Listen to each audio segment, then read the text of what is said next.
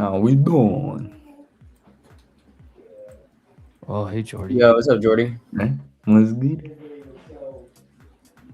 How's Hey, the Jordy. morning been? Frankie, you caught that move to the lows, didn't you? You were talking about earlier on NQ. Good. That was solid. Yeah. Nice. Yeah. Yes, I'm still sitting in this Friday's calls, but I caught it early. I mean, I was short into the lows at 7:10 this morning, 7:40 lows, and then I got long, and then I had some shorts into the lows. We formed. I didn't buy it soon enough, though. I wasn't comfortable buying it. I did buy it at 300, though. It sold at 360, and then it ran to fucking 460. But it's been a solid day.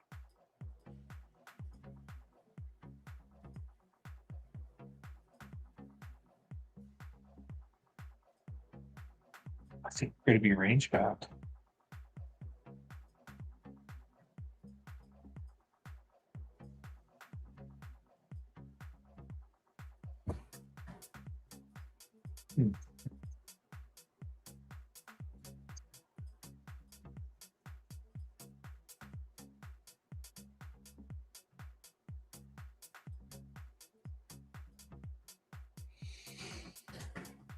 Tell me you caught the long this morning? Bro, of course. Like, we're opening up in a giant 4-hour bullish gap on NQ. Of course I'm bullish, dude. Sweeping Asia low. Displacement in London. Change in the state. Mark standard deviation on that 5-minute. We went straight to negative 2, Yes. Tommy. Bang. Hi, Frank Delaney here. Oh, Frank, hot mic. dying. Hi, Melina. How are you? I'm doing well, Frank. Oh, look who this guy I'm is. doing well. Bro, Tommy, and we caught the short retest. real Look quick. at that guy with the beard. Holy schmoly, he's a He's looking good. Where? Like,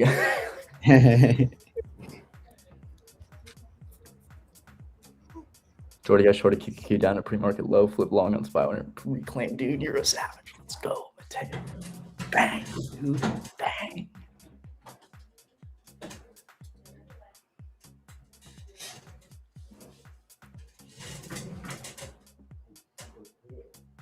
Standard deviation been a cheat code on ES lately. What is it? What was your trade, Jordan? I took longs on ES, which I took 2 trades. I was long ES in those 75.50s. No, sorry. That was the short where I was getting out. I was long 75.54s, took that over into London High. And then recently shorted as well and took that to basically this, this 15-minute gap on ES that we just retested. My God, I was short at 75.84. Took that down to 79s on ES. I longed So that was DS nice. last night. I could have Made played it some on money. NQ. I just like DS better, but NQ Oh, I longed had DS that London heavy. low sweep, which was just Ooh, sexy, Meta. man. Meta just got a big pop, new hive day. My medical baby. Yeah, I longed. Rizzo was in it too. I mean, he got unfortunately stopped out, but I was long 75.52. Yes, Nice. and I got trimmed along the way, but I took it all off at like 85 a while ago. MH said, "I hate that hat." I have this hat. Hold on, I haven't worn this one yet. Let me see. I know Amp had to catch a lot of this move with us today. Oh, dude. Oh yeah. I talked through it like, I mean, That's what this I is was why doing said all I read morning this on This Spaces. is read like a children's book with pop-up Literally, bro. pictures and Us two on sounds. There's Spaces, just man. Yep. Yup. Cooked them. like the rotation, like, and I was long. Yes, like it was just made way more sense. Yep. I mean, you could have read all the way through. I mean, This price action was clean today. Clean. And I just longed in queue at, I have a 74, back test at 374 60. average, but I bought it 80 and I bought it 65. Nice. And I've My already trimmed best, twice here. my best entry today was at 182. I was long ES at 32 average last night and took it to Oh, like hell yeah. 56 overnight. And then Dang, this this hat's morning big I on my longed head. again. It's like a the trucker Edge full style hat on. hat. Yeah. Hold on. Jordan, I'm going to text you. That's like trucker. Truck But style. it fits you though. It looks good. Look, Spy still wants to cruise up higher and go make a new high. I'm less of a flat bill hat guy. I like these type of bills mostly. Meta just popped up and made a new high day. Still sitting and chilling in that. Oh, rip it. I think we're going, baby. Dude, the buy signal came in at 10:10 this morning. Freaking took SPX there. Bot went long. Like just fucking gnarly. Oh, God, rip it. Let me get some. Let me get some frogs in the chat, Where the guys. frogs Rip at? it. Where the frogs at? Oh my god. Tesla Bro. just hit daily trend line again. It's relatively weak, but it's still sitting there.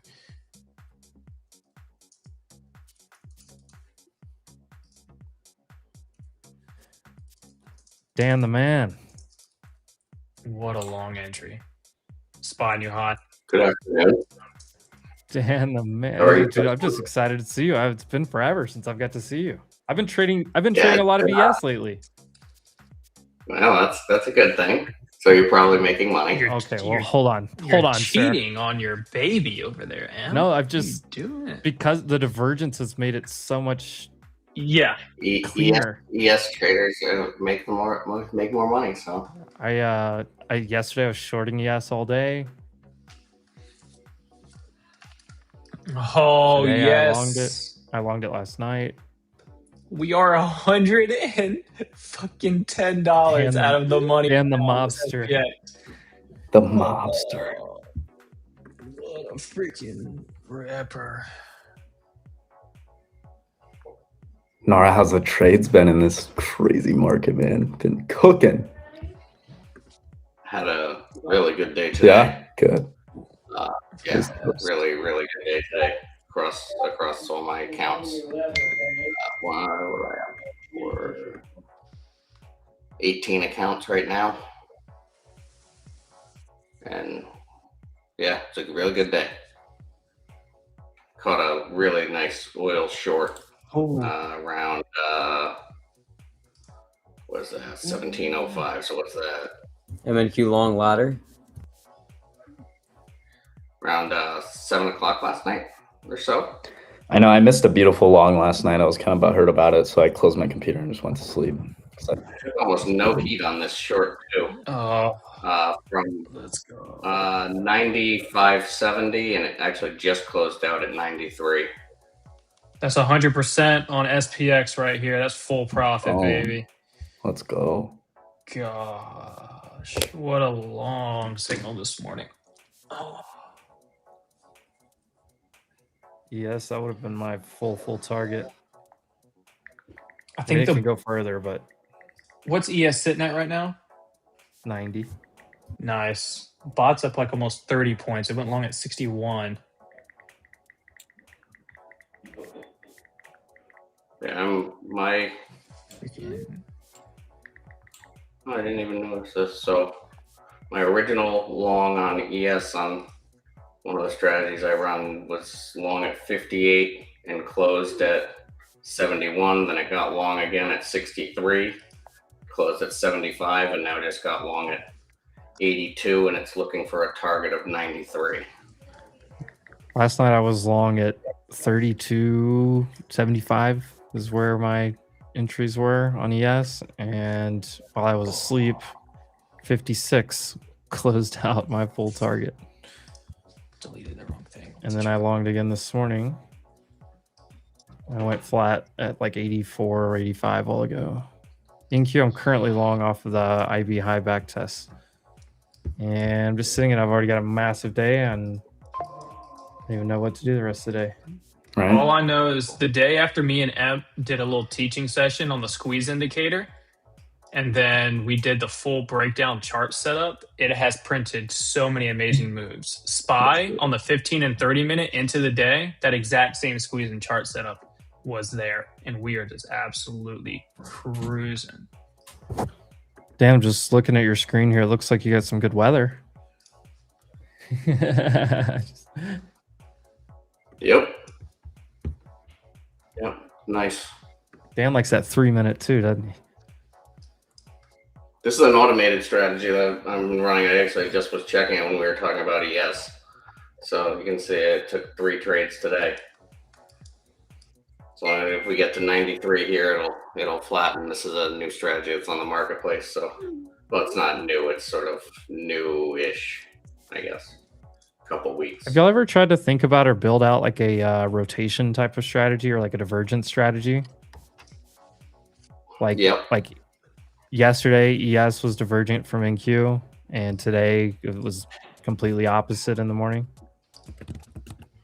Yeah, this is literally Yeah, I high think money today. Go ahead. I mean, you and I have actually talked about this too, and the challenge there is quantifying the values that become a divergence. And I'm sure it can be done. Yeah, it's just how do you quantify it? Because it's like one could catch up to Exactly. the other, but like you start putting in the discretionary context yourself. So I see that. I just, Yeah. it's interesting. Yeah. So I mean, there is some things that you could do to add, I guess, some sort of discretion into it, but that would be a really difficult one to get right. I think you might be able to get it close. I'm not sure if you would be able to get it where it would take all the trades that you would want to take as someone looking for divergences. It's certainly something I've thought about a lot. How to grab those catch-up trades on one or the other. I don't know how it really could be done in any way that could be consistent, because it's always sort of a slightly different situation when one's playing catch up to the other. Yeah, you might have a different like entry criteria for one situation, and on a mechanical strategy, it's got to have that same entry criteria every time. Right. Yeah. And for me, I like playing the one that has the catching up to do. Versus the one that you think might come back to the one that's lagging. Because you can play it sort of both ways. You can play the catch-up trade, or you can play the comeback to the middle trade for the one that's leading. And I prefer the catch-up trade. But I think that you would have to be able to take trades on either instrument, right? Because it's not. Right. It's and it's harder to set up. Deciding which one is the better one to play. It's probably better to play NQ catching up to ES would be my guess. Like today, right? Today is a great catch-up trade day because NQ should catch up. Broadcom's obviously weighing on the market. Broadcom sort of gets some sort of relief and retraces even a couple percent. I think that you can see the Qs go and fill their gap because ES is so strong. I mean, you've got banks up 2.6%, the XLF's up 2.6%. That's a very difficult market for the SPX to go down in. And so there's probably going to be some sort of catch-up trade there to be had. I mean, clearly there is. I generally prefer the catch-up trade as well. Most of the time. Yeah, I mean, I just feel like I have more sometimes opportunity rather than playing the one that kind of already did the move that I want. But sometimes that gets you Like today, you could look at it a couple of ways, right? If you have XLF on your screen, you see the banks turn around and start selling. You could play ES on the downside. If the banks continue to have a trend day like they're showing, I don't think that's the right trade.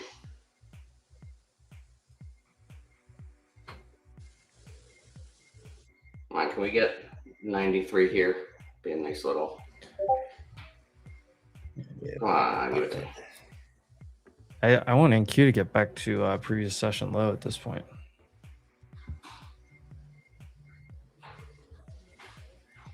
Where is that? Should be. 196. Yep, there we go. Target.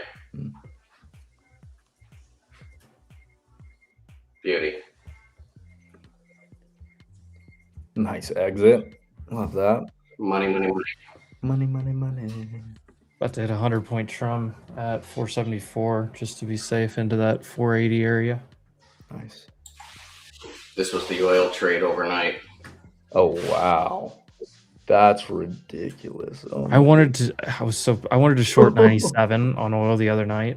I woke up and It barely took. it hit 97 and just flew down. I was like, oh, that's insane. I took. Was that 86? Did top tick Took that 20 overnight? cents.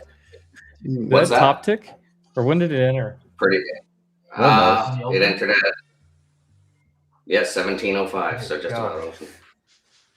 I don't know why I'm on UTC -5, but should be on UTC -4.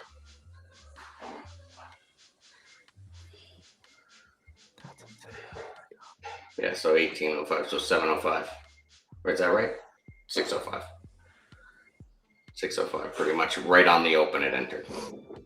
And it actually just exited and then re-shorted, so it's actually in another short right now. Somebody asked if you were when you were on Cypher, were those the default 3-minute settings? Oh. Or was that one of the updates that are in the Discord? Default, when I was on Cypher on ES, that was here. I don't know.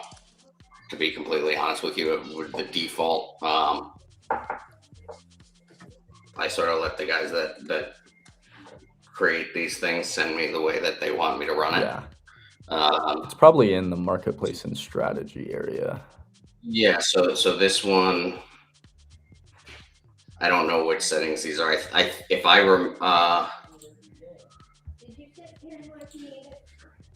it says Cypher Clear Edge Team ES, so I don't know if that's a setting that he has given out or if it's a setting that he built for me, or I don't know. Yeah.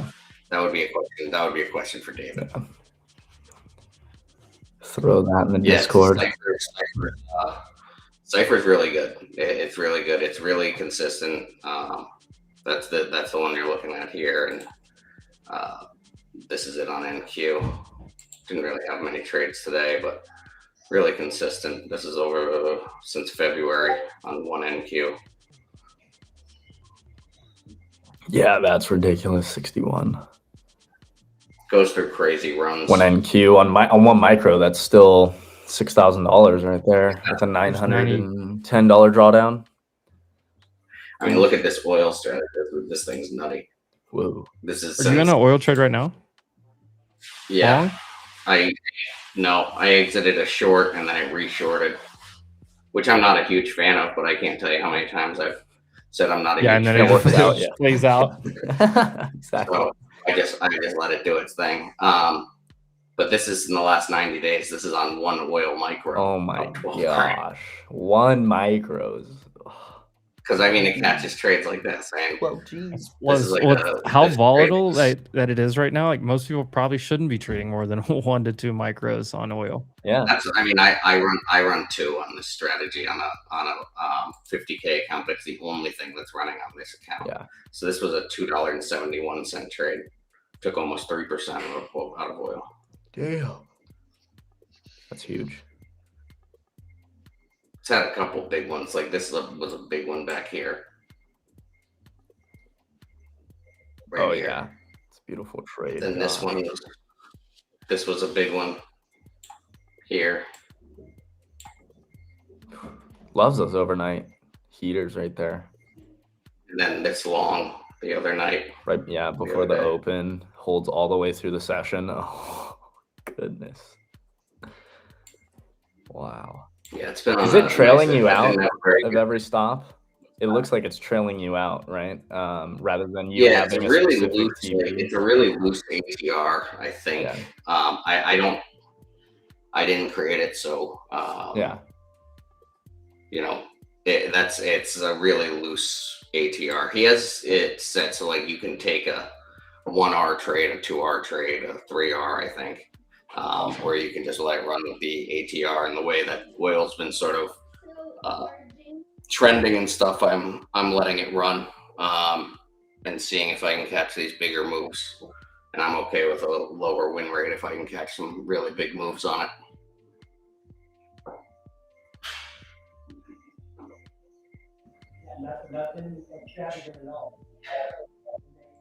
Let's go. Passing my funded futures eval in the chat. We love to see it. Love to see it. It's awesome. I may not do much the rest of the day. Just sitting I'm not, listening. yeah. Kicking back. It's a good morning, but geez, we just keep flying, bro. Previous day high is NVIDIA 614. is ripping still. What's weird is we're well over London high on ES, and we're still like almost 100 points away on NQ. Not quite 80 or so. To the Brits like woke up and just sold every tech. Sold piece everything. they had. Well, I they didn't know. really. I mean, I would say slight, but they really didn't even sell yes that hard. Yeah, NQ did fall more. NQ was way weaker, so I mean that was part of the sign going into this morning. Did we get it? Oh, wow, 5 ticks away. It's cooking. Let's go, Boris. W's in the chat for that. Boris, where have you been? We were actually worried about you. I am still in California, yes. I will be here till the end of the month. Or basically till July 4th-ish, that weekend. Congratulations, Boris, on your Yeah, successful kidney stone passing. we love to see that. All right, I just got filled for a 100-point gain. The trade taken Let's go. how long ago? 30 minutes? Not even 30 minutes ago. Boom. I'm still half the MNQ ladder, 35-point gain, new highs. There he is, Maple. Yes. Hey,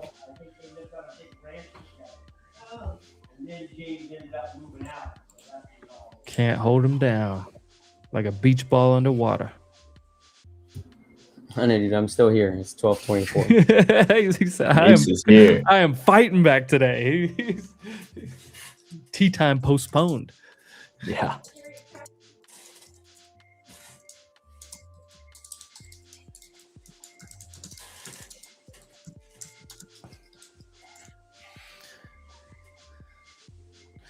All right, statistically, we should hit previous day's low. I just took a trim ahead of it. 495 on NQ.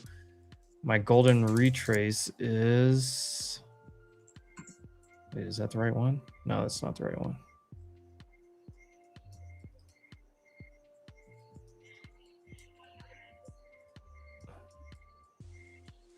This is halfback right here. That's what it was. I really don't have much till 545-ish. Other than this like 495, yesterday's low.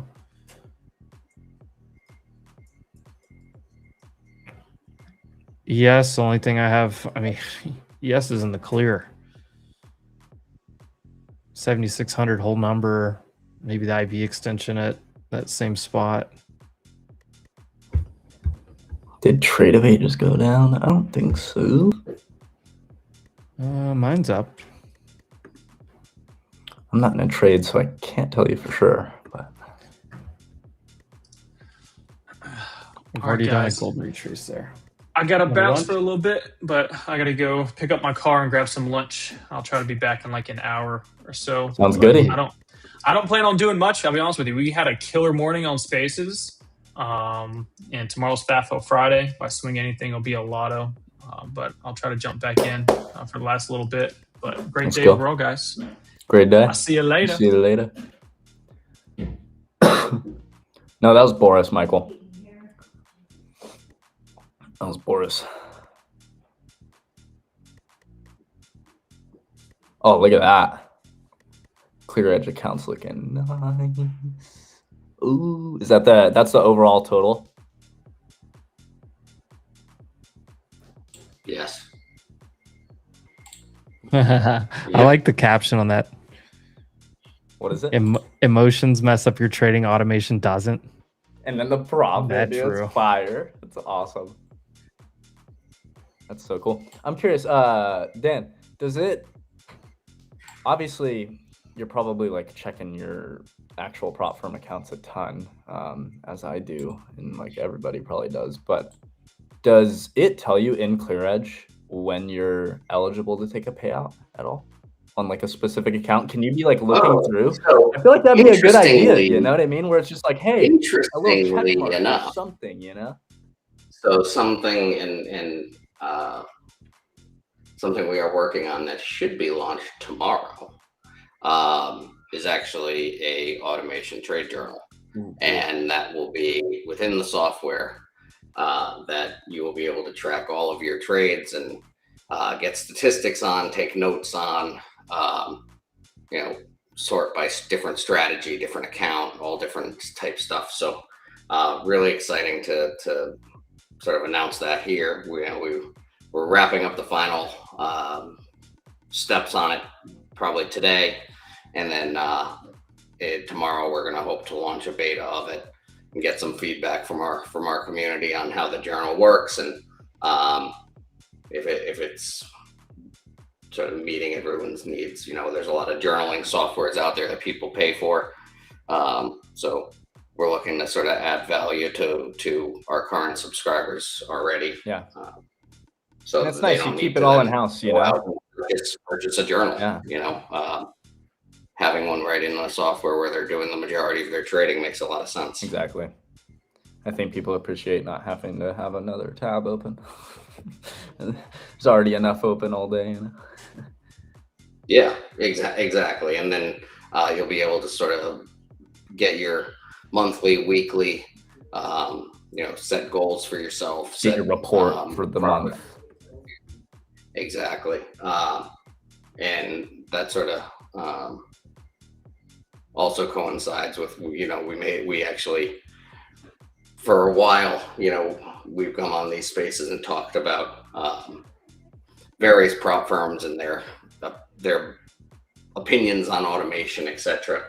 Actually, stay tuned for sort of an announcement later today that we partnered with a prop firm. Follow the ClearEdge account on X. Yeah, so we partnered with a prop firm to offer some really good deals on very automation friendly accounts with a clear path to live accounts, and static drawdown accounts is really something that you've heard me on here talk about a lot, which is no trailing drawdown, no intraday drawdown.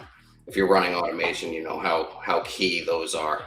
So we are very excited to have a partner in the prop firm world that is aligned with our traders' upside. So we have some really, really cool discounts coming from those today. I think that they're actually going to be sending out an email.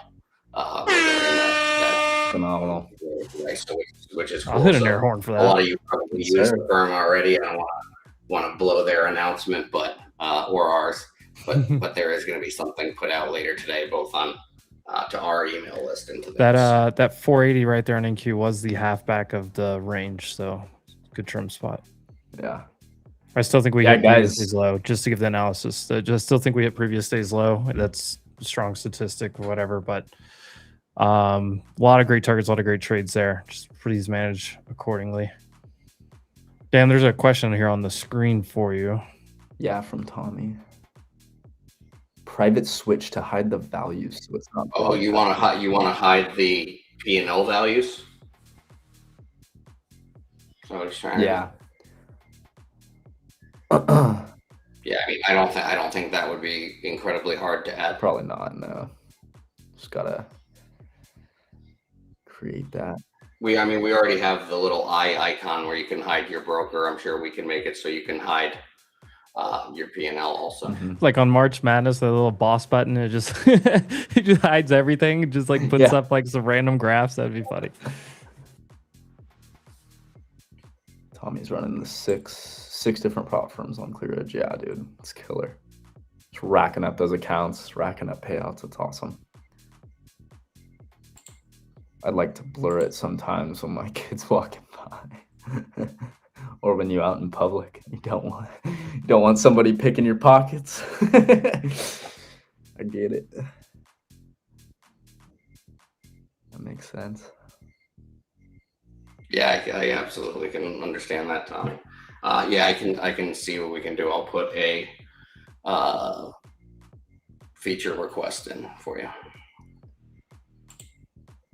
Let's see if that oil short plays out. She's Yeah. trying to go a bit here.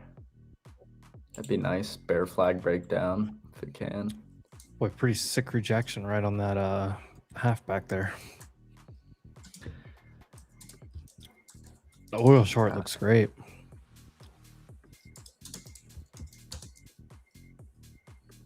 Yeah, let's see if we can get a nice sort of bear flag breakdown here. That would be a real nice thing. Wow, Tommy, you're stacking. 14 Apex, 5 Top Step, 3 Lucid, 2 My Funded, 2 TPT. Actually, Tommy, 5. all the firms that you mentioned there, the one that we partnered with, you don't have. So there's a coupon that we're going to put out for 50 accounts later today. Wait, 50? On these static accounts that I think people should be testing out. So that's going to be out later today. So keep an eye out Damn, for it. son, where'd Wait. you find this? Wait, are you telling me whatever firm this is, don't tell me the firm, but whatever firm this is, you can have up to 50 accounts? Is that what you're saying? Or No. 50, No. 50 codes to get the 50 accounts. codes. Okay, Yeah, okay. 50 I'm sorry. I heard that. I heard that wrong. I heard that wrong. So these accounts are about $300 to normally get. So we got a 50% off code, which is not a publicly listed code. It's only going to be for our customers, so that they can test out these drawdown, sort of static drawdown accounts. And if you're automating and you don't have never tried automating with a static drawdown account, it will change how you look at things. It really makes it a lot easier to see success and to take payouts. Let's go. Big things happening. Going to be a full weekend of back testing on all my computers, different settings. Let's go, Tommy. Get it ready. All right, Tommy, I just put in that feature request for you. All set. It will get taken care of in one of the next updates.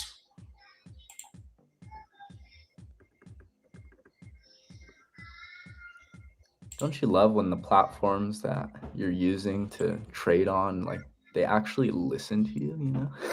Isn't that beautiful when the team, like, listens to the retail traders and what they want? It's amazing. Because we don't, you know, retail traders in the past haven't had the best luck with that. No, Especially with And, big I mean- companies, you know, it just doesn't, they don't care. They don't care. I mean, adding a hide button makes a whole lot of sense. You're sitting in a Starbucks. You don't want everyone, you know, seeing your P&L on your software. So makes a whole lot of sense to me. So it will be added. Yeah, or if you have a If it didn't make sense to me, I would tell you no. no, if you have a wife, It makes perfect, You have a sense. It's a wife? very dude, cool. hey, that's the only person I need to hide it from. She sees some P&L, she thinks that money's spendable all of a sudden. You're like, Yeah. nah, I gotta Yeah. make more to get this payout, baby. Don't look at them numbers. I have to stop publicly posting my P&L because otherwise Costco's stock's going to keep going up. Yeah. Ridiculous. Yeah, I think that. I mean, I think these are all excellent use cases for the hide the P&L button. I mean, guys I used to work with when the company I was with went to direct deposit from paper checks where everyone was getting a paper check in the mailbox. They were all like BS because they're like, I've gone to the bank and cashed my check for the last 20 years and taken a third of it and hid it because I didn't want my wife to know how much money I was making. And now it's gonna go And all now into we have my direct Direct deposit. You're like, hey, did you get a raise? Oh shit. Because these guys go to the casino and whatnot, and enjoy, because they didn't want their wife to know that they actually were making a lot of money, so they would take 2/3 of their check, put it in the account, and then the other third would go right to Foxwoods. Straight to the Foxwoods. That's the one that me and Jordy went to down in Puerto Rico. Foxwoods. Yeah. The one in Connecticut's huge. It's awesome. Yeah, this is a tiny one at one of those like resort type of places. It was fun though. Yeah. Yeah. See if we can get this really nice oil. I mean, we can break below 92. Where's oil going? Oil's probably going to go down to 90, and then 90 would probably be the logical next stop if we can break below 92. Yeah, I've got I think like 91. Right, if you're trading an oil strategy and you don't have a really, really wide stop, you're just asking to just constantly. Especially right now. I mean, of all times. There's a big point of control right at 91 for like the last month or so. I think the POC of the entire back to April on crude is at 91. That's probably your magnet. And then yeah, the traverse that to the other side, that whole number 90. I'm going to short oil. So I've actually been trading oil a lot, just shorting it on the on all these little news pops. Once we finally get a resolution, I feel like I'm just gonna be swing short for a while.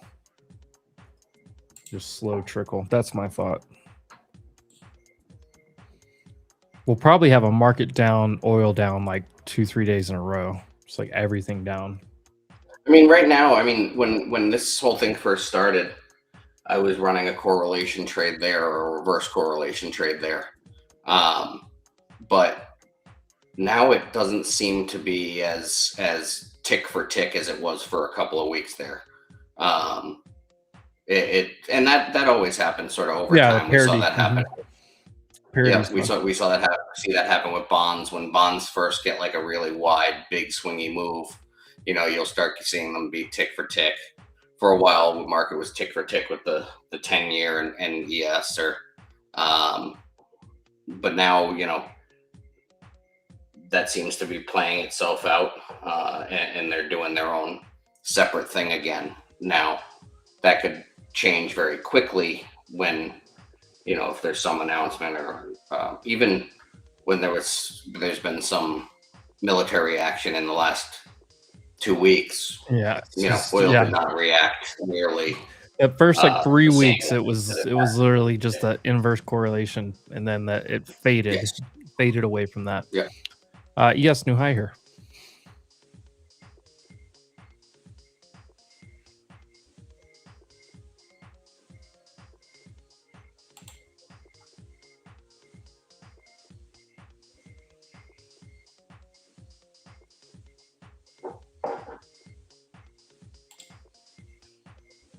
Look at this. What a day.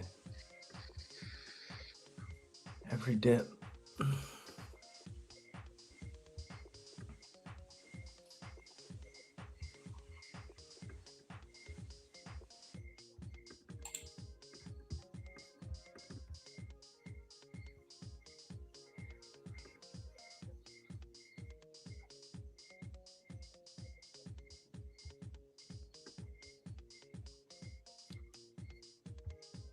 Q's almost at London high. Previous day high on ES is 614.75. Not that far. What time do you mark London high on? 3 or 4? Or I guess Eastern. Or what time of morning do you have it? London session is from 3 a.m. to 8:30 Eastern for me. Asia session is from 8:30 Eastern. Yep. 8:30 Eastern is technically, it's not like stock open, but 8:30 Eastern when data comes out is technically when it flips to New York for the kill zones I use is what they're called. Interesting. And based on the kill zones, yeah, they count it from 3 to 8:30. Because the London close is what 10:30, I think. Into New York session, yeah.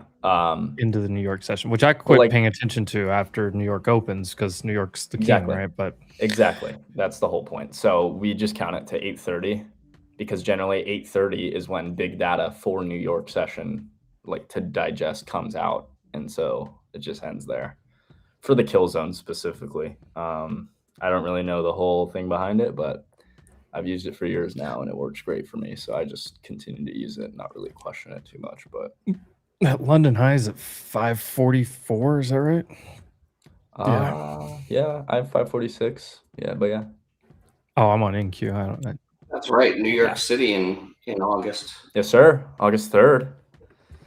I think I'll take the train down. You need to come. You should. You should. We'd love to have you. Yeah, it's only about a 2.5 hour train ride for me. That's not bad Hang at out all. with us.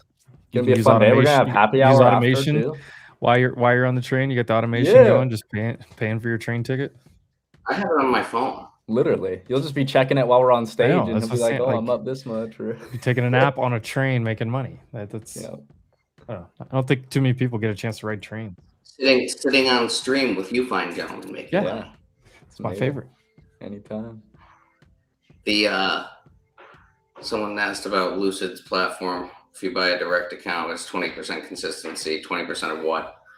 So how those direct accounts work is it's sort of a bunch of BS. You But do have a target to pass though, and it's You not a have a- target you to have a pass; target. it's a target to get paid out. It's the same thing though. It's- the- yeah, It's so you have total to make profit. a certain amount of money to get paid, and no single day's trading can be more than 20% of that.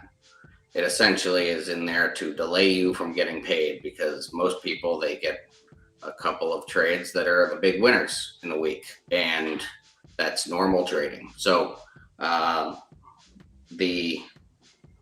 one of the reasons that sort of reached out to all these different prop firms on trying to get something for our customers, especially that was more friendly to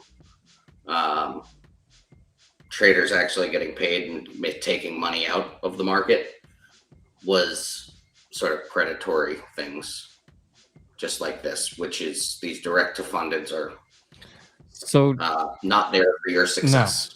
but I will say, like, just to clarify on the 20% thing. So it's 20% of whatever your total profit is. So basically, what they're saying is your biggest day cannot be greater than 20% of the total. So if you have a total of, let's use easy numbers, total of 5,000 profit, 20% of that's 1,000, right? So you can't have more. Your biggest day can't be over 1,000. If it is, you just have to keep making more money until, like, if your biggest day is 1,000, then you have to have at least 5,000 total to reach 20% consistency. So whatever your biggest day is, just multiply that, just do the math on that. Okay, that can only be 20% of the total. So just do the inverse math. 20 over 100 times, what's it called when you like inverse the fractions and cross multiply? Mhm. Cross You wouldn't be multiply able to and make 5K on the first trade though, Brent, because your initial consistency is going to be like on a 50K, it's going to be 3K, even though it's not to pass the account, but it's still to get paid out. So your profit target's still It's a 3K, buffer. which means 20% is $600 on a 50K. It's all you can make.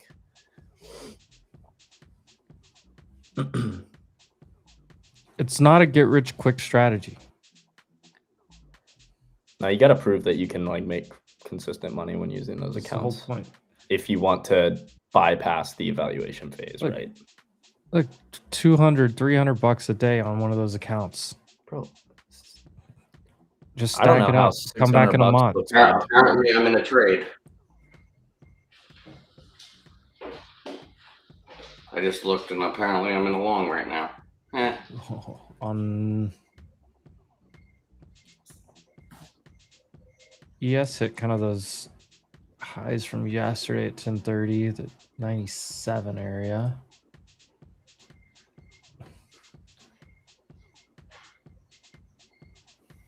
We hit 4. Did we hit previous day's low on QQQ? No, not quite. I know we did not in Q.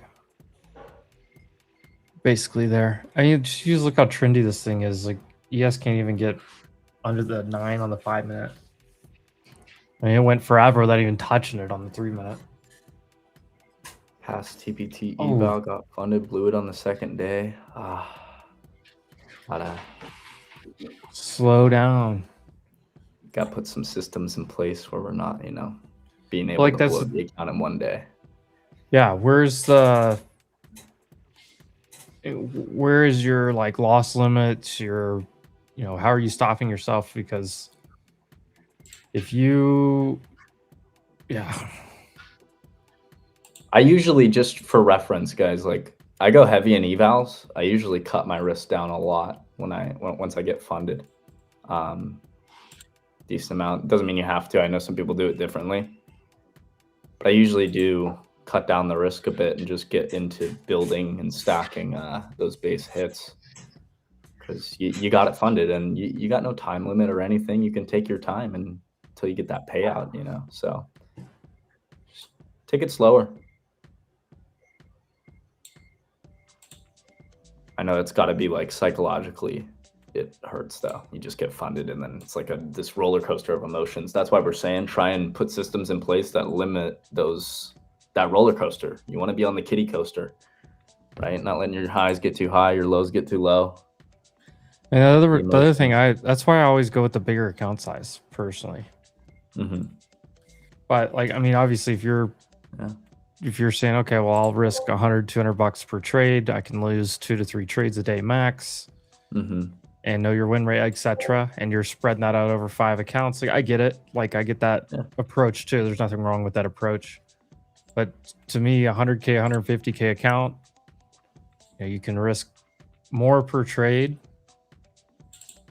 and like you don't have to try to make like, because I just think about like on the other side, the profit side of things. It's like, if I can risk 500 per trade, even with a negative risk reward, and make $300. You can have a negative risk A good reward day. if you're winning majority of the time. It's okay. Yeah. I don't even know what I wish Lucid had a better. What matters more than single trade risk to reward is overall risk to reward. And that there is a difference between those two when you're trading accounts. There's your overall risk to reward that you've done overall. And then there's your single trade risk to reward. And I'm always going to try and shoot for those positive RRs on the single trade, but what really matters is your RR overall. I wish Lucid did more stats. Get a clearage account and you'll get a free trading terminal. There we go. There you go. Shout out. We Problem- love that. problem Let's solved. go, baby.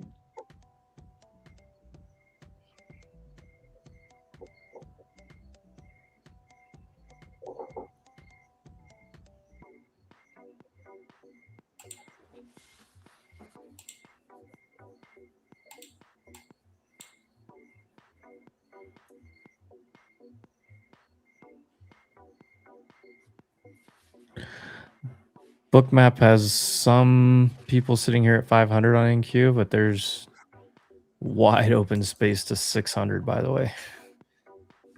This morning I said there's a wide open space to 500 from 350, and here we are. Interesting.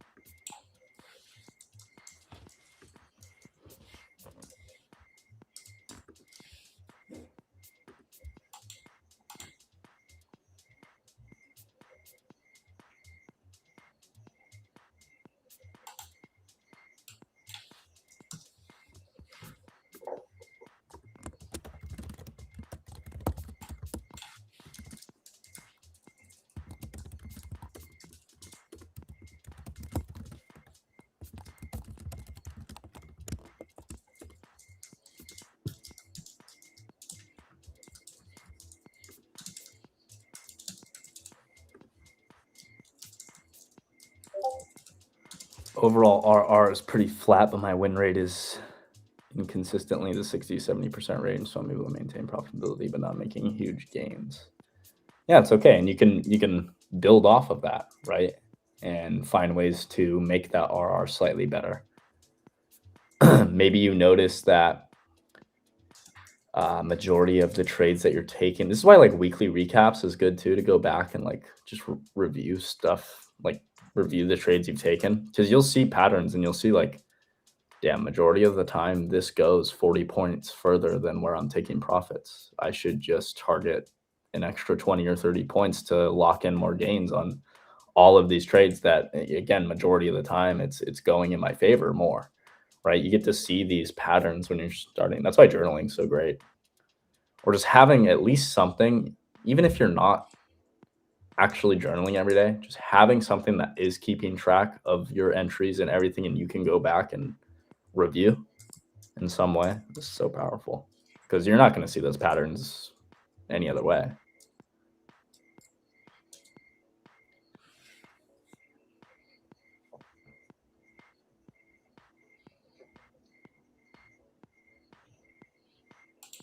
Yo, flat waiting for entries. I've been flat since early this morning. I already took my trades.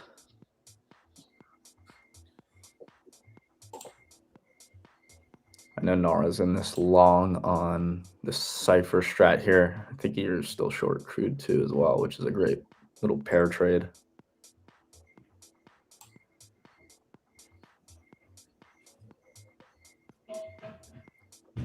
Yeah, it's good.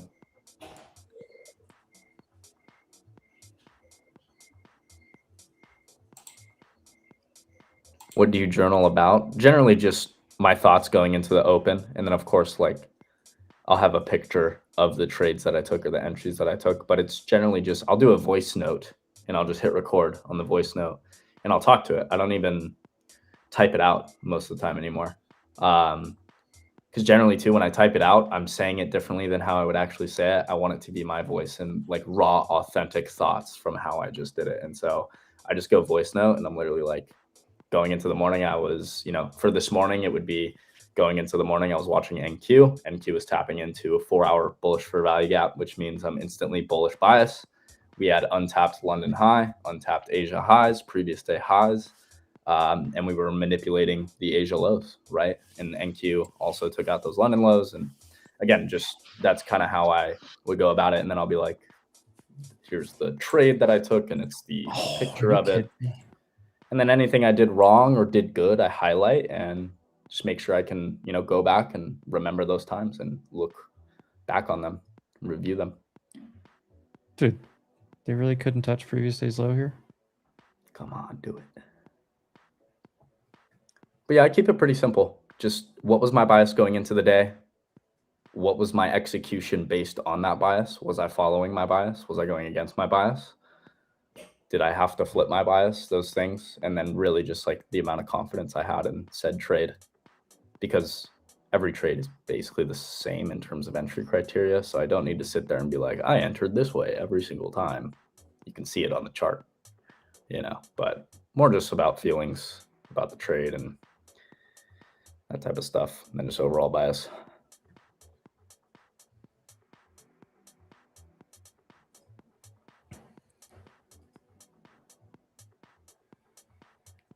Oh, does this turn into a slow grind up all afternoon? I hope so. Meta had an ugly turnaround here, by the way. This is a wild looking chart. Still have 1%, but Meta just did it hit something on the daily? Is that like a gap fill or something? It may have.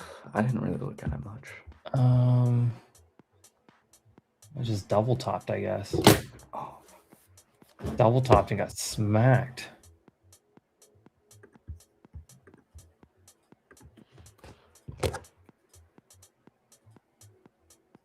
Coming from Spaces, I'm on my first ever eval account trading futures for the first time. My third day and I'm up well. I want to know your thoughts once getting close to being funded and staying alive. Wait, there's Well, I feel like you could say a lot right there. I personally say you should trade, especially if you're starting out, trade your eval accounts slow, just like you would trade your funded. That way you don't have to change anything. You're not just lottoing stuff to try to get funded, and you get to the funded account, you got to go back to trying to trade normal without gambling tendencies. That's one thing I think does hurt a lot of traders. Take it slow, have actual rules in place. How much are you willing to risk per trade? How much are you willing to lose per day? Know your win rate, your stats and stuff a little bit. But that's what I mean, my main thing would be to put like guardrails on yourself and trade the exact same way. Sometimes there is a little bit of a psychological kind of emotional barrier that you get over, knowing that, hey, I passed, like I can get money from this. I can make money here. And like you like tense up, you may make emotional decisions or anything.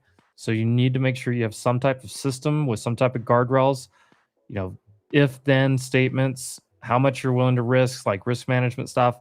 And like on your trades, like why are you taking the trades? Like obviously you're winning trades to try to get there, but you need to have some type of systematic approach and know like, hey, I have this much confluence, I can take this trade, or hey, maybe I should stay out of this trade. I mean, I talked yesterday for a long time about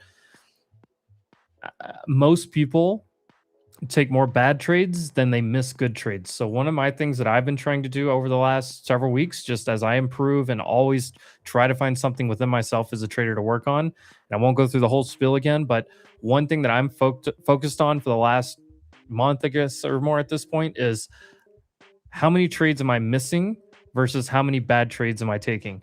Because more times than not, I'm taking more bad trades than missing out on a trade.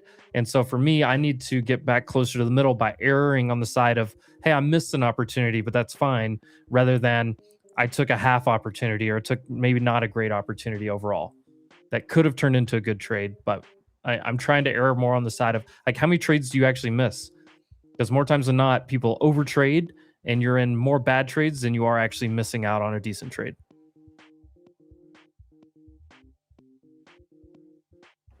Either one of you two, I would love to get your input on any advice for Zavosity here.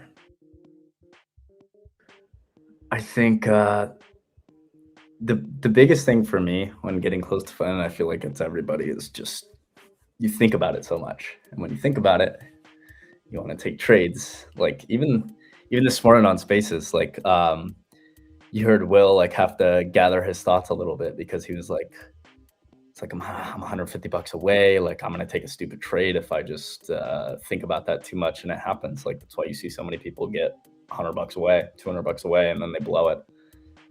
Best thing I think you can do is just forget about it as much as possible. As hard as it is, not like worrying about whether you're passing it or not, and just playing your plan correctly, making sure you're risking the proper amount on each trade is so much better. Like my first eval ever, I didn't even know I passed it the day I passed it. I woke up the next morning, my account was gone, and I was like, what the hell?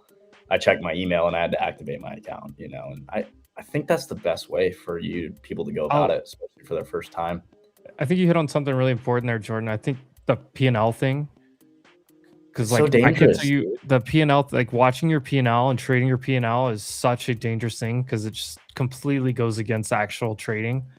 And like, know you can make money. You know you're going to get funded if you keep doing what you're doing. So don't worry about it. So, well, the most dangerous one is when you're $120 short, $80 short, or something like that, and you're like, you try to take some really poor coin flip type of trade to get there, and then that amount turns into 300. Then you try to double down, that amount turns into 600, and then you blow the account an hour later, just flipping a coin trying to get it back, taking bad trades.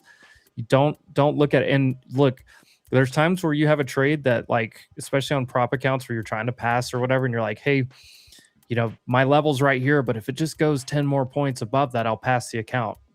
Well, the trade's over.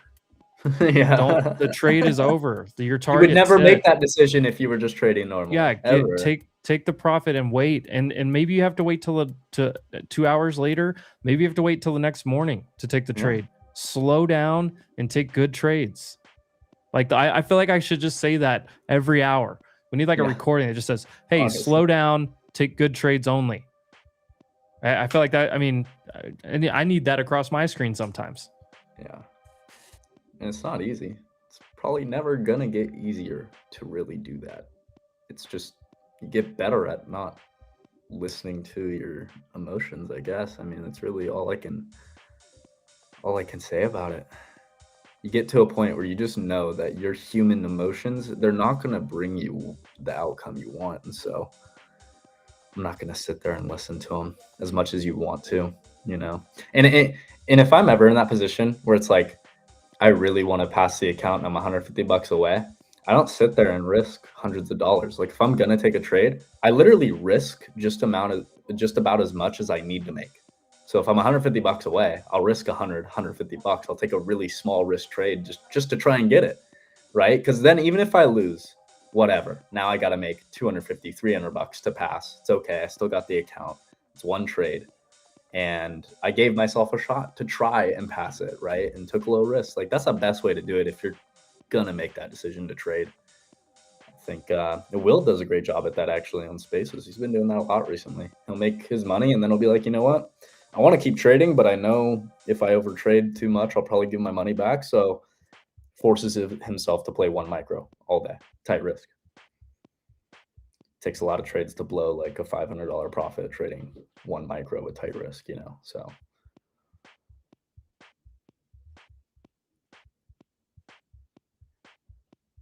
Oh no, these things don't ever get easier though, I don't think. I used to think that. And now it's years later and I still feel the same emotions that I felt years ago. It doesn't get easier, you just get better.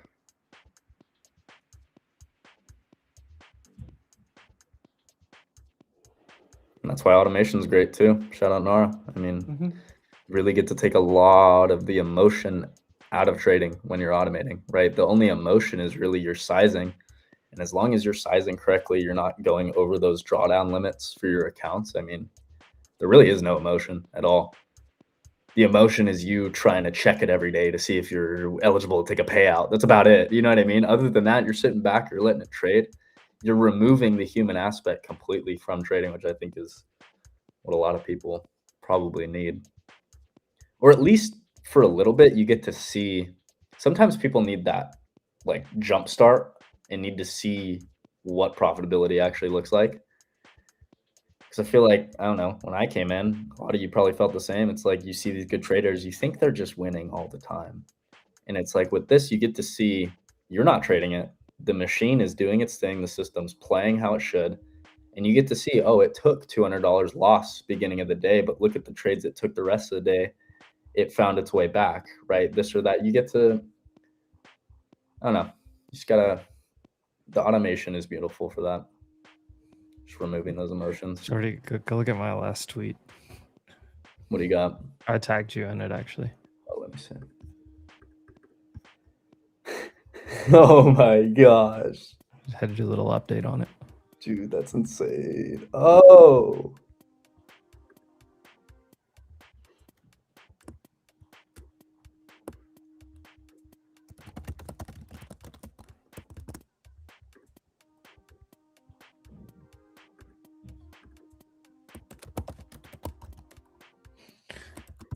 Boy, I would have the pleasure of having Nara come on here literally after some amazing moves that goes into the slow grindy consolidation like, of all days.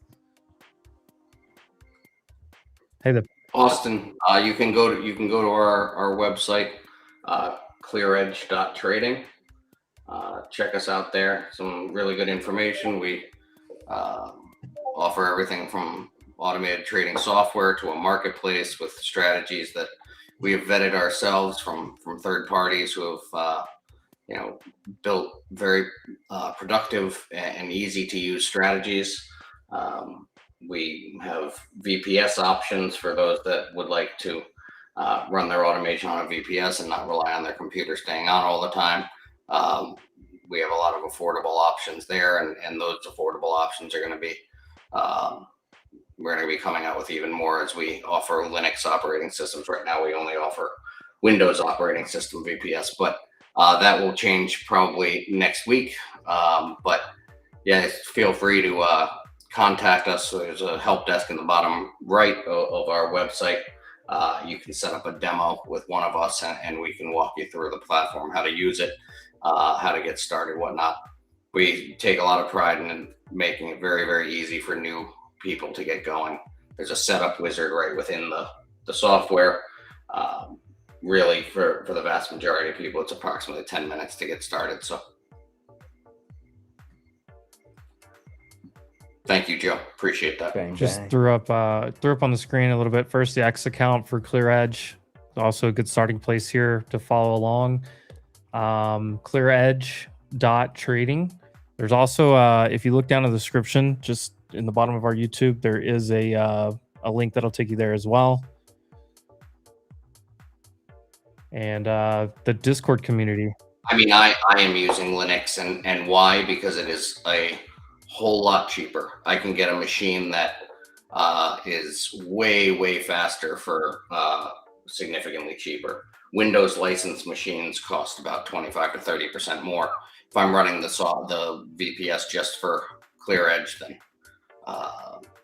then why do I need Windows? I don't need all the bells and whistles that Windows offers. I just am opening my VPS, opening my ClearEdge software, and starting it up. So, yeah, that's why Linux is an option. But yeah, Tommy, start VPS on my.ClearEdge on the left side. If you purchased your VPS last night, my.ClearEdge on the left side, you'll see VPS instances. You click on that, and then you'll be able to either log in through remote desktop, or actually we have an option to open in your browser, which is just as easy. So yeah, feel like if you have any questions, feel free to give us a call. If one of the things we did launch with the VPS option, or we will be launching fully in the next couple of weeks, is a concierge setup. So essentially, if you buy a VPS for a little bit extra money, we will set up everything for you. So all you have to do is log in and turn it on. We'll connect your broker accounts, we'll connect your trading view, we'll do everything for you. What would you say to somebody like this, Dan?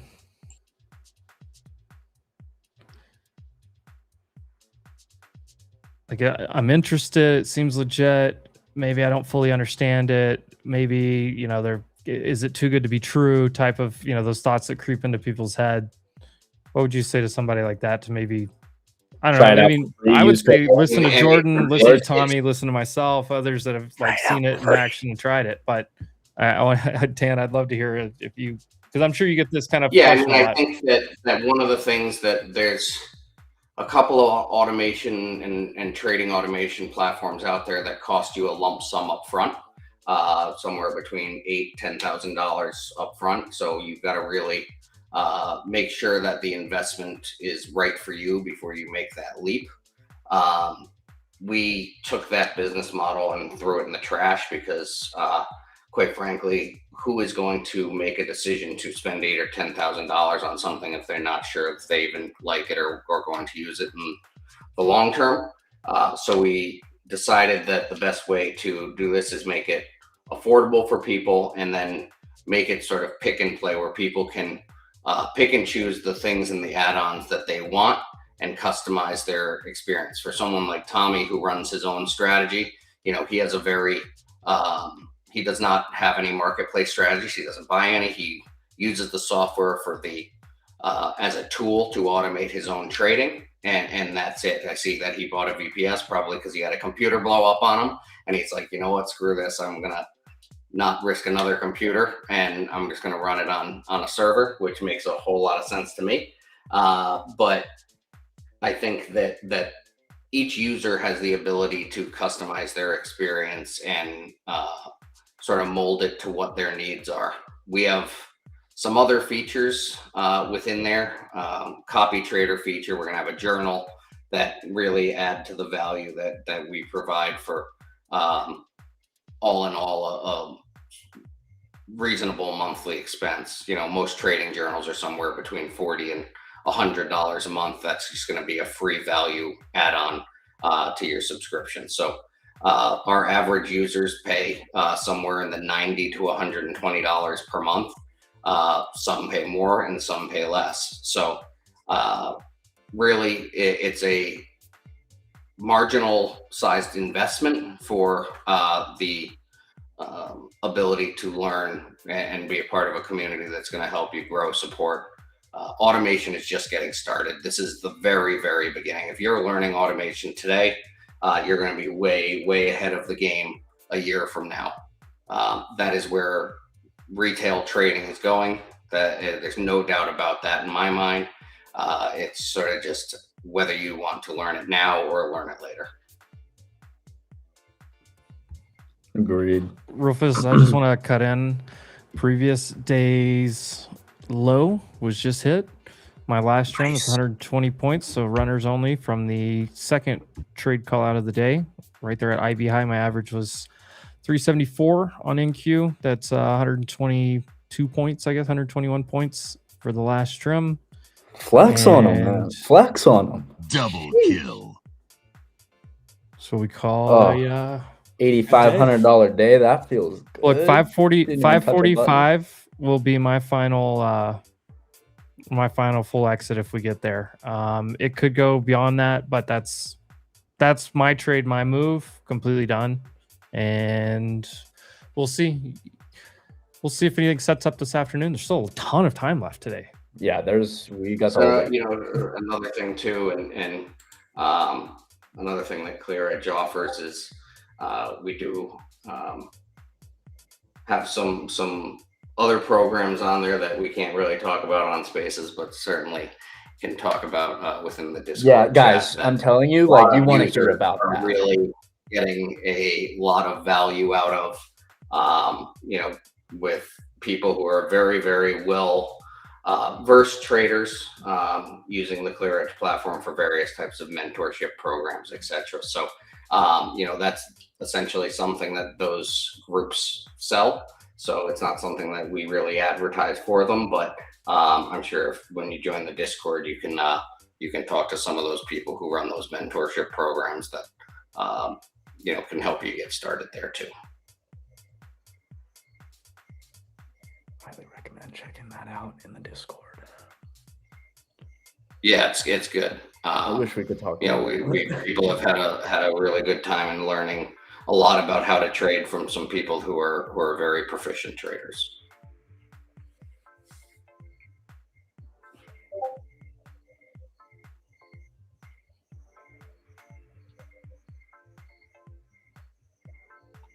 So, on any Just of checking these through, accounts, did you even click a single button for any of this profit? Yeah. So no, zero. Zero. That's amazing. So sick. So how do you avoid hedging? So funny you ask. Good question. So actually there's a prop firm discount coming, or not discount, it's really a partnership that we are announcing today with a prop firm that has given us assurances from their upper management that the only hedging requirement for users of our platform is that they follow the CME rules. So what the CME rules are on hedging is that you cannot be long NQ and short NQ, for example, in two separate accounts owned by the same individual. However, you can be long NQ and short MNQ in two separate accounts. That is the only requirement of compliance that this firm has requested of our users. So normally prop firms don't allow you to be long ES and short NQ in two separate accounts, right? That is okay and A-okay by this firm, and I have gotten written assurances from that firm's leadership that would be okay. So you can run sort of ES strategies, NQ strategies, and not need to worry about those overlapping trades. So that was something that was really important to me, that I was never going to be putting my name and our company name behind any certain prop firm if there was any chance that our users were going to get payouts denied. I did not want that, and that was a big sort of a key for me in making any agreement with any prop firm to recommend them to our user base. And so that's going to be coming out today. Really exciting stuff there. And I think that a lot of our users are already using this firm, but for those who aren't, there's some really, really good discounts to get going there.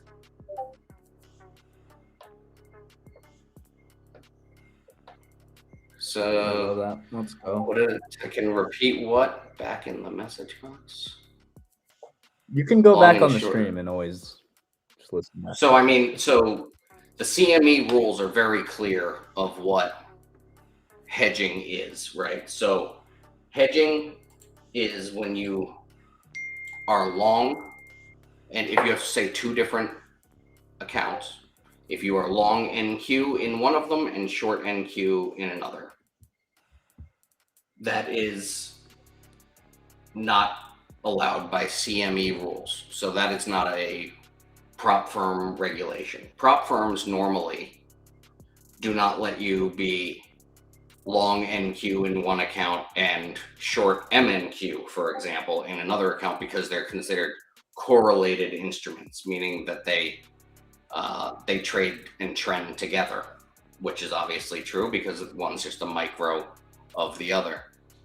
And the point of these rules is to allow prop firms to not allow users to manipulate the simulated trading environment. Now, one of the big issues with automation and prop firms is that if you're running a portfolio approach, for example, I want to run this NQ strategy that you see on the screen, as well as this ES strategy that you also see on the screen, right? And I want to run those in the same account. Now, there's a possibility this ES strategy could be short, and this NQ strategy in the same account could be long. Normally, by most prop firm rules, that would be banned. That would get my account banned or a payout removed. In this case, this would not, because that is not a violation of what the CME states is a hedging violation. Does that make better sense? Made perfect sense to me. Mm-hmm. And like I could see where like if you had like a super aggressive like scalp strategy, like what's that one you guys have, like Kairos or what's the one? Kairos, But Jordan was yeah, showing that one Kairos to me, run on, and that one's like really run on aggressive. 1 minute. But I feel like you could have like if you had a different strategy that was more of like a swinger, like a swing wide stop type of strategy that's looking for bigger moves. I could see where like one of those might try to go against the other one if you're running it Of course. in the same account. And so you're absolutely right. And so that's always a big consideration when you're deciding what type of portfolio of automated strategies to run. And You could do like certain strategies on certain accounts, right? Just separate it that way. That seems like it would make the most sense. yeah, so that's what people have done before we sort of made this agreement, was that they wanted to run this cipher strategy on ES. They would run that on one account with one firm, and then they would run it the same strategy, because you never wanted to take the chance of being long ES in an account and then short NQ in another. That was something that you never wanted to take that chance. You won't have to do that anymore, Tommy. That's the big sort of key here, is that's what I wanted to eliminate, is that concern for people, where the only thing they needed to worry about is not having two versions of an NQ strategy on two separate accounts within the same firm. So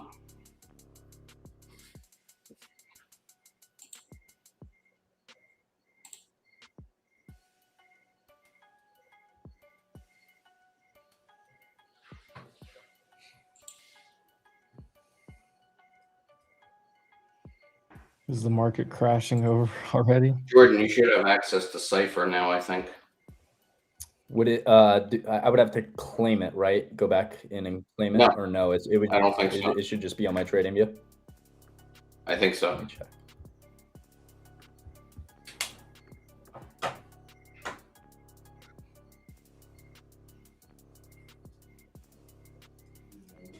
Do you do VPS, Dan, for yours? Absolutely. So like on your phone, you just log into the VPS, or do you log in? Yeah, so It's like I'll the same show you, website. I'll show you actually exactly how our VPS works here. So give me 1 second. Because that was my biggest Don't question. have it, Dan. Maybe I need to refresh though. Yeah, you probably need to refresh. Give me 1 second here.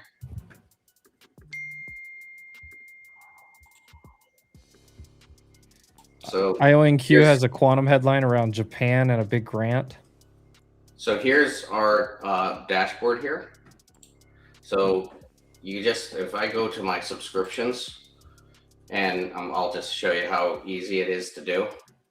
So I go to my subscriptions and I want to add a VPS to this subscription, right? It's going to give me a suggestion based on the plan that I'm adding my VPS to, on what VPS I should be able to purchase. Now, if I purchase here and I go to the Windows, right? I want to get this is actually a beta for the Linux, so most people wouldn't see this, but I can even show you what Linux would look like, right? So here's Linux, and now I want to add this server, okay, to my plan. So I'm going to add this VPS. I'm going to confirm it. All right, I just added it. It's syncing. It's adding my VPS, and it's going to be starting that VPS up. So set up my VPS. This is my current VPS that I'm running all my stuff on this Windows one, but this is the Linux one that I'm going to be starting up here. So it just takes a minute. It's going to be loading, and in a second here, you see that, and we'll be able to log in. So if you see on mine up here, while this is loading, you can see enable support access. So I can click this button and it will pop up with a code that you can give to our support team. Then they can actually access your VPS and troubleshoot something for you that you're having a problem with. It's a really, really nice feature that can help you get something rectified in a much faster fashion than if you have to sort of report what's going on to us. It'll allow us to go in and just see exactly what's going on right into your machine. And then once I do this, I can hit enable support access. So generate the PIN. It'll see, here's my support PIN, and then it'll expire, and then I can revoke access to support here. So, all right, so my VPS just provisioned here. So there's two ways I can log in. So I can do remote desktop, or I can do open in browser. This is what I use from my phone. So I'll click open in browser. I don't know if open in browser works for Linux, but we will give it a shot. Yeah, it does. I don't think it works for Linux yet, but we can do it for mine here. Let me just close my VPS out. That's on remote desktop. All So right. on your phone, the login looks very similar to this too. Yeah, it looks the same. It's just, you just click on Just go to the open in web browser. browser, and yeah, So this is going to connect to the same VPS that I was just showing you guys. It's a Windows one. There we go. that's beautiful. So this is the same VPS that I was in before. It's just a browser window, a tab. The same thing if I was doing it on my phone. It would just pop up as a tab. You can click all the buttons. You can turn things on or off. You can set up strategies. Real fast, VPS stands for virtual private server, Yeah. or like a virtual machine. So it's essentially like if you I know a lot about this stuff because we have a server that we run for our small business that has multiple virtual machines within it that segments things out, and they can be accessed from anywhere. So it lives somewhere basically in a cloud, but it's like if you think about like your laptop, if you could have 4 laptops sitting on one machine, that's kind of like the idea of where VPS came from. But it's hosted in a cloud essentially, just so people, because VPS, maybe if people aren't familiar with the term VPS, was just basically you're running a virtual machine instead of like a physical machine that has to sit on your desk or a laptop that you carry with you. Yeah. Little computer nerd stuff there. Yeah, I mean, it's really just the same as a laptop or desktop computer. It's just located on a server, and On a everything server. is on a server in the cloud versus on your local internet. So for me, who lives in a pretty rural area, and if I lose power or internet, it's not coming back very quickly. I want to run this because if I lose power or internet, my VPS doesn't. It's still going to run. It's still going to be active, and it's still going to take trades on my behalf. So.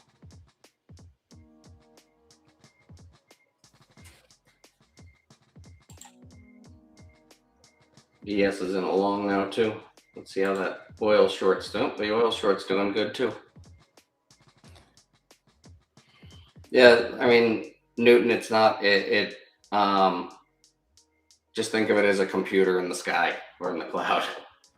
Yeah, the reason I said that, look, I know about it because when we have a server that runs for multiple employees that we access programs, centralized database and stuff on, and when we upgraded everything, we have one server, but it's got 4 virtual machines on it that have different sections of the server, which is good for cybersecurity. It's good for everything, good for everybody. Makes it runs way more cleanly and efficiently. That's why I know what virtual machines are. But all you need to know is this thing lives on a server that you can access from anywhere. You don't have to have your computer turned on. You don't have to have, a dedicated laptop or Mac Mini or anything for this. You can literally do it. And then the biggest thing that I remember talking to Dan and his team about at the beginning of this was, what if something big's going on? I just want to turn it off. What if I'm, on hole 7, par 3, and I want to just turn it off for the day? Can I get to it? Is there a kill switch? And it was like, oh, we could do kill switch, but then that turned into they took that. They were already talking about it. I'm not taking credit for the idea. They were already planning on it, but they took that even beyond what my imagination was going to, full control through VPS, which is a fantastic approach. Can you see this here? Yeah. Panic. The So there's 2 ways that you can access our stuff remotely. So Panic, and you can log into your VPS, or you can go to the dashboard from wherever you are, go to the remote control, Panic. New highs breaking out. 7,600 basically touched there. 1 tick short on ES. That's the full IB extension. If you still have runners, it's probably...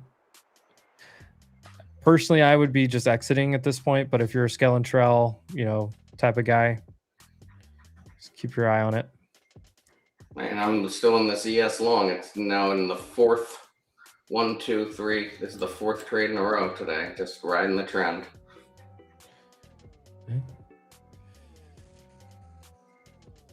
Dance until the music stops, as they say. Let's see if we can get a breakdown on oil, because this would be a really nice... And it's already been a good day, but this would be a really, really good day.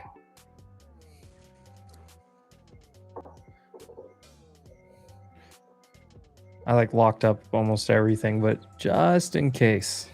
I took some Broadcom calls when it was at 410 earlier. Oh, yeah. Here we go. I'm already just about double my money. I have a limit sell at $11. I bought them for next week. So at 11, that thing still has room. Half of them and make them freebies. I like that. Or like Frankie always says, sell half and hope you're wrong. Hell yeah. Me and Frank have had a lot of conversations about the half sell, make it free. I love it. Sit still. Honestly, one of the biggest changes in my profitability was the trimming, just learning, especially on futures. Yeah.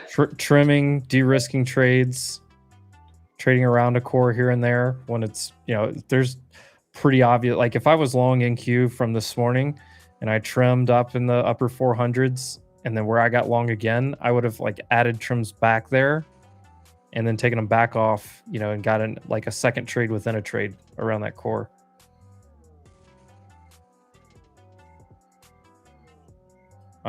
Way exceeded my daily goal or even the upper limit. If I had a range, like on earnings where they give guidance, I'm beyond the upper range of my guidance for a day, so I'm just chilling right now. I do struggle with that sometimes, when you're just today, everything I was seeing everything just so clearly, and there's some days where I like yesterday I was seeing it pretty clearly, but something was just a little bit off for me, my execution, so I just minimized that. Took a really small win yesterday, and then today I struggle with like, okay, do I get in the left lane and hammer it down because it's like, you know, I'm seeing it. It's like a shooter in basketball, like hot hand heat check. Like, do I do that, or do I just try to stay steady and, you know, not push it? And I really don't know the answer to that. I really don't. I struggle with that. I don't know if there is a right answer to that. You know, how many Tuesday mornings did we sit on Spaces and discuss scaling and how to properly protect yourself in a position? Here we go. Let's get this oil breakdown, baby. Oh, is oil gonna? I am waiting on a headline. There's I a new mean, low if of we can day. get this oil breakdown, this is going to be probably a 5-figure day for me. Easily, I would think. Gotta love the 5-figure days. Those are my. I'm those are probably my favorite. close now. Let's see.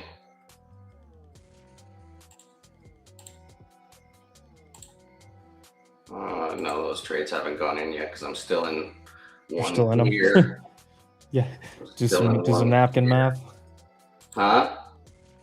Do some napkin math. Yeah, let's see what I got. I'm long ES in that account. Short that account. You can see I'm trading like one lots, guys. That's what's crazy. Like this is, I mean, I'm if here. you needed, I'm long 2 lot. it's like people say this all the time, and I guess I don't think people take it seriously. But like once again, like I said earlier, just slow down. Yeah. Or like size down. You don't need size. I mean, look, we're talking a 5-figure day with very little size. Period. Very little size. You don't need size, especially with where the ranges currently are. Like I'm in 2 lots here. I'm up $1,000 in this account and I'm trading 2 lots of micros. It's crazy.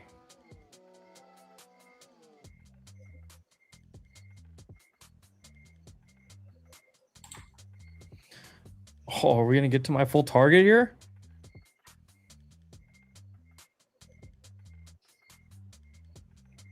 This catch-up trade on NQ is so beautiful.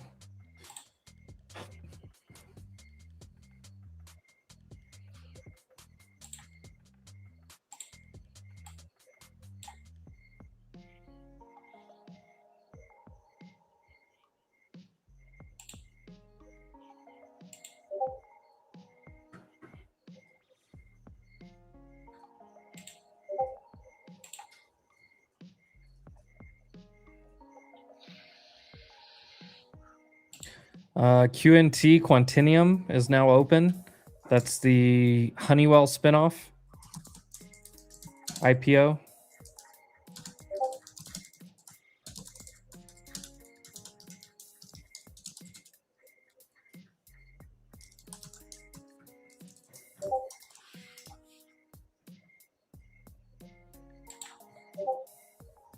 Damn, that would have been a 50-point trade on ES if I held it all the way up here.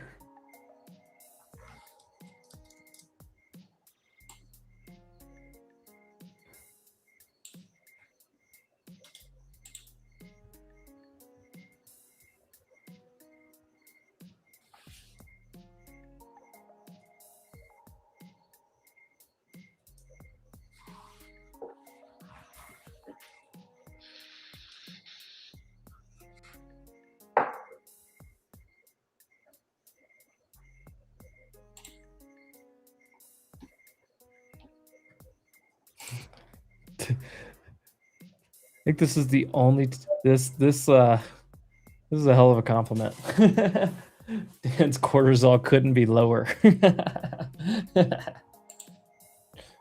Just absolutely vibing.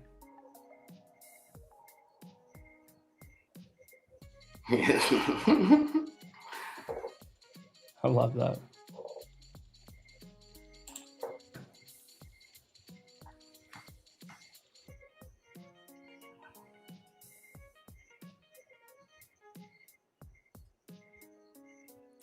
The IPO, Quantinium IPO opened at 68 first print. I don't know what it was originally priced for. that is the Honeywell spinoff, though.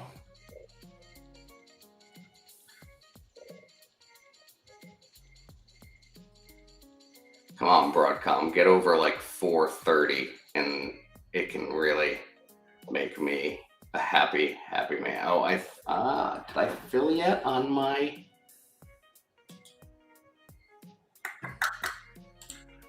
Let's see. Nope, I have not filled yet on my limit sell at 11 here on these Broadcom calls. I'm in at 550, so I have a limit sell at 11 to take half of them off, and then I will just ride them to Valhalla. Wait, Microsoft it looked like it wanted to break the downtrend this morning. Just ugh.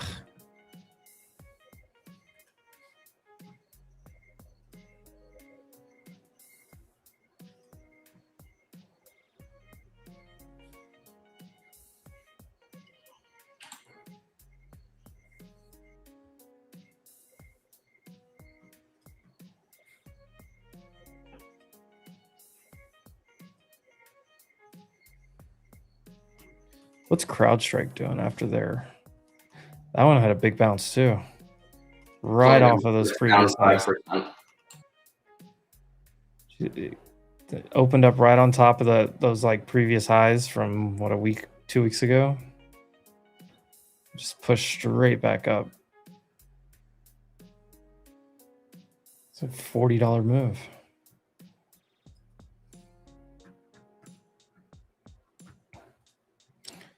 Are there any earnings today? I haven't even looked at today's schedule. Lululemon. I don't know.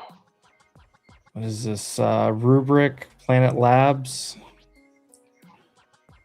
DocuSign. Monaco weekend for F1. Monaco this weekend? Mm-hmm. Let's go Checo. Really? I gotta support Checo. I see this dude's face on every billboard across Mexico. He's on Cadillac now. Yeah, that was a weird thing.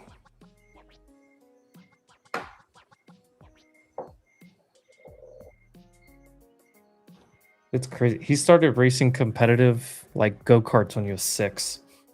All those guys did. Monaco. It's my favorite race weekend, obviously, for obvious reasons. Monaco's probably like I'm not gonna pretend I'm like a big F1 fan. Yeah. I do like it more than any other racing there is. Yeah. By far, it's the best racing out there. For sure. But like the Monaco, of all the tracks, all the different races they have, the Monaco one's probably my favorite. Yeah. I want to go they have one in Mexico City. Yep. And one of my buddies down here, he's a huge F1 guy, and he always goes, and I think I'm going to try to go with him this year. I think it's in October. I think one of them, there's a couple that are really fun to watch. I mean, Monaco, Imola, Silverstone in the UK. Monaco's tough. It's not a. Monaco's the one with all the boats, right? Yeah, but Yeah. I mean, there's I not was a there in action. 2000. Monaco is such It was a awesome. narrow track that there's not a whole lot of passing. So, like, I know what he's saying. Like, it's a fun race to watch because of like the, I don't know. It's like they Where almost it is, stop but, around certain But in corners. terms of actual racing, like it tends to be not the most passing or sort of aggressive because it is so narrow and not that fast. It's a sort of a small track, but I like Silverstone is probably one of the ones I like watching the most because that's a really fast track. You should go to Nashville, and Nashville has a great one. Nashville's got a good one. I I think did it in I think it's Imola. 2021. It was awesome in August. It's in August. I think, and you're right, Tommy. If you get pole on and you qualify first in Monaco, you're most likely going to win because it's incredibly difficult to pass. I think one of the other ones. I think the one in Brazil was the other one I liked watching. I wasn't a big fan of the Vegas. The one in Vegas, I wasn't a big fan of. Was crappy. Miami's usually pretty good. Like Bahrain and some of the Saudi Arabia. Yeah. Some of those are usually pretty good. Yeah, the Saudi race is really good. So that one, I think probably my favorite. Montreal's a pretty good race to watch. Mm-hmm. But yeah, for U.S. races, Miami's pretty good. The Track of the Americas, I think what's that in Austin or Houston, sort of meh. But Vegas is dumb because it's like I don't know. It's in the middle of the night and.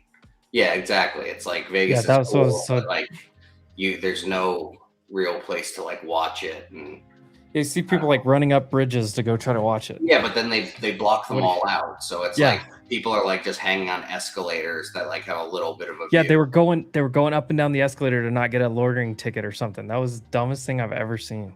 Yeah. I mean, Montreal's a really good race to watch. That's a fun track to watch, and then, I think the Imola and Silverstone are my two favorite tracks to watch, though.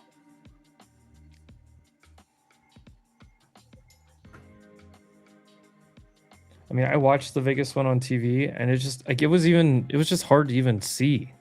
Yeah, right. Like even the camera angles were not fun. I think that. I mean, I'm a big Max Verstappen fan. I do not like Red Bull. But my team is Mercedes. I like Mercedes.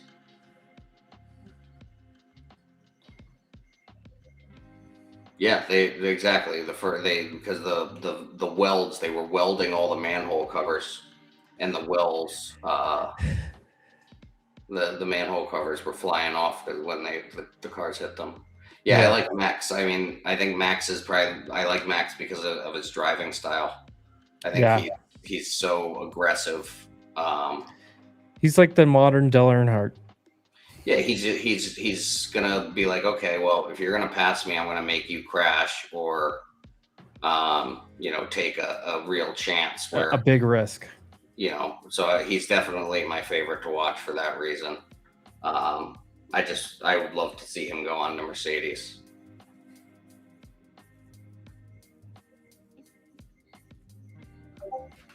I cannot stand the Red Bull team as in general. I just think that the Red Bull team is not someone I like watching. He might go to. I think Max is going to go to Mercedes at some point. I think he's going to replace George Russell. But he's been doing good, right?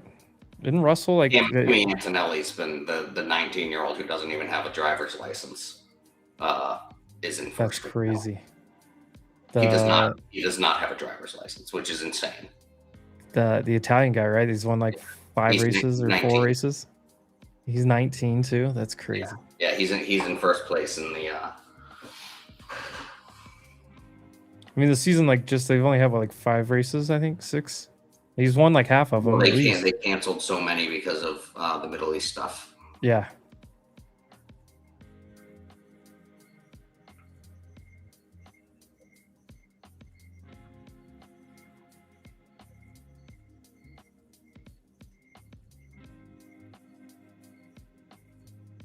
If one wants to dip their feet in automation, what would be the package you'd recommend in terms of amount size and marketplace strategies? How many prop firms do you have? How many prop firm brokers do you have, or would you want to run? And that will help me answer.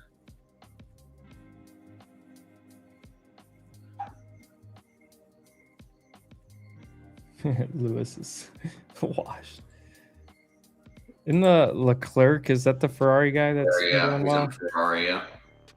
So 2 props. I mean, I would go with the advanced plan if because or you can go with the starter and you can start there and you can always upgrade. I mean, you'll probably end up on the advanced, which is the middle one, but you can start at the lowest one and then decide if you want to go up from there. So yeah, I think that's a perfectly fine one. I as for a 100% beginner, I think Vector or Kairos are the 2 that I usually recommend to people that are completely starting from scratch. This is Vector you're looking at here. There's also an NQ setting on this, a GC setting on this, and I think ES maybe. I'm not positive on that, but this is Vector. I think that Vector is just a very robust strategy that is very easy to use for people. Kairos is the other one that's very, very easy to use for people. And yeah, that's sort of my best advice for you.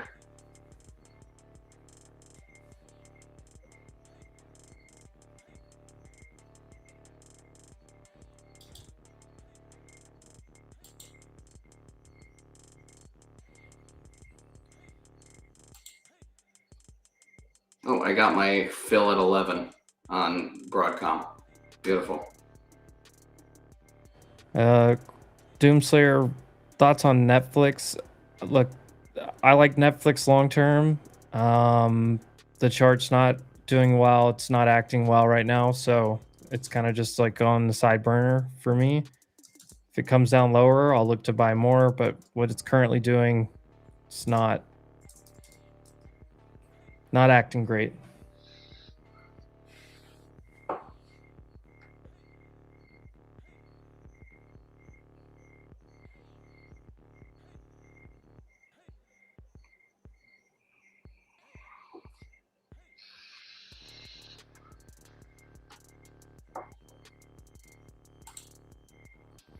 So yeah, Adobe.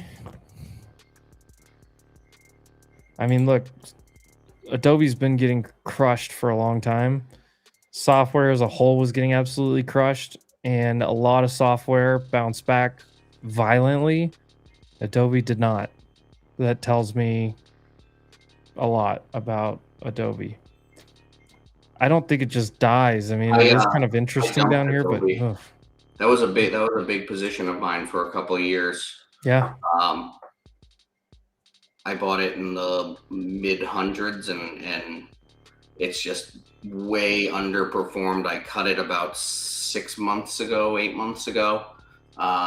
It's not a name that for me has any place in my account anymore. I think that that's one of those companies that's going to go the way of Sun Microsystems and become obsolete and the new frontier takes its position. Full exit for me in Q right here, 170 points on that second trig call out of the day. I'm flat across the board, and I'll wait for something that looks great. There's still a little bit of room here. This is just a level I have. The golden retrace a little bit higher. IB extension's even higher than that. But yes, you've hit everything I could have possibly wanted. I mean, if you're greedy, you hold it for another 10, 12 points and try to get SPX back to 7,600, but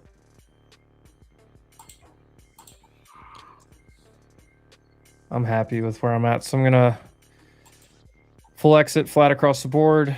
We'll see. I'm keeping my eye on oil, keeping my eye on headlines. And maybe if we get a little like reset of something here, we'll get another setup this afternoon.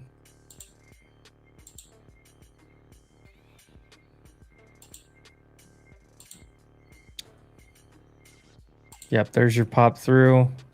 Those that were waiting for like London High, anything like that, you got it. Your you took out all your overnight highs, you hit the golden retrace, or you're what 2 points short of it, and you're at R1 on ES. So if it keeps going, it keeps going. That's fine. My trade is over though. Thoughts on Broadcom? You should ask Dan on that. Dan's in an active trade on Broadcom. I like Broadcom a lot. I didn't think there was that. It's a long-term holding of mine that I am in from. What is my average on Broadcom? 164.19. I would have had you beat, but I added.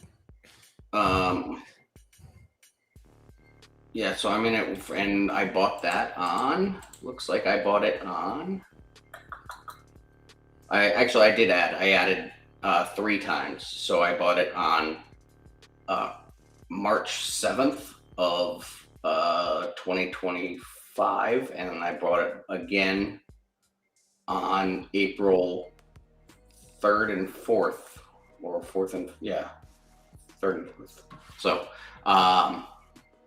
yeah, those are my 2 ads. 185 and 145 were my ads on Broadcom.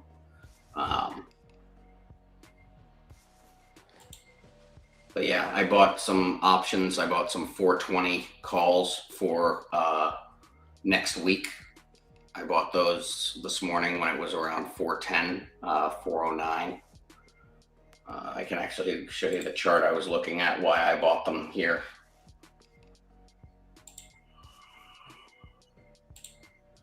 So I just saw this sort of area here, and I figured we have the 20-day, I believe that's the 20-day. Yep, 20-day at 430.56. I figured we would be a magnet back there. And we just held this area at 400 incredibly well. So now we've got sort of this gap from 426 to like 433. And then you're sort of in an air pocket where I think we could easily get back to like 440 before meeting any resistance. So yeah, I just like this as a sort of a quick trade. I thought it was overdone this morning. I thought the ES was strong, and Nvidia was strong. So I decided to sort of ride a retrace play, see if we could get a move back to like 430. Damn, Larry's got us all beat. $19 cost basis for 2018. Nutty. I like that. I bought this on April 4th, like right into that Teraflow, and then I bought a little bit more sometime on the way up, and then I bought some. Gosh, I think it was back in February, like around 300, 310 somewhere. I bought a little bit more, and I've trimmed some of that going into the earnings. I plan to hold Broadcom for long term still. Like I'm not worried about the earnings. I thought that was kind of like you said, the move was kind of overdone, came back into the bottom of that range that it built, a month ago, 2 months ago. But the numbers weren't like that. But there wasn't anything that like just like massively alarmed me or anything. So I still like it. I like the trade setup here too. And the analysis that Dan just gave is exactly how I would have explained it, how I chart it. I mean, it's one thing I like about having Dan on here. We look at things very, very similarly. So one of us has a lot more experience than the other one, so I will tip my cap to that for sure.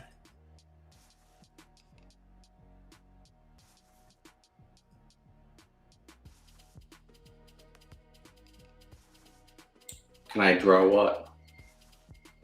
What would you? Oh, would you like? Oh, you know what? This is actually a good one to draw on. We can draw. Can you draw? What do you want him to draw?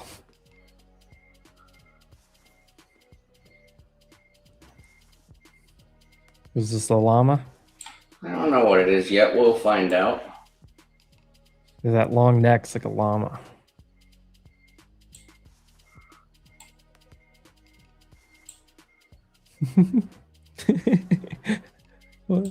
I love drawing and making up new chart patterns.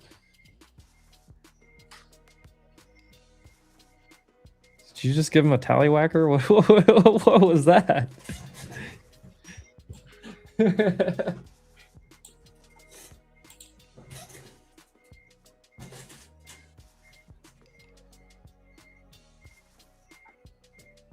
Oh, what do you guys think that is? No, Nessie. It is sort of a Nessie pattern, Is that but Nessie? this actually is a right here. This makes it not a Nessie pattern. It would have been a Nessie sort of up here, actually. This is a completed Nessie. Yeah, Nessie is done. Yeah, Nessie actually has a very high hit rate.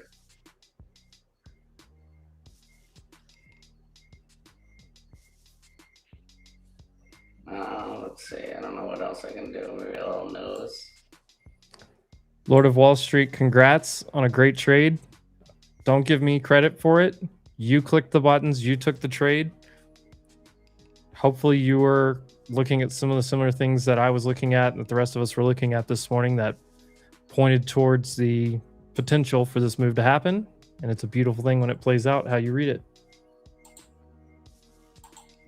But Oh, 12K cash account, let's go. Profit target here on ES again.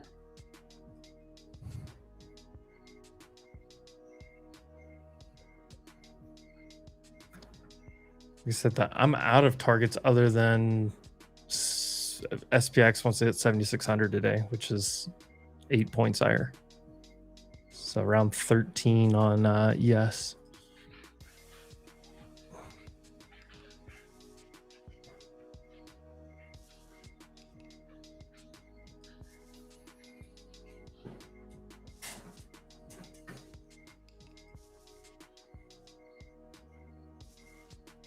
A new Pokemon.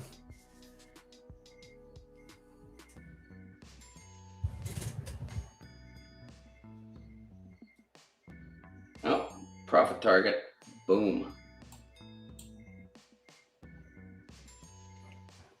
Boring days with a lot of profit are my absolute favorite days.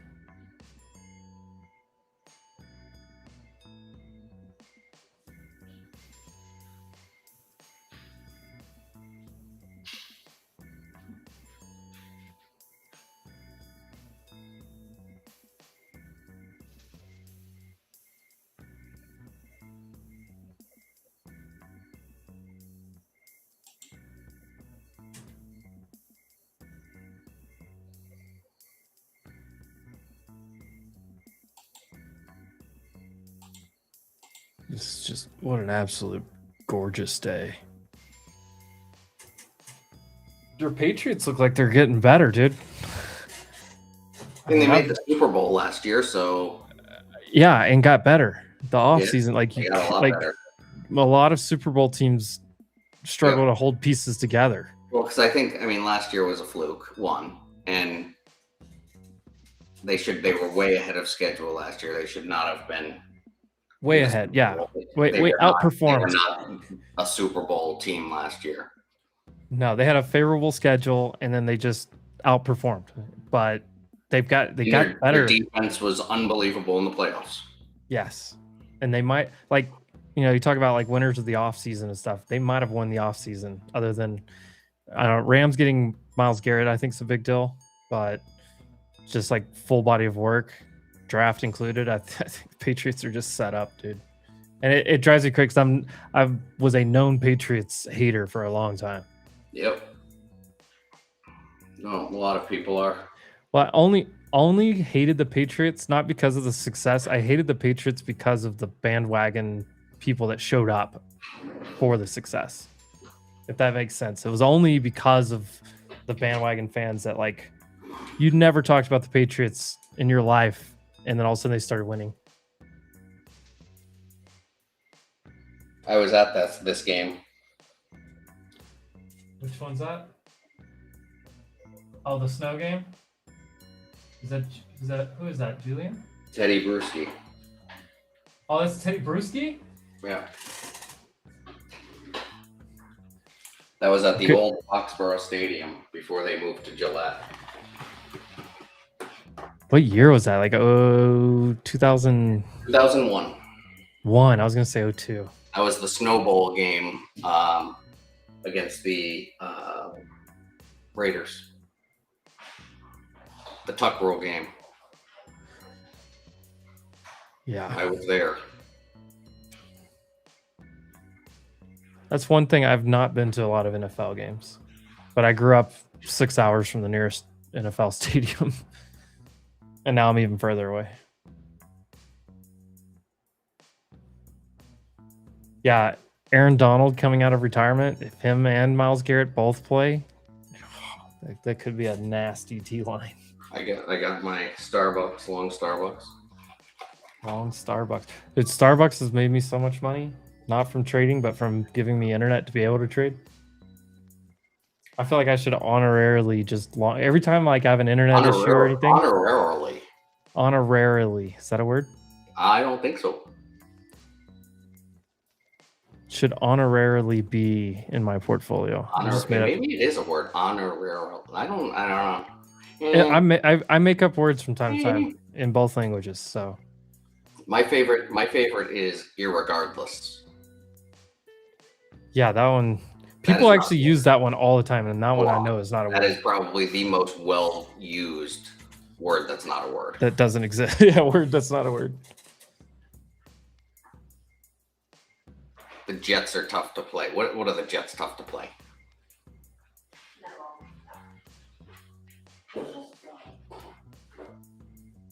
No, irregardless.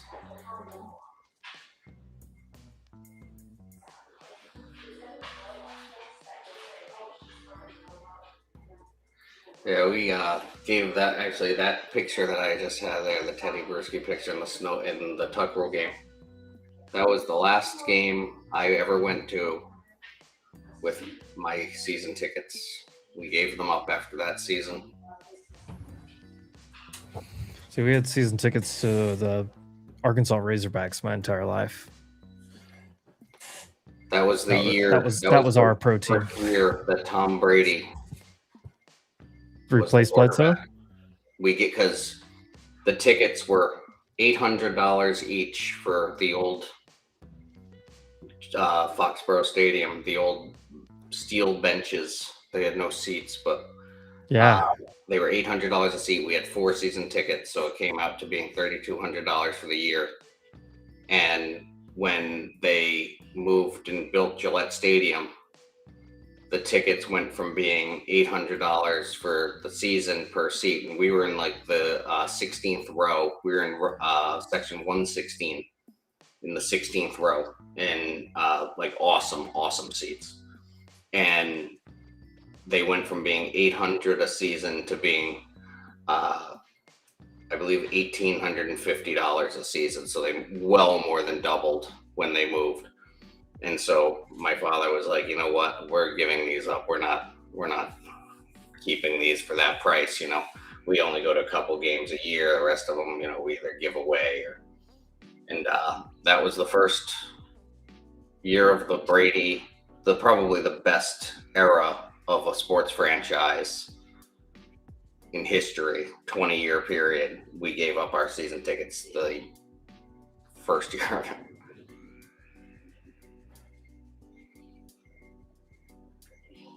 So, wow, that was So that was 2001. That's how long that I didn't realize Gillette Stadium was that Gillette old. Stadium opened at the beginning of the 2002 season. 2002 season, huh? I didn't realize it'd been that long. Yep. I went to that game. Was a great game. I went to the Miami game, which was actually the last regular season game at Gillette, which was also a snow game. Do they have the heated field? Their wild card spot in the playoffs, because they were a wild card team that year, the year they won the Super Bowl against the greatest show on turf. Oh yeah. Do they have the heated field there?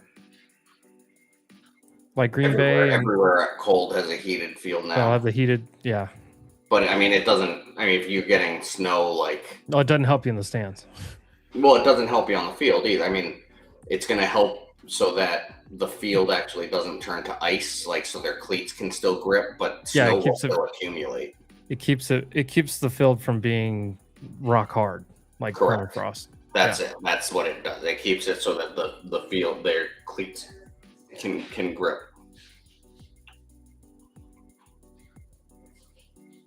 No, the should have left a runner BS. You gotta not do that. I think that's one of the most damaging mental things that you can do for yourself. And you just sat down for lunch, took 25 points.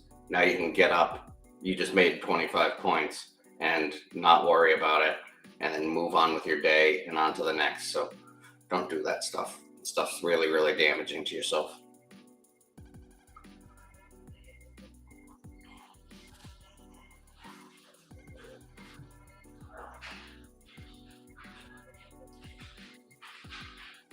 You just had a really good lunch. That's what you make it. You know, a really good lunch. I mean, we're almost at a gap fill on the queues. Like We I just said, hit when we first got on this stream, I think we're probably going to get a queues gap fill.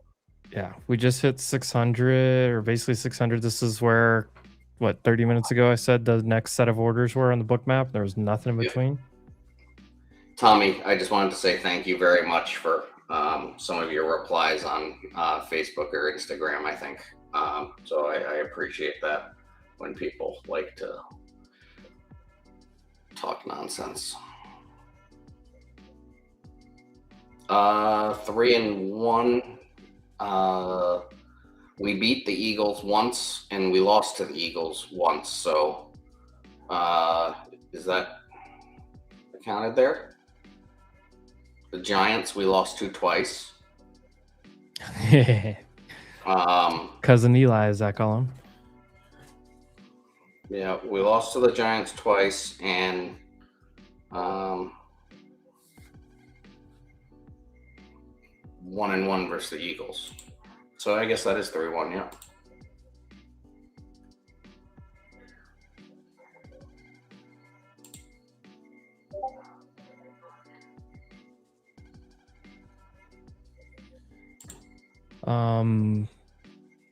So on my grandfather's side, my great grandmother was a Manning from like northern Mississippi area, and my grandfather and Archie are like second cousins or something. Like they met each other like way back there, like at a family reunion, like way like before Archie even, like when they were kids. So we don't know them. I'm not claiming to know them, or like they're my grandfather always, cousin Archie, and so we always joked about, Peyton and Eli are our cousins, even though it's super distant. But I always followed them just for that. I was a big Peyton Manning fan. Eli, I was kind of like, it's Eli. But I pulled for him. It's the only time I've ever pulled for the Giants ever in my life.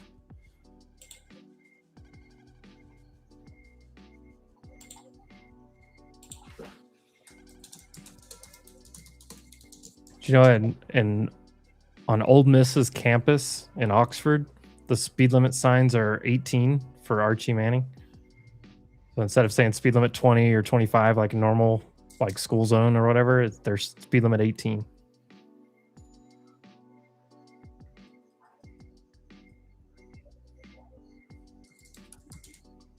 I wonder what he could have been if he didn't play, for the terrible Saints back in whatever 70s, 80s.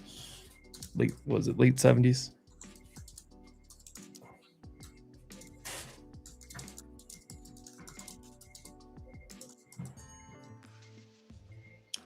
I'm from Oxford. They go to much. Oxford's actually a little hidden gem. Oxford's a really nice place. The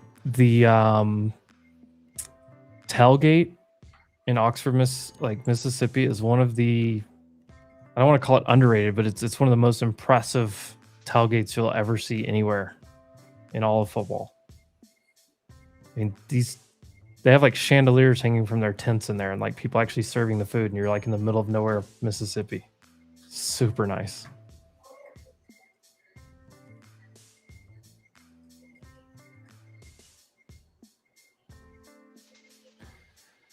Boy, Trump is on a true social binge right now, but it's nothing to do with anything.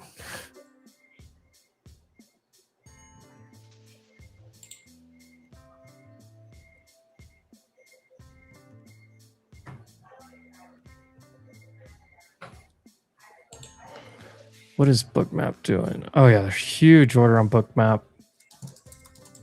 I say huge, it's one of the larger ones we've seen today. There's a little bit more up at 622, which is probably that gap fill, if I had to guess. 630. Yeah, in that area. Let's see, you should get a big... Oh, there's about 250 orders sitting right here at 600.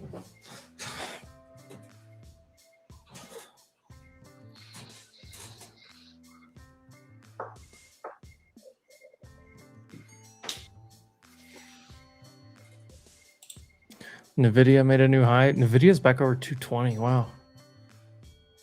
That was a big bounce off of that back test of the same area. Previous all-time high. I will be right back. Yes, sir.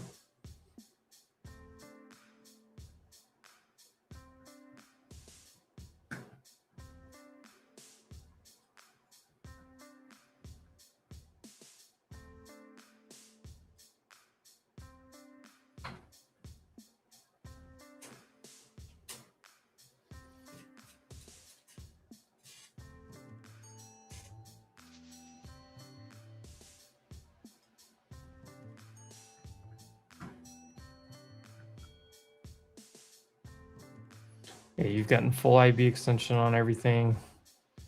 You've gotten golden retraces on everything. What a beautiful day.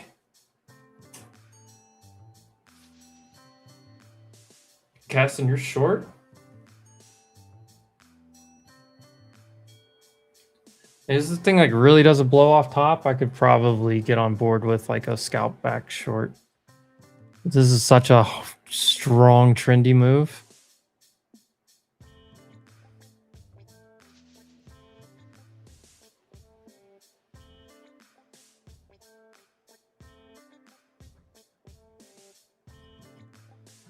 IBX, a great question. What's the meaning of IB extension? How can I measure it? So let me turn off drawings here.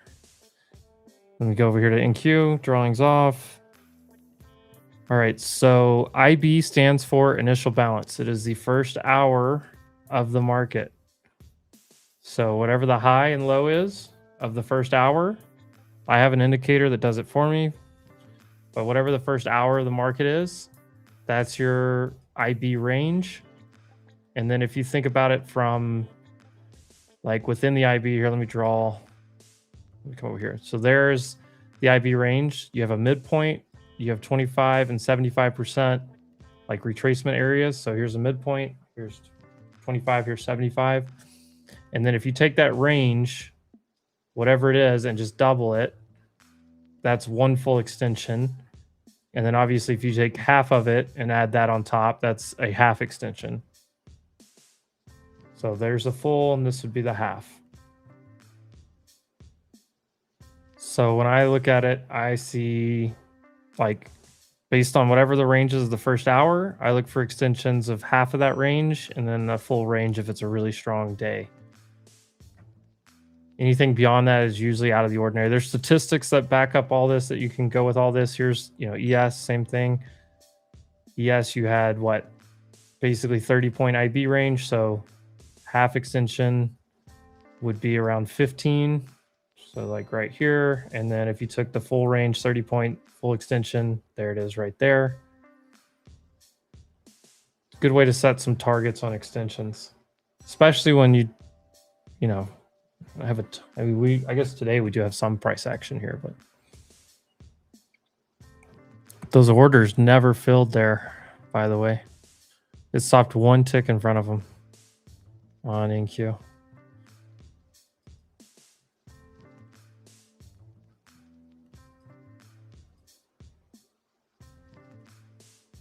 This has been an amazing week for everyone, for both sides. I've played almost all longs. Played some shorts here and there, but played almost all longs. Yesterday I was short. I guess he has some, but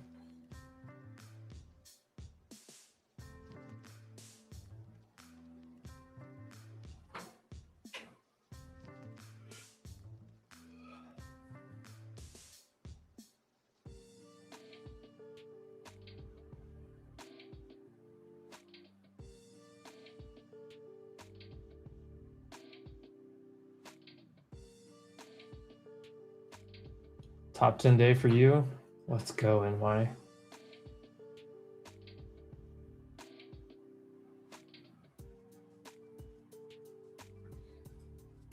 So Fibonacci extensions is just based on whatever range you use, but they're going to use Fibonacci numbers instead of whole numbers. Like on my Fibonacci extension, like I do the retracement and the extension. So like I have, you know, Fibonacci type of numbers in there, and then I also have just like 2.0, which is basically the same thing. It's just what is the range that you're in, and then you look to double that range if you get outside of it.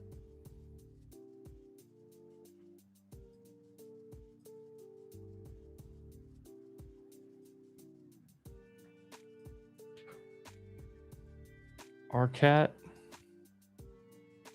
Let me check. I didn't hear anything, but one of my headphones did die somewhere in the middle of this. It's working now, so it should...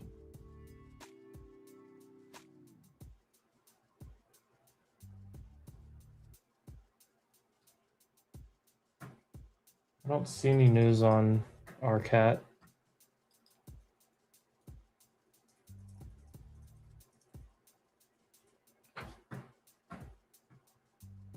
Yeah, I don't see anything. I'll keep looking. I'll check my sources here and see if I can find anything.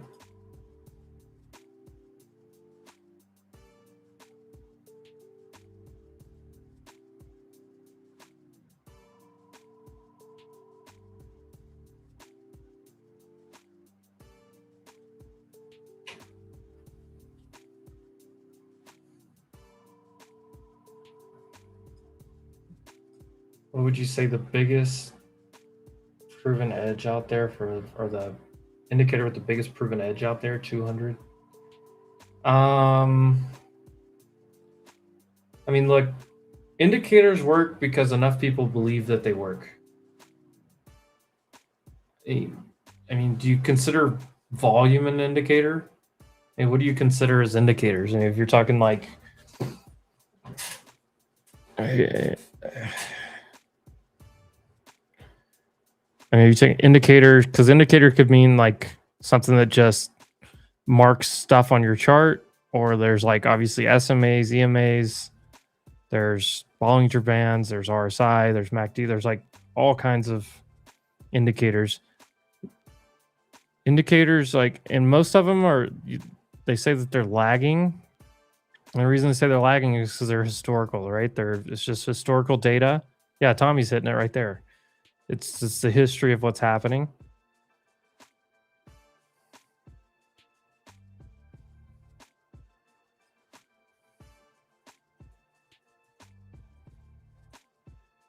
Yeah, I just got a DM back. Redwire, some kind of contract. Ticker tap, is that, you got that too? Astro Space Agriculture Mission, world's first commercial space greenhouse. Interesting. But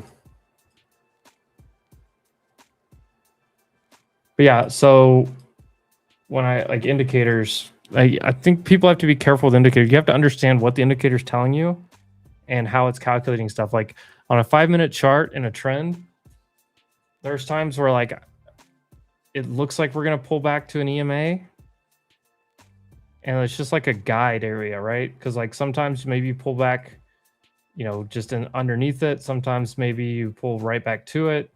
Sometimes maybe it looks like you pull back to it and price action pushes up so fast that then the indicator comes and touches it afterwards.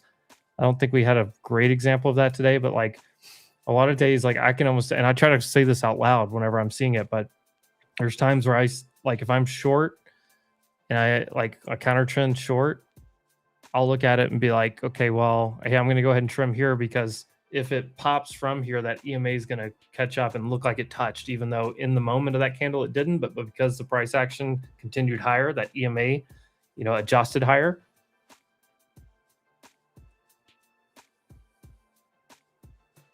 So, yeah, I mean, just indicate like the 200-day is probably one of the most popular, simplistic, common ones out there that people use as a guide.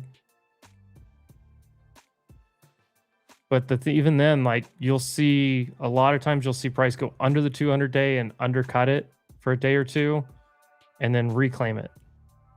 Because there's just such a wide variety of participants in the market. Like things can do all kinds of stuff. All right, Big Joe. Indicators only help guide and help see stuff. Honestly, if I had to tell you my absolute favorite indicator, period, is literally the one that marks yesterday's close, yesterday's low, yesterday's high. This is my favorite indicator by far is literally that. Where was yesterday's high? Where was yesterday's low? Where did it close today?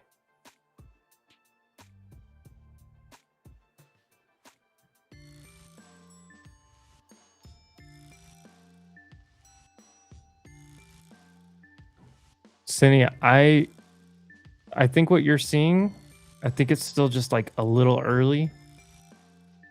But the more and more I like consider it, the more and more I think next Friday is it. I think next Friday is it. And if we get some type of peak good news before then, I definitely think that's what's coming. I'm just waiting on the stars to align. My favorite indicator is a live trader. So I used to joke about watching the Top Step TV and just fading the house account or the tilt. They would look at the tilt and they would say, okay, well, almost everybody's going short. It's time to go long.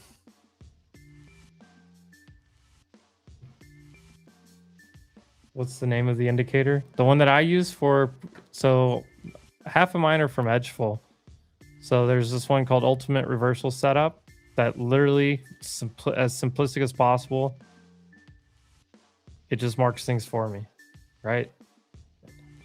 Now, look, there's free versions of almost all this stuff. Like a lot of people ask about the initial balance, the IB indicator. Just go to indicators, type in initial balance. Now make sure you find one that's got like a ton of following and likes or whatever on it, and back test it yourself. Don't just trust that somebody coded a good indicator for free somewhere, but there's a ton of just free indicators out there for stuff.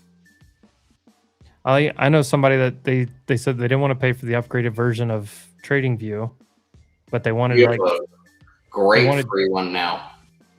You guys do? Yeah, well, free with all of our accounts. It's not like an add-on or anything.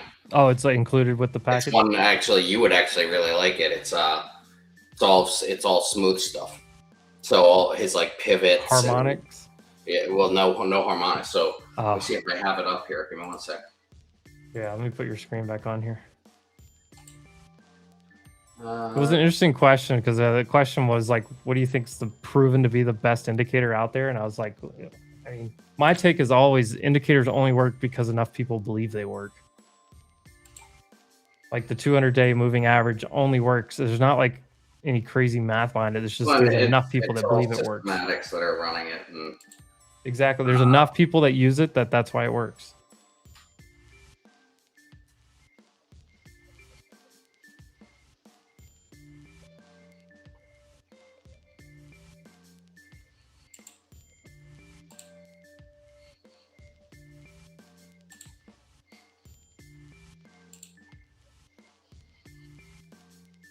let's see what it comes up with. Yep, here we go.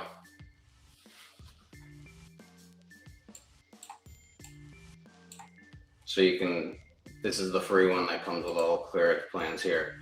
So you can do all the different types of stuff, the intraday pivots. So he likes the daily, weekly, and monthlies. I like this one because it's got all the extra stuff in it. Yeah. The weekly and monthly ones are the ones that I usually miss, that I have to go like put for myself. So this has every one of those. So here you're gonna get all of your different pivots, and if we go to like a 30-minute chart, right, you're gonna get even more. So it takes a second to load them all. Yeah, because it's got to pull all the price action.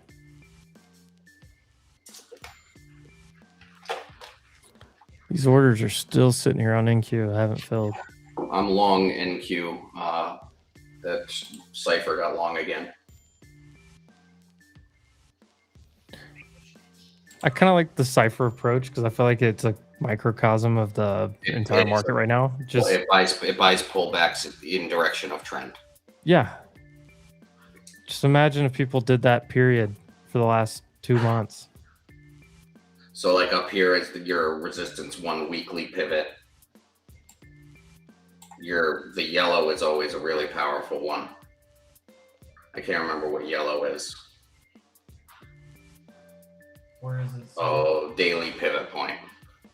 And then like look at how it reacted against yellow here. Like just bounce and reclaim, bounce, reclaim. What? Smooth Trades Pivot Confluence Scanner. Is that one of the? Y'all have a strategy built around that? No, not yet. Soon. I like that. I like the idea of that because like a lot of like, I feel like there's a lot of trades, especially in futures, where you have pivot points or big areas where people are going to be taking profit or trying to take entries on stuff. So either way, you're going to get some type of reaction area there. And if you have 1 or 2 other pieces of confluence, I mean, this is kind of how I trade, like in a very simplistic manner. It's like, yeah, okay. So what it does is like you can filter out, like if you only want to see like different levels here, right? So you want like intraday 1 hours, right? And you want, so the confluence markers means like when there's pivots that are multiple things aligning with each other. So like they'll have like a diamond on it. You'll see. I'll show you. Yeah. So he did a YouTube video on our YouTube on how to use these, and it's really cool.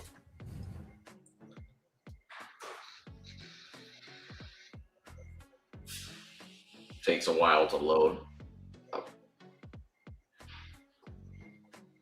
Once it loads, it's pretty good.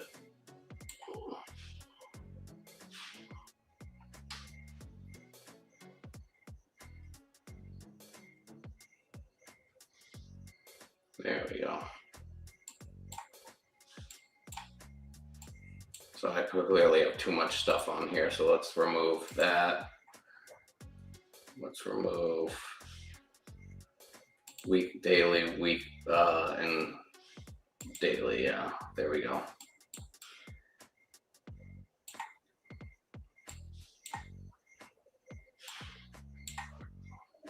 There we go. So you're getting the, see, current confluences.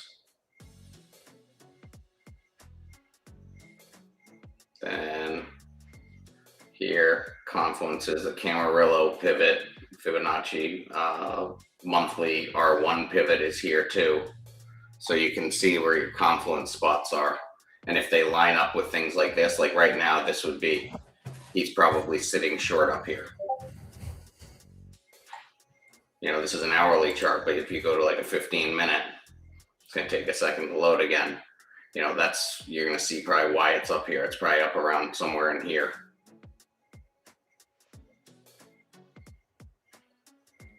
So he would look at this and say, you know what, I'm not shorting until it gets up here. Why am I going to short until it gets up here? Yeah. And it lines, I mean, look, this is a hell of a move, actually. Yeah, it's crazy. This is low to high. What's our range? 447. I mean, the initial balance was 150 to 365. Yeah. ES 65 point range, just an RTH. Oh, let's see, we got a big pop on oil.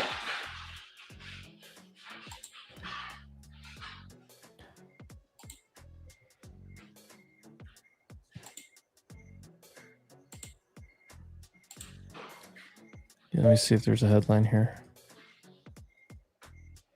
And just the indicator that you're showing there is if you have Clear Edge, it's included with Yeah. your Clear Edge membership. Whatever. What do you call it?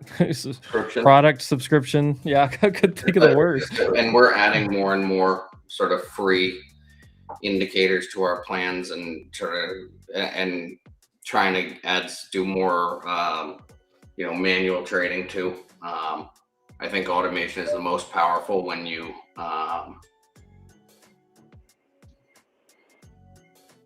when you can accompany it with other stuff.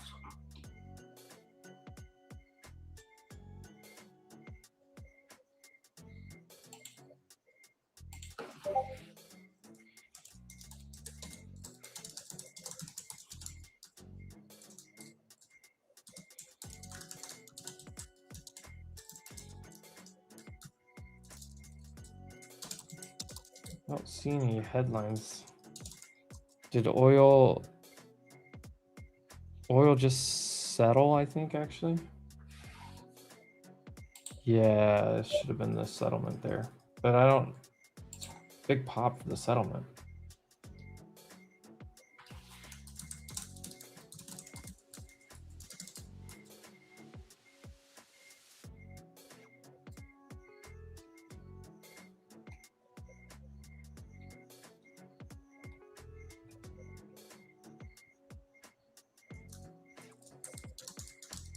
Liverpool hired a new manager.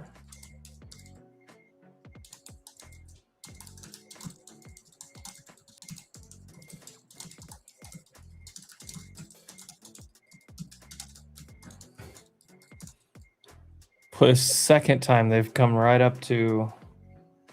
I don't even know what I have this drawn from. This is from a different day. The second time they've come right up to the all the orders on Bookmap and just ran away from them.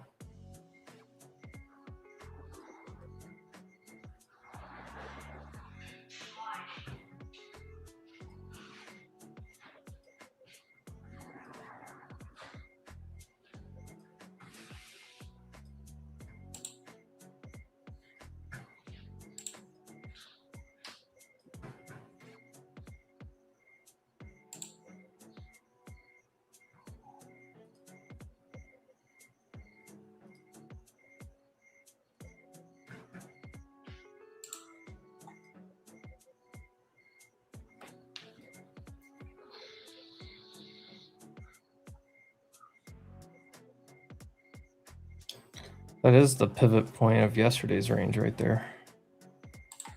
93.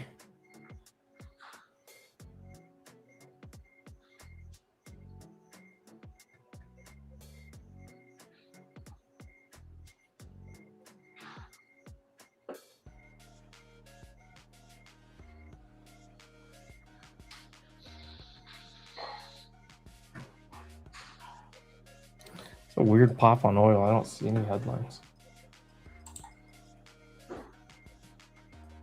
Yeah, when we'll watch Trump live, of course, just in case he says anything. Well, I am actually going to be jumping off here, guys. Appreciate you hanging out, Dan. You should come by more often.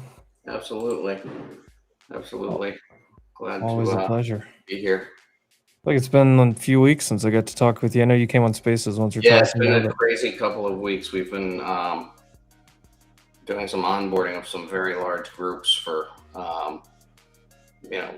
using the software and sort of building some really cool stuff out. So it's been an incredibly busy couple of weeks, and which is a very good thing.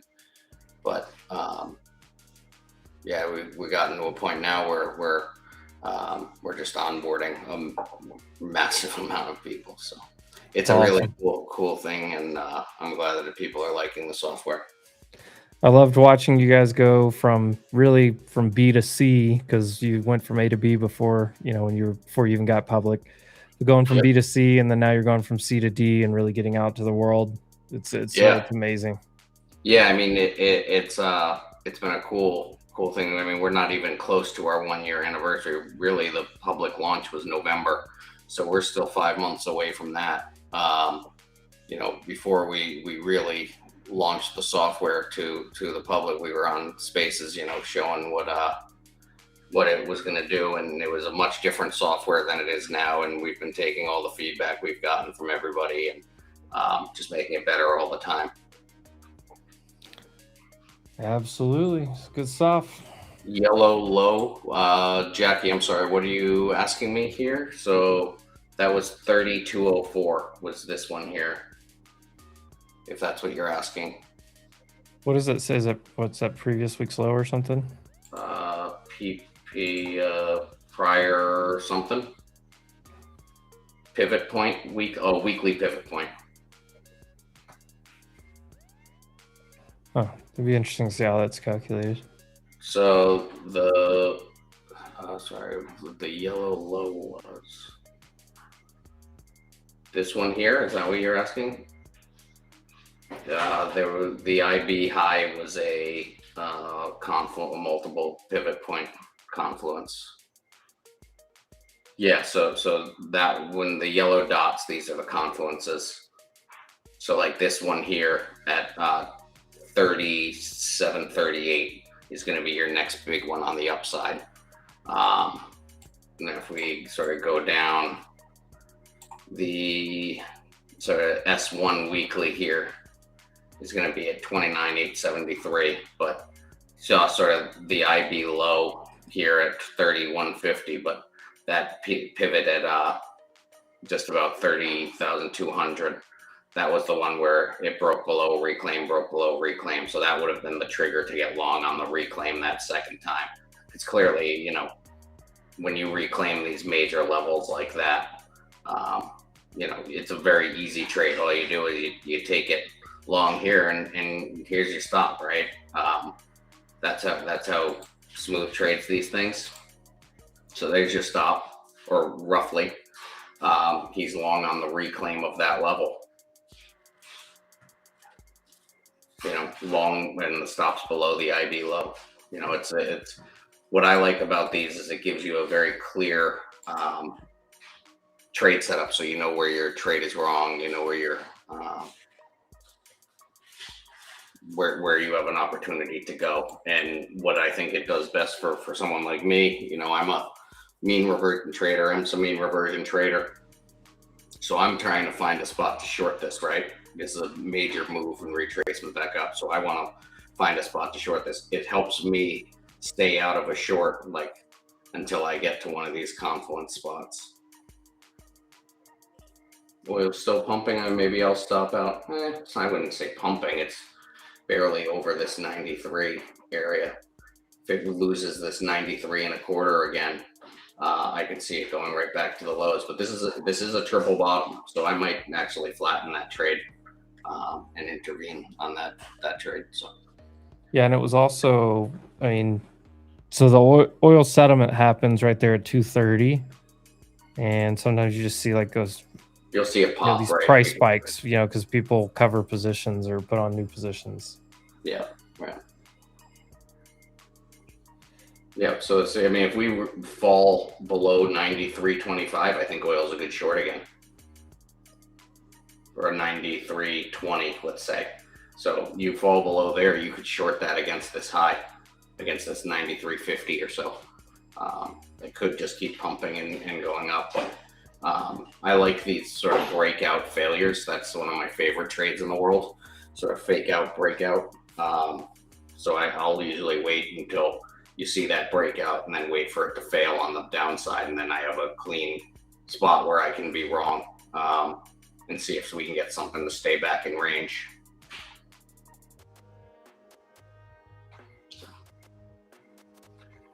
Guys, Yep. have a wonderful afternoon. It's a beautiful day out, so I'm going to I saw that on the bottom of your screen. so here we go. Let's see if we can get this oil to get back under 93.20. Under 93.20, I think that's the spot where you can short that in against this high. And I like those risk reward trades like that. That look above and fell is one of my favorite trades. I know it's one of yours too. What is? Look above and fell. Oh yeah, huge. It's one of my absolute favorite trades. look above fail or look below fail.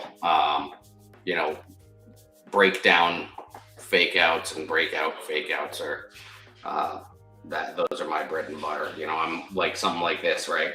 So say we broke below this level here at 91.90 or whatever that is. We break below that and we get somewhere down here, right? And then we reclaim it up in here. I'm going to be long against that prior low, which was whatever the low of this candle is. So those are some of my favorites to sort of go-to trades.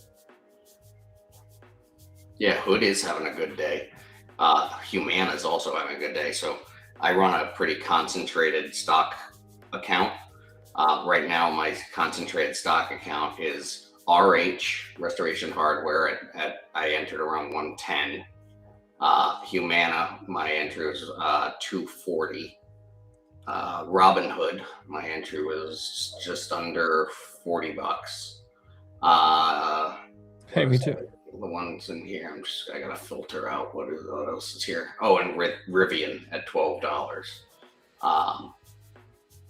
So yeah. Oh, and Palo Alto Networks. I bought Palo Alto Networks. What was the date I bought that? Recently. February 24th of this year at 145 was my buy on Panda. Yeah. I like that. So I've been really enjoying running like a concentrated account, 3 to 6 positions of sort of things that are good names that get beat up for some reason. Humana, obviously, Palo Alto Networks got dragged down with other names, and then Robinhood, I just thought was too good of an opportunity when it was sub 40. Robinhood, when did I buy Robinhood? It's like late February of 2025. So that one I've had for a bit. All right, guys. Cheers. Have a great rest of your day. Take care, Dan. Okay. Appreciate you. Have a great day.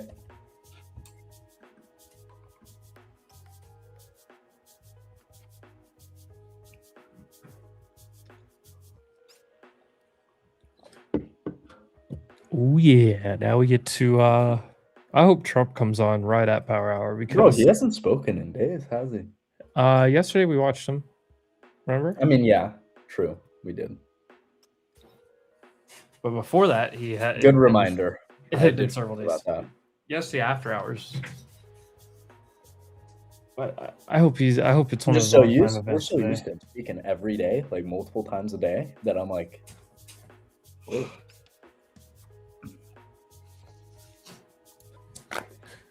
It has been interesting how much the headlines out of the Middle East have like way calmed down. Oh yeah, it's financial juices. Dude, it was like, you know, at every half hour somebody was saying the opposite of what somebody else had just said. Yeah.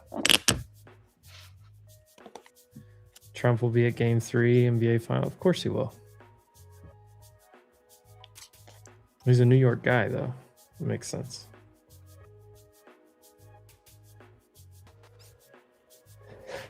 I have to go find me some snack ski. Find a snack. Little snack ski.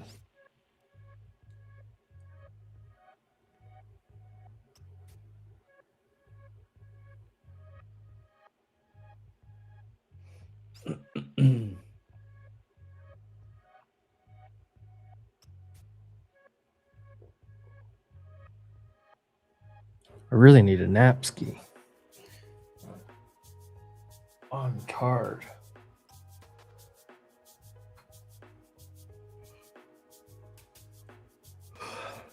Look at this loser that goes to the X chat every time.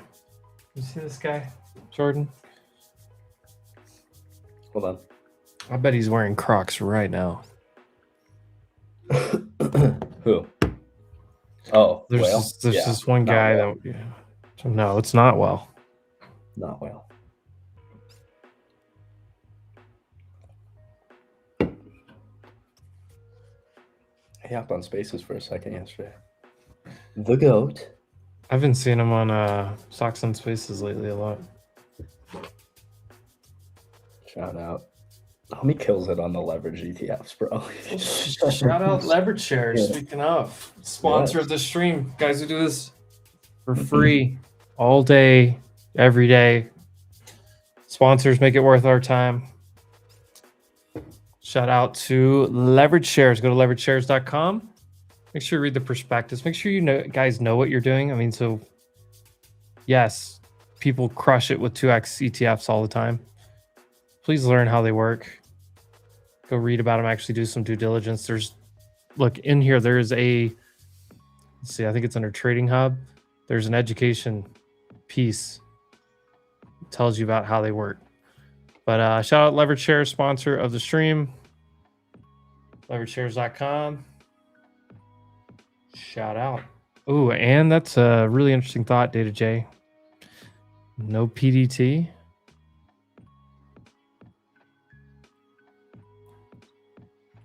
Oh, we'll see. There's still a ton of orders in the book map sitting right up here at high of day. Not as many as that were there earlier, but there's still a solid amount. ES new high, SPY new high. Boy, we called this to a... What did you say? You called it to a T? Where's the T come from? Called it to the T? Maybe it's it. I don't know. About to be a happy hour for me, that's what I know. What a beautiful day.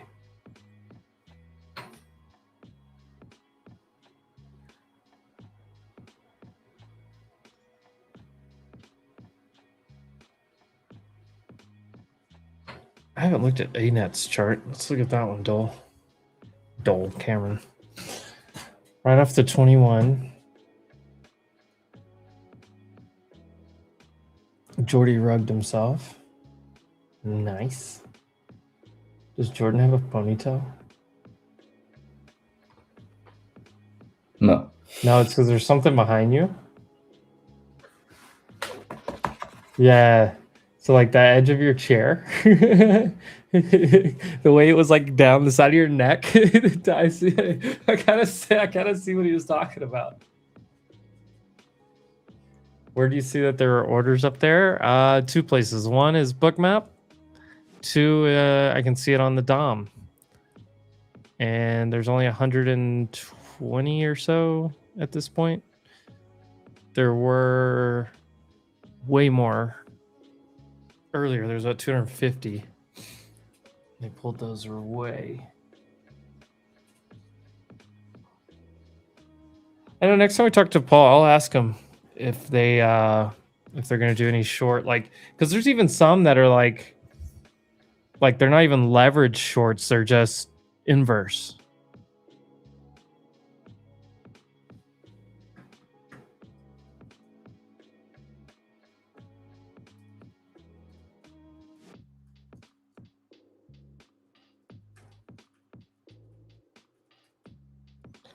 Anthropic Mythos is being embedded into NSA operations for cyber defense.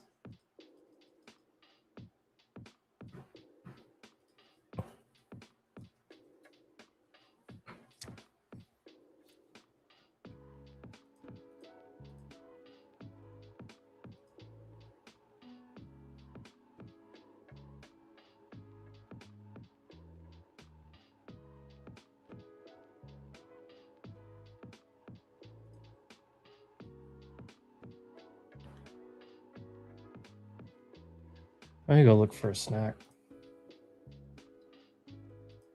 Oh, let me check that. How is what's up, Alan? Mr. Alan Trades. Frazzy wants to see Dom. Dude, you should like hang Dom from the ceiling. Or like put him on that window door or whatever's to beside you. Just have him chill there. Yeah, it's on another. Yeah, it's not on the screen. Guys, I have. Not only do I have like 1, 2, 3 to 4, 5 windows open on my widescreen here. I have my laptop screen here. I have a different screen with charts, and I have a 34-inch screen over here with 4 other things on it. That's how I monitor the situation.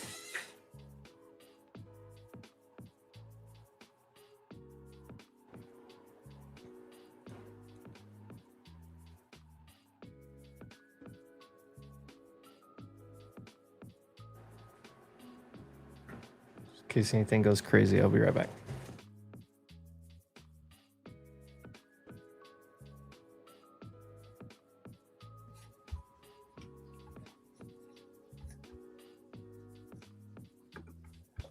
Watch, we'll get a headline.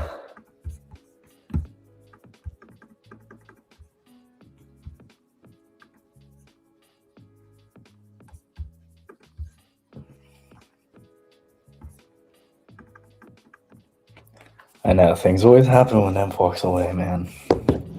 He really has to pick his moments. Really gotta pick your moments wisely.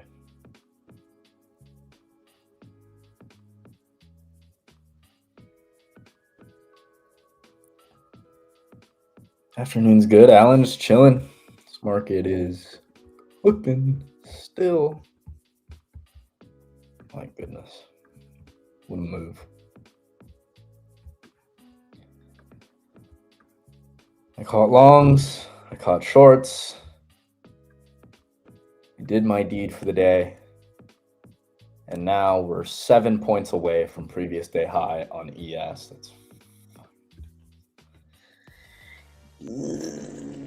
That's crazy, bro. If only I just held all my longs. Wow.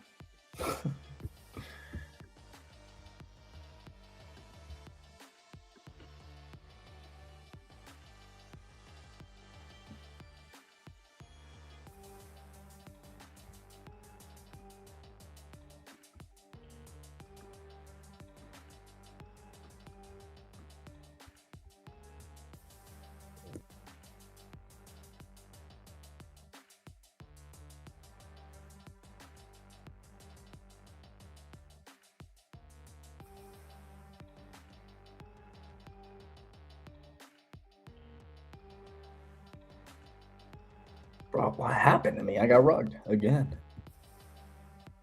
How's the Russell 2000 up almost as much as NASDAQ year to date? What is it up? I don't really looked at that year to date. It's up 17.2. And if we look at like NDX, it's up 19.6.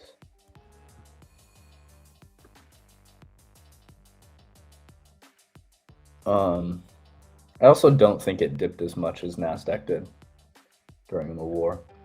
But I mean, it's probably just some really strong small caps right now. I don't know, I don't really follow small caps much, so I couldn't like exactly tell you, to be completely honest.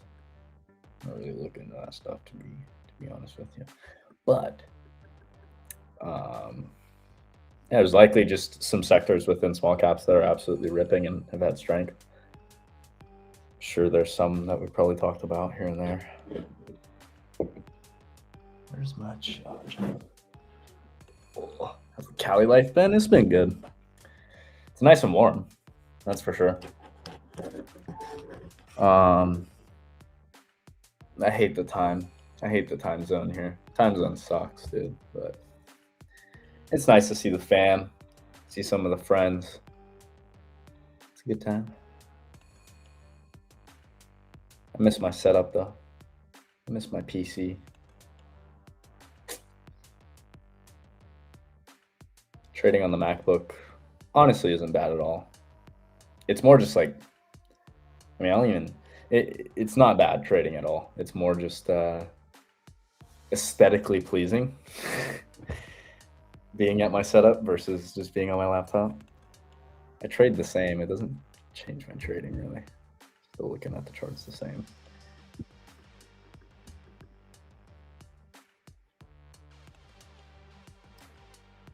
Yeah, chat. Who made money today? We do this on Spaces, but we'll do it in here too. Throw a 1 in the chat if you're green. Throw a 2 in the chat if you're red. Throw a 0 if you're break even, no trades. See how the Wolfpack's trading.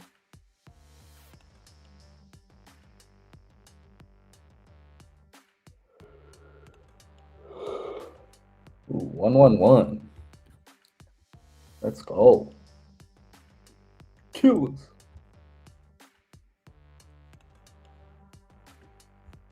Lots of ones. All ones so far. You guys are killing it. Good job.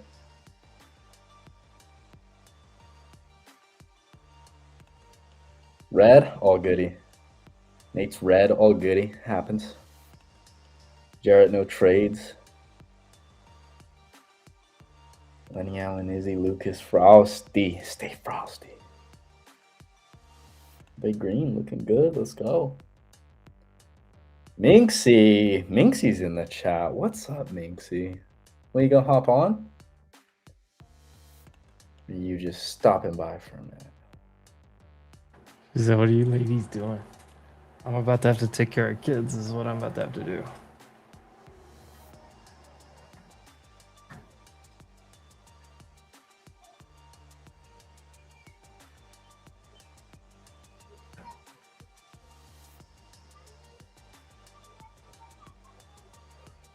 One, 1, 2, 1, 1.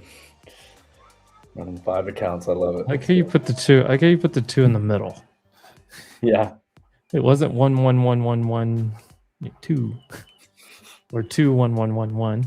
No. Respect that.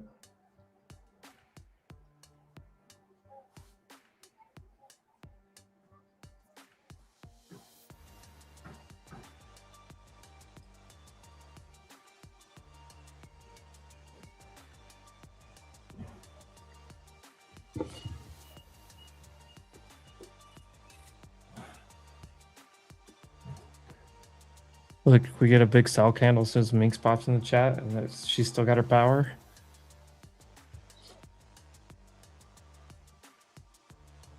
Oh wow, we still haven't filled that NDX gap. No, there's still a gap. The gap was so big though it was unlikely to fill. Mm. But previous session's low was pretty high probability.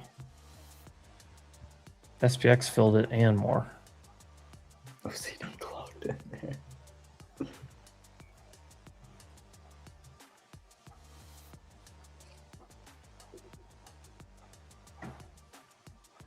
Yeah. Look at this candle. Yeah, right as Minxie shows up, of course. Out of all times of the day. Minx just comes in, look at this. Slap. Thanks, Minx. Appreciate it.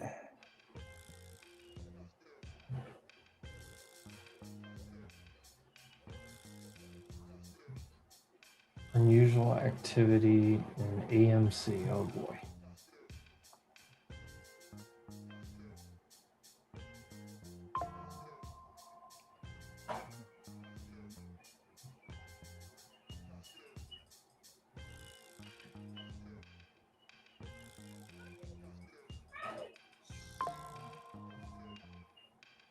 That would be the first question Rooster asks about Minx.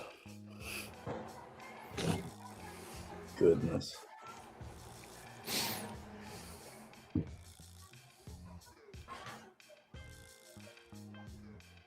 Rooster's like a 1-year-old dog. Just that puppy when he finally gets a little, just starts just everything. He just latches on like this. Just go. My dog used to do that to everyone back in the day.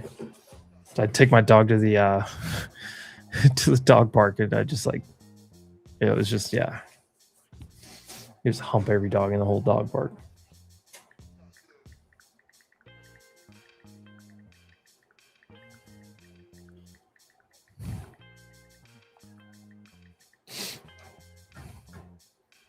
I respect it though, Rooster. High testosterone.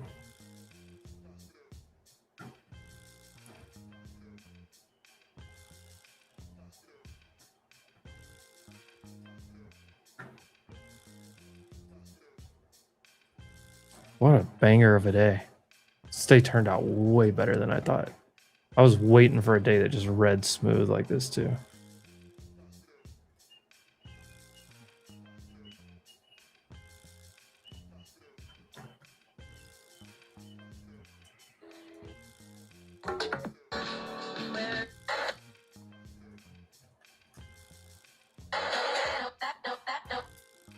My goodness.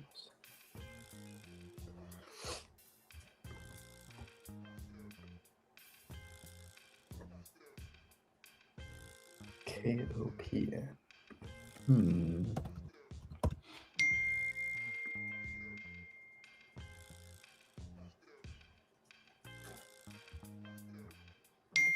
Been ripping.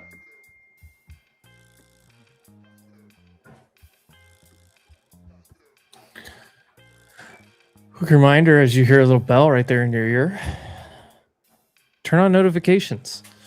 Subscribe to the channel if you haven't. Drop a like on the stream and then turn on notifications. Is actually, I said this morning, I'll say it again. Guys, you turn noties on, you're going to get one notification whenever we go live, first thing in the morning, right before the market opens. You're probably going to be here watching either way, so it's not going to be that big of a deal. It's the only notification you're going to get. But what it does do is boost out our channel more. It helps the algo if people have notifications turned on for our channel. So if you're here every day, you're hanging out, maybe you're going to show up either way. I know most of you do, before the market even opens, before the stream goes live. But if you hit that notification bell, it will help us grow. And while you're at it, be a friend, tell a friend. What does the 4-hour chart look like? Let's see. Oh, good God. Just engulf the previous 5. 1, 2, 3, 4. Previous 4 candles. 3-hour looks great.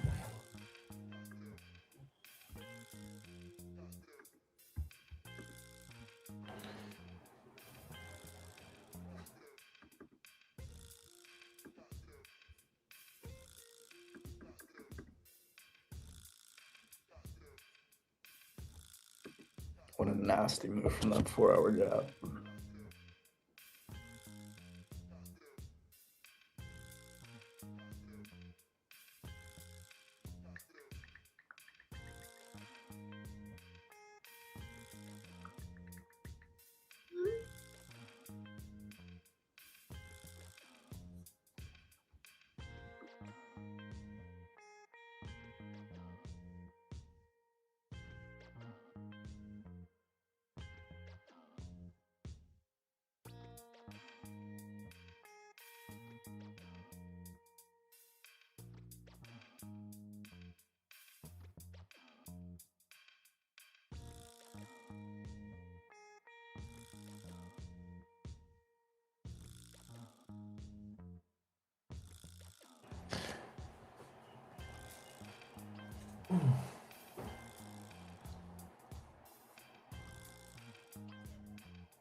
Also, shout out to Code Wolf at your favorite prop firm. That is another way that helps support us a little bit. Hopefully, not too many of you guys need it today. Some of you may have got chopped up this morning or trapped a little bit. No problems. It happens. Happens to all of us. It's happened to me. It's happened to me recently, and it will happen to me again.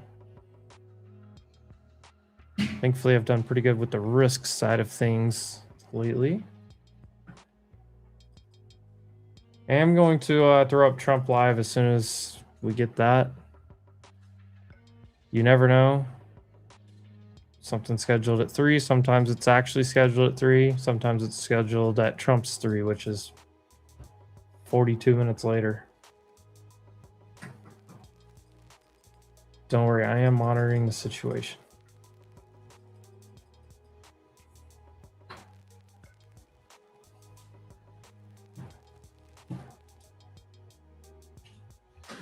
And if you weren't here this morning, boy, we had an absolute banger of a stream. What's up, Baba? Come here. Come here. Jordan wants to see your new shirt. My friend Jordan, he wants to Yeah, let's see it. Said you got your new jersey for the World Cup? Hey, You got your new let's jersey ready for the go. World Cup? Yes. Let's go. My boys are ready. Yeah, Looking pimped out, my dog. What does it say right here?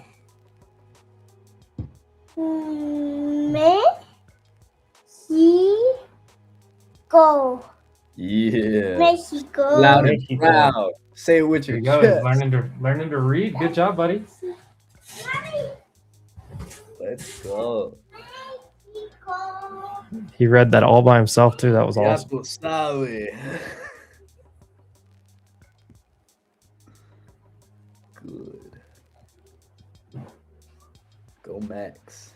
He came up to the door and he said, Dad, I've got my jersey on if you want to put a game on today. Like I can control, you know. That's hilarious. Goodness. Thankfully, he's old enough. He's kind of self-sufficient. Yeah. The other two, it's gonna be a fun. It's gonna be a fun next 24 hours or more for me. You just give me the two boys or just the girl. It's I got that down. But when it's all three, oof.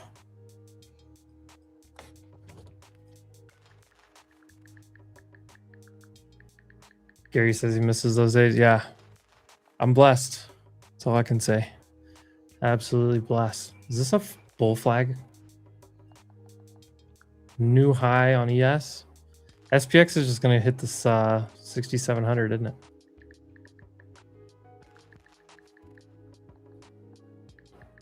Wow.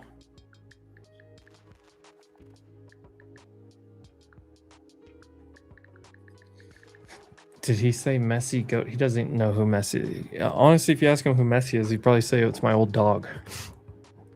My dog was named Messi. Is Spanish their first language? Yeah, yes. So, and you grow up when you're growing up in the house with, you know, whatever language the mother speaks is going to be the first language. Oh, I know what you guys are hearing. Somebody says somebody's snoring. You're hearing my mother-in-law trying to get the baby back to sleep so I can stay here on the stream for a little bit longer. And then they have to run out the door. I don't know how to turn this new monitor down. There it is. Got it. What did I say? 6,700? 7,600.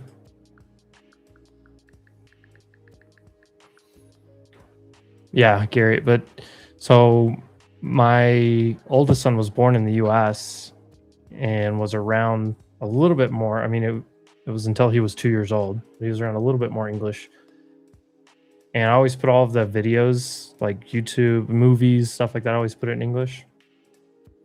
And then I try to speak to him in English as much as I can remember to.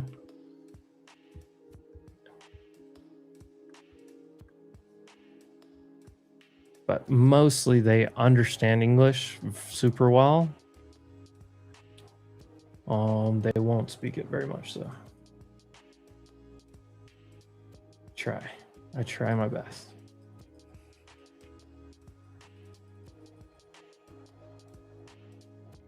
How many times is it going to go up there close at 600, which is back off? Yes, did hit the next retracement, 7609, exactly 786 fib. How's your fluency? I'm out of 10, like a 8, 9. I mean, I don't know what 10 means, but I mean, am I native? No, but am I close? I mean, so where I'm not like fully fluent, I would say is like like if I had to talk to somebody about like investing or trading terms or medical terms, like some of those things get a little bit, there's just like a vocabulary words I don't know there. But outside of that, everything else, I'd say I'm a strong 9 outside of that.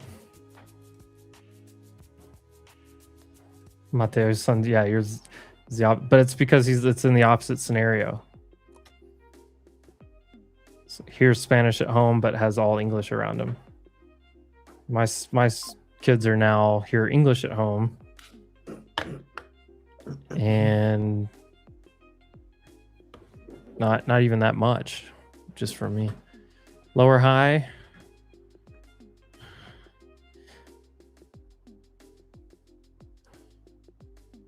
This is maybe the end of the line here a little bit.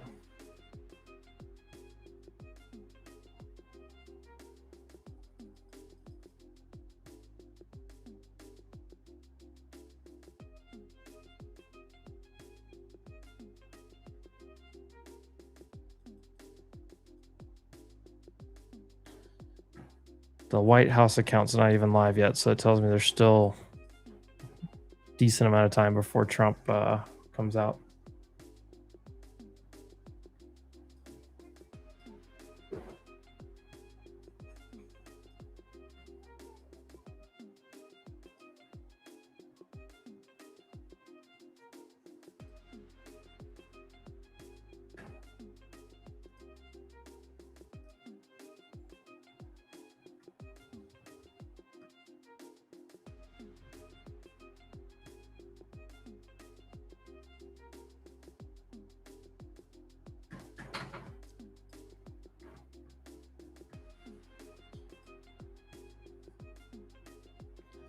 Of white people from Arkansas, I've got to be top 10. Got to be.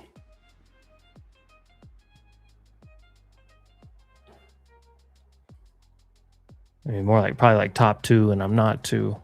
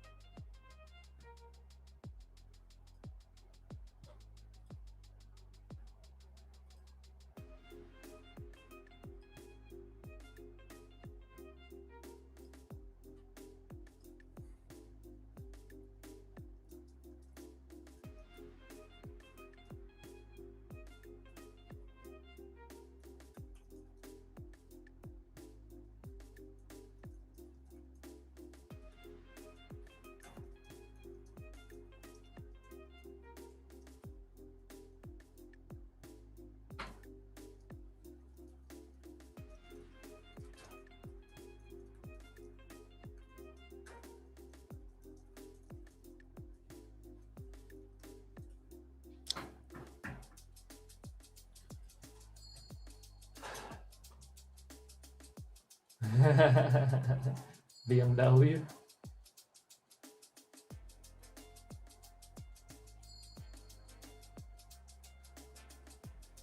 I looked at RSP earlier, Cindy. I thought it was very interesting that we're making all-time highs on that today.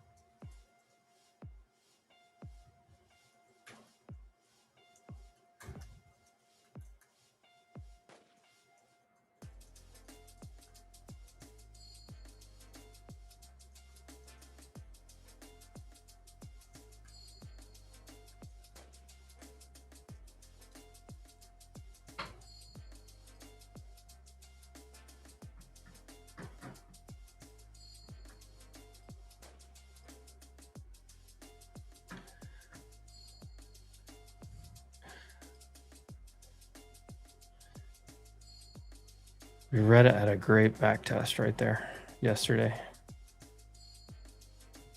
I don't love Reddit, but what a day.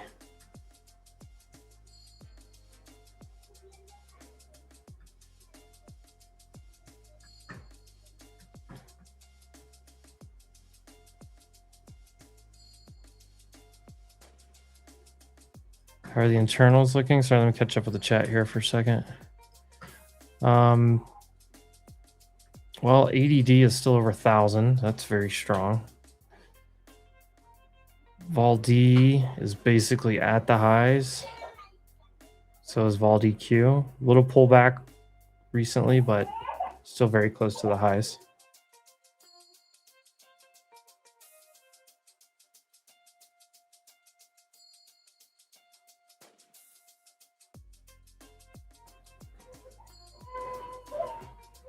Baby's crying. Uh-oh.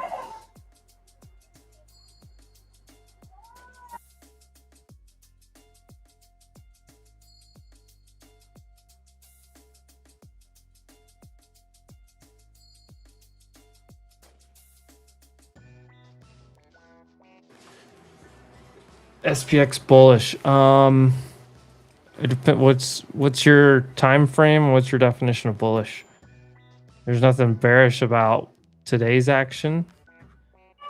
There's nothing bearish on pretty much any time frame in the chart.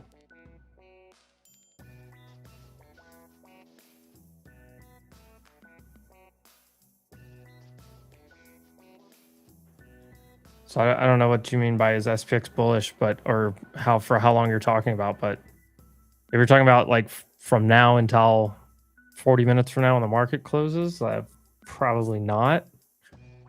But it's hard to mention. Orange Turtle, did any of the tools you guys use predict anything close to this move today? Yeah, my standard deviation projections were beautiful this morning, which I can go over a little bit later when I take over, when I pass the leave, if you want, but absolutely. So I was live on the stream and went through the entire analysis of how I thought that this would happen and kind of why. So yeah. And I even, so this right here, XLF is moving inverse. So I even talked about this morning. I used the word rotation, and I even said, and me and Rizzo talked about it, what if we see a rotation back to where NQ actually catches back up and ES starts to slow back down? Not like turn around and be inverse, but what if we start to see, you know, a slowdown in SPX or like some of these other sectors of VS? And that was kind of what we were talking about, was like, okay, things rotated heavily into other areas of the market, and then they come back into tech. We actually did talk about that.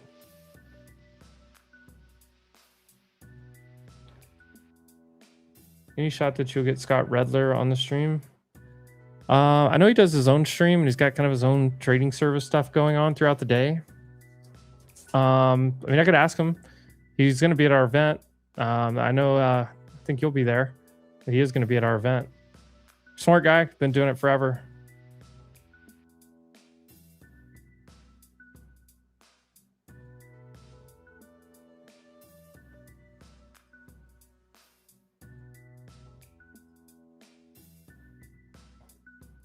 There's just nothing bearish about this market right now.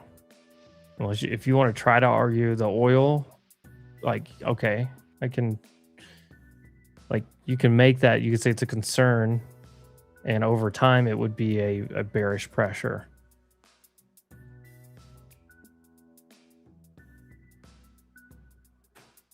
But this is an extremely bullish market, an extremely unique situation of a bullish market.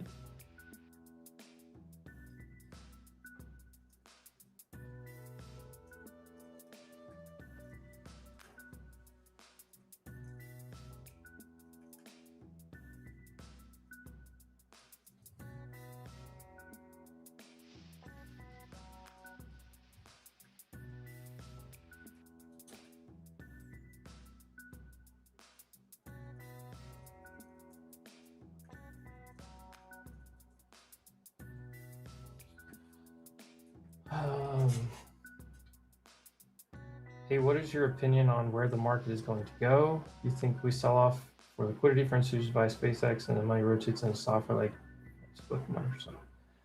You know, I don't know 100%. I think there's going to be some other catch-up trades.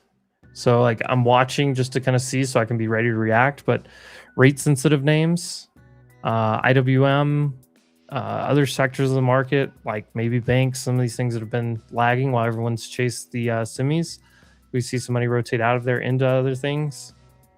Especially if we get, oil drops back down like it should, rates start to come back in a little bit. I mean, the rates will be interesting to watch. Obviously, we have a new Fed chair in 2 weeks, I think, is the first meeting with our new Fed chair. So that's going to be an interesting time.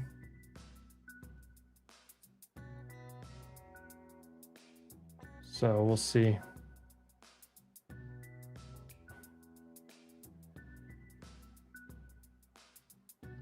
I don't know. I feel like there's a lot of things that could happen between now and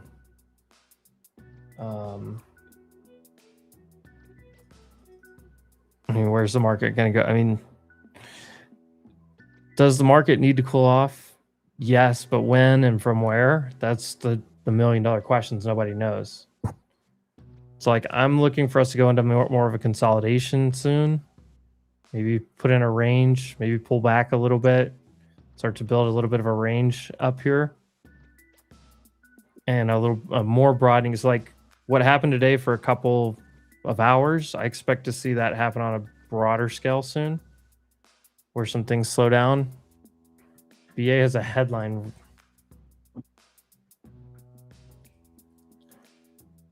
Boeing hiking production to 100 units or something. Let me see if I find that full headline.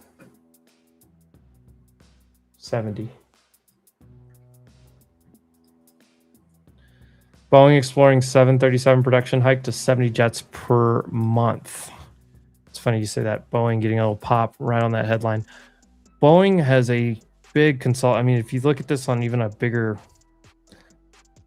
this is a huge consolidation here. This could be a very explosive move once it finally happens. I own Boeing. Will continue to own Boeing. Only so many companies that make jets. And half the deals that Trump is making with other countries involve them buying more Boeing. So it just seems like a good place to be in. Maybe some defense type of stuff here, but I've built a position here. I'm not actively trading it because it's not actively in a breakout. I would probably think about trading it if it got up here into an active breakout. But I think that Boeing's going to be over $300 in the next couple years, if not sooner. We'll see.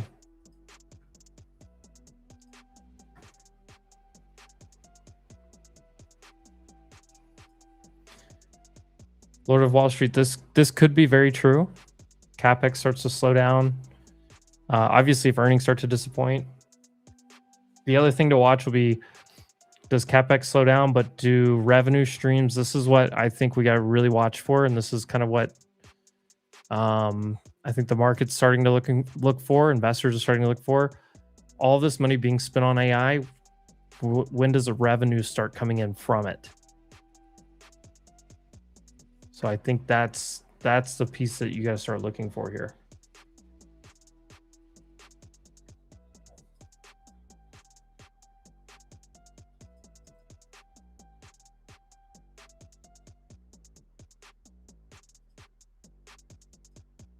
All right, here we go.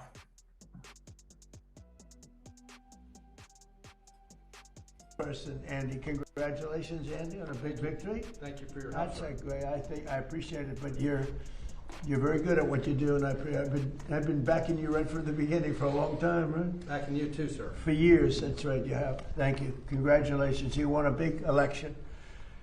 So you have all voters must show photo ID identification. All voters must show a little thing called proof of citizenship.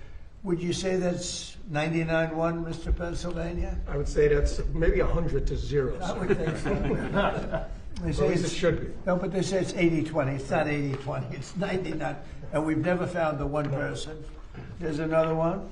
Then you have no mail-in ballots, but we want to be liberal, as they say. Or we'll say we want to be progressive. So it's no mail-in ballots. You see that's what's happening in California. They're rigging the election. Now, maybe we caught them, and maybe they won't be able to get away with it. They tried with me. They did it successfully the second time. The third time, we made it too big to rig. Too many votes. They couldn't do it. They can only go. They sort of gave up at about 9:07 when they got slaughtered with the votes that came in. But no mail-in ballots except for illness, disability, military, or travel. So we're being very progressive. And we just don't want cheating in our elections. And you see it happening in California. Those numbers are coming down rapidly. They found a lot of mail-in ballots last night, shockingly. So we don't want that. Then we added best of. This is best of Trump. No men in women's sports. No transgender mutilization surgery for our children. I would say that's pretty close to 99 to 1 also. No men in women's sports. I would say that's pretty good.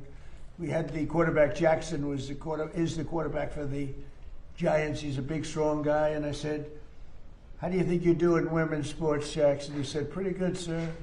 He didn't know I was joking. He was not worried, so let me put it that way. He would have been the greatest athlete in the history of women's sports. You're going to see the size of this guy. Like a male model, and he's going to be a great quarterback. So we talk about that. And so we just would like the Senate, Democrats, Republicans to pass it.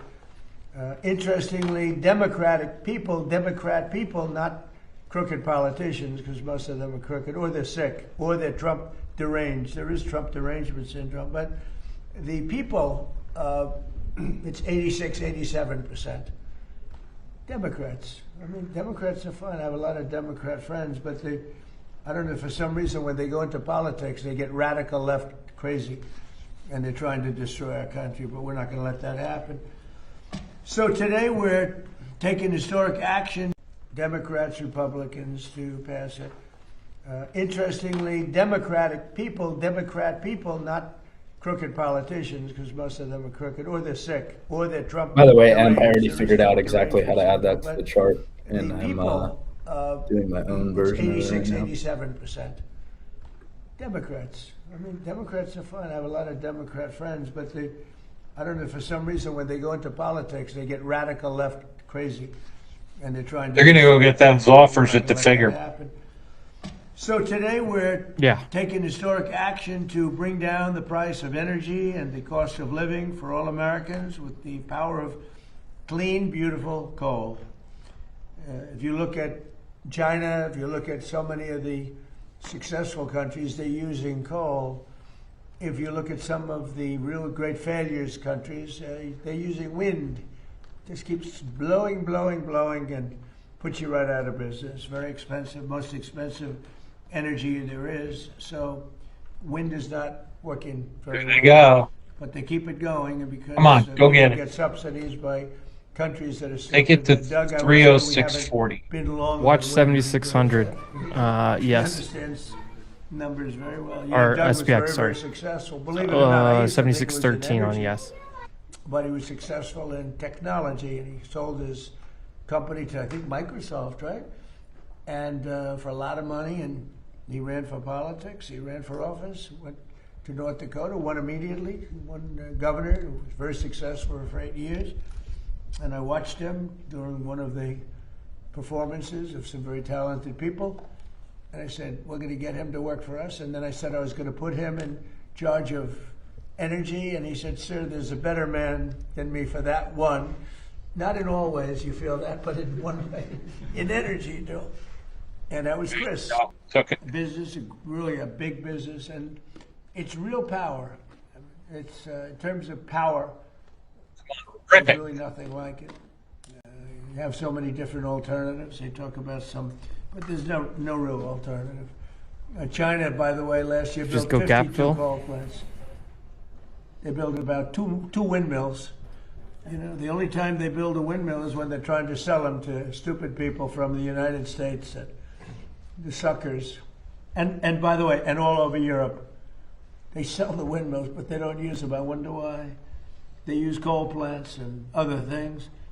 These actions will support over 14,000 jobs and save the American people $50 billion in electricity costs. We're pleased to be joined by Secretary of the Interior, Doug Burgum. He has been great. I don't want to give him a big swollen ego because then all of a sudden he'll leave me and I'll be stuck with Interior. I don't want to be stuck. But he's really done a great job. Secretary of Energy, Chris Wright, who's fantastic. And maybe our MVP. What do you think, Doug? It's close. Yes, right here. What do you think? MVP, Lee Zeldin. And the job he's done is great. We had the auto industry in yesterday. They don't want people to fix their car. I said, that's strange. I'd never heard of that. They have a thing to, nobody's allowed to fix their car. They gave a man 7 years in jail, actually, because he fixed his own car. So I thought we'd do something about that. But we'll get it all straightened away. Can you believe it? They want a bill that prohibits people from fixing. So if you're mechanically inclined, you know, I went to school with some guys, they were, in some cases, horrible students. But they could fix an engine blindfolded. They could take a car apart blindfolded. But they weren't too good at arithmetic and other things. But they were great. And so there's a move on to stop people from fixing their car. I didn't understand it. But we had a great meeting yesterday with the head of General Motors and Roger Penske, head of Ford. We had a great meeting, I think. Thanks as well to a friend of mine also for a long time, West Virginia Governor Patrick Morrisey. I won by 45 points, Patrick. It's not enough. I love those people. And Wyoming, I think maybe even slightly more than West Virginia. Just a little more. We did pretty this. I like this group of people. But Wyoming Governor Mark Gordon, respected guy, great governor, both of them really amazing. And Representatives Dan Muser, Riley Moore, Derek Van Orden, Juan Ciscomani, and Andy Barr. So you have a lot of representatives here that are fantastic. Today we're officially invoking the Defense Production Act to save 13 coal plants in West Virginia, Kentucky, North Carolina, Indiana, Tennessee, Arizona, Arkansas, Oklahoma.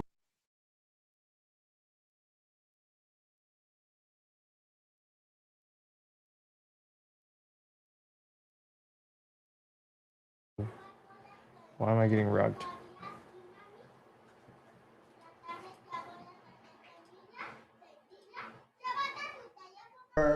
Incredible plants. BTU is one of the tickers. Really producing a lot of the electricity, right? The electricity, it's really the best at that. You know, when they find something better, Chris, I think we'll be all set for it, right? But there are long ways from finding something better. Coal's critical. And so when you look at that, those states, West Virginia, Kentucky, North Carolina, Indiana, Tennessee, Arizona, Arkansas, Oklahoma, North Dakota, Wisconsin, what do they all have in common? Trump won them. I won every one of them by a lot, right? Yeah. I'm not even mentioning Pennsylvania, which we won also, right? But we won them all. We won all 50. We had an honest count, if you want to know that too.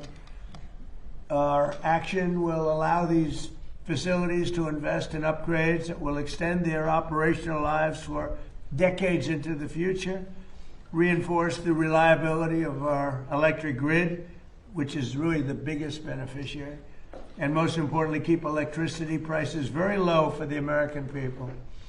This brings the total number of coal plants that we've saved during my administration, just like when we said we saved 25 water fountains. Think of this, these are fountains, beautiful fountains that were so horrible to look at with the graffiti. Over 40 years, many of them closed over 40 to 50 years. The big one, the reflective lake, reflective, some people call it a pond, some people it's like a lake. But the reflective lake was built in 1922. It never really worked from the beginning, from 1922. That's a long ways. So it's over 100 years old. And it never really worked because they had the wrong base. It was always leaking. They didn't have what we have today. So it's pretty amazing what's happened. And, you know, I hate to say it won't leak, but it won't leak because we use the material that doesn't allow leaks. You know, it's like like a swimming pool. Doesn't leak. You use the right. This is called swimming pool on steroids. So it's great stuff. And today's actions, we're also supporting coal mines and coal miners in Wyoming and Pennsylvania, Kentucky, West Virginia, Ohio, Indiana, Illinois, North Dakota, and New Mexico. And they're all going back to work. You know, it's interesting with the mines, that famous scene of Hillary when we went to West Virginia. Yeah. And she had just left another state, and she was trying to convince everybody that they should go into technology, no longer be miners. And these guys in West Virginia, they didn't want to hear about it. They wanted to be, remember that scene around the table? They talked to this beautiful, big, strong miner, and they wanted him to make computer chips. She said, we'll teach him how to make computer chips. His hands were so large, he couldn't hold a computer chip. He's looking at it go, your fingers are like 3 inches around, and they're talking about making a computer chip. And he didn't like it, and he ended up being one of our best ads ever. She wasn't, and she did rather poorly. She lost, I think she lost by 77 points or something like that. Pretty tough to go knock coal, and then you go 2 weeks later to West Virginia to try and win the state. It didn't work out well for her. But the miners love us. What do you think we got with the coal miners? Would you say we got 90%, 100%? What do you think we were on this? Pretty high. Yeah, pretty Probably high. higher than any group in the country. Pretty high. Yeah, it can't be bad. Well, we did well with all of I them. wouldn't I'll be tell you, surprised if the group that IWM now was likes to us do are that. the auto workers, because we're building more oil Yes, plants now yes, than it's at any close time to in the it. history of our country. It's not yet. So it's great to watch. Chain and see what's 75. going on with the U.S. We're the most respected country anywhere in the world, and we were a dead country a year and a half. We were a dead country. We were laughed at. We were a mocked, laughed at country. Starting this summer, the West Gateway project will break ground, and by summer 2028, over 12 million tons of clean, beautiful coal per year will be shipped to countries all around the world. And this project's been delayed over 10 years, and Biden ended it, and then Barack Hussein Obama. Have you heard of him? Barack Hussein Obama, another one. He's another beauty. But that delay is now over, and it's going to be very productive. It's going to fuel our electric plants in particular. It's going to be amazing. Finally, we're taking nearly $200 million in that to set aside for the Green New Scam, and it was set aside for the Green New Scam, but the Green New Scam is history, and repurposing that money so that we restart a coal plant in Maryland and help build 2 brand new coal plants in Alaska and West Virginia. And these are all built with new technology. It's very clean. It's amazing how that's come along. It's all very clean. And the first new coal plants to open in our country since 2013 couldn't open. You couldn't even think. They were only closing them. They were closing them, and yet brownouts all over the place. But you don't have that anymore. Do you notice? Under 4 years of Sleepy Joe Biden and the radical left Democrats in Congress, not a single permit was approved for a new coal mining project. But in over 1 year of our administration, we've already approved 76 permits for clean, beautiful coal.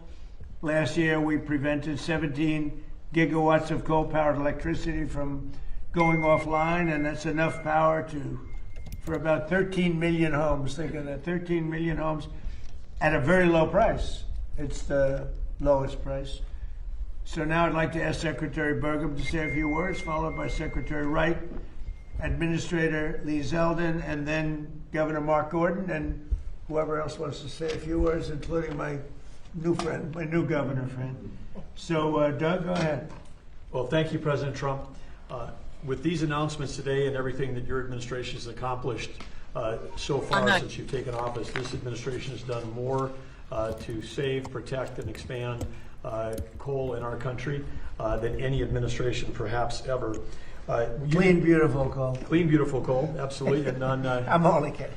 It's okay. When you took office, the first thing you did was declare an energy emergency. Some people questioned that, but the prior administration under Biden had gone so far down the path of pursuing the highly subsidized, intermittent, weather-dependent sources of electricity, that our grid was at risk. You understood that, and you understood that how key coal is. It's the backbone of having affordable, reliable, and secure American energy to power our country, power our electric grid, power our competitiveness in AI, and power all the manufacturing that's coming back. As you mentioned, with those record coal leases, this is where we take federal public land, lease it to the private sector. They write a check, that comes into the Treasury. They create jobs, help support local communities. So there was 0 coal leases held in 4 years under the Biden administration. You heard the president talk about 76 here. We've slashed red tape. Those took years to get. Some of these projects for coal mining we've approved in less than 1 month under the emergency procedures. And we also have opened up for leasing another 13.1 million acres that people can bid on in our country on public land. And this is land that was set aside. This is not national parks, it's not wilderness area, it's not our wildlife refuges. This is public land that was set aside for the benefit and use of the American people, including energy development, making sure that we've got affordable, reliable energy. So using those public lands is what we're doing. And then the last thing within Interior, I would say we did strategically designate to the U.S. Geologic Survey, which is part of Interior, designate metallurgical coal as a critical mineral. So it's on the list. And that opens up a number of opportunities. But without metallurgical coal, we don't have coke, we don't have the steel industry. The Biden administration was indiscriminate trying to shut down our metallurgical coal as well as our thermal coal. So, and then the last thing you mentioned, the coal export facility, again, working through all the permitting to drive towards that so that we can be selling clean, reliable energy to our allies in the Pacific who want to do more trade with us. And lastly, again, thank you for creating the National Energy Dominance Council. Our Executive Director, Jared Hagan, is here today, but Chris, Lee, and I all have details on that team, and that's operates right out of the White House, and that's why President Trump is able to get so much done so quickly. This is the first time ever we've had a president with a White House council specifically focused on energy and what an impact it's having. Well, and thank you to perhaps slightly less importantly, but I think very important, the National Garden of American Heroes is going to be unbelievable. And I'd like to know how are you doing on that, and how are you doing on the Great Triumphal Arch? So every city, just about every major city, has a triumphal arch. This is an arch that's a real bow, a beautiful bow to your military and military victories. Nobody's had more military victories, including recently, than we have. And they never got the arch built. It's been, the Civil War stopped it. That circle has been sitting there for a long time, for many, many years. And, I guess you could go back to, in 1902 they tried it, but in 1860 and 1880 they just never got it done. The Civil War stopped it the first time. That was a good reason. I think that's probably not a bad, that was a good excuse. But after that it just never happened, and we're going to get it done. And so we're doing it with the Department of Interior, and we're also doing the National Garden of American Heroes, which is phenomenal. And we're doing something that just came up. We'll have a little breaking news here because nobody's heard of it, but at the Lincoln Memorial, the front was supposed to be the back was supposed to be the front. It never got built because they built 2 roadways behind it after it was built, and it shut off the gateway to the water. That was really going to be the main entry, and we're going to be doing that. It's called the Promenade. It'll be the Promenade. They want to call it the Trump Promenade, but I don't know if I want to do that. But it's going to be beautiful. It's a beautiful project, and it's going to take the Lincoln Memorial right down to the Potomac, which it was always scheduled to do. But when they built the roads, that was the end of that. But we have a way of beautifully going over those 2 roads, highways, very, very strong, very important roads, actually, as you know, from the bridge. But it's going to be great. So can I ask for just a couple of seconds to talk about those 3 great projects that we're just starting? Well, I'd say that it's important for everyone to know that, as you described, these are plans and ideas that have existed almost since the end of the Civil War. But the McMillan Plan, which is the one that designed the National Mall as we see it today, that was in the early part of the 1900s, envisioned this connection, that you would have the memorial bridge between the Lincoln Memorial and Arlington Cemetery. At the halfway point, there's a very large circle. It was designed to hold a monument. The arc that would go there is a fantastic complement and completion of this plan that's over 120 years ago, President Trump's vision of how to build that. Reminder, tomorrow is President NFB, Trump guys. has talked to President Macron from France. Yes, sir. More people visit the Arc de Triomphe than even visit the Eiffel Tower. I mean, this would be a highlight for Americans. I to think come. that's it. I don't Views think they can back get of it the back city up again. From the top of the arch would be amazing. The views from this side, from West Potomac, where the National Guard of Heroes was, looking That's what across she half the said, arch and would be also amazing. I wouldn't be And of course, surprised if they push it promenade on right the back up backside there. of the Lincoln is, Trend as day President closed Trump near the described, high. Right now, there's no pedestrian access. You're on the mall. We People got come from around 13 the world. They minutes. don't know that 100 yards away is the beautiful Potomac River, which was part of the original plan. But you might be Now right. they'd be able to I don't know walk if the around MOC Lincoln will be a Memorial, big buy. Walk on a pedestrian bridge over the first Well, I'm highway. gonna put my walk money over where the my next mouth one, and is. right down to the water. It would complete the. But I'm not vision. shorting them, These I'm buying them. projects would complete If the anything, I would original buy vision, at fill in like plan. 500, And 480. how fortunate are we to have the Yeah, I don't builder know in if we're chief, gonna get someone that who low. both has the vision and the understanding of how to get projects done that would again make our city safe and beautiful, just like the executive order President Trump put out last year has accomplished. And wow, we are ready for the celebration of our 250th anniversary. The city's never been safer, it's never been more beautiful, but President Trump's not stopping there. Vision that he has for these projects would extend for generations forward. So thank you, President Trump. Thank you very much. Great job. And Secretary Chris Wright, please. No coal, no modern world. No, it's, Stated another way, without clean, beautiful coal, a modern world is impossible. And we saw 17 years ago President Obama's election an all-out attack on the American coal industry, the industry that built our nation.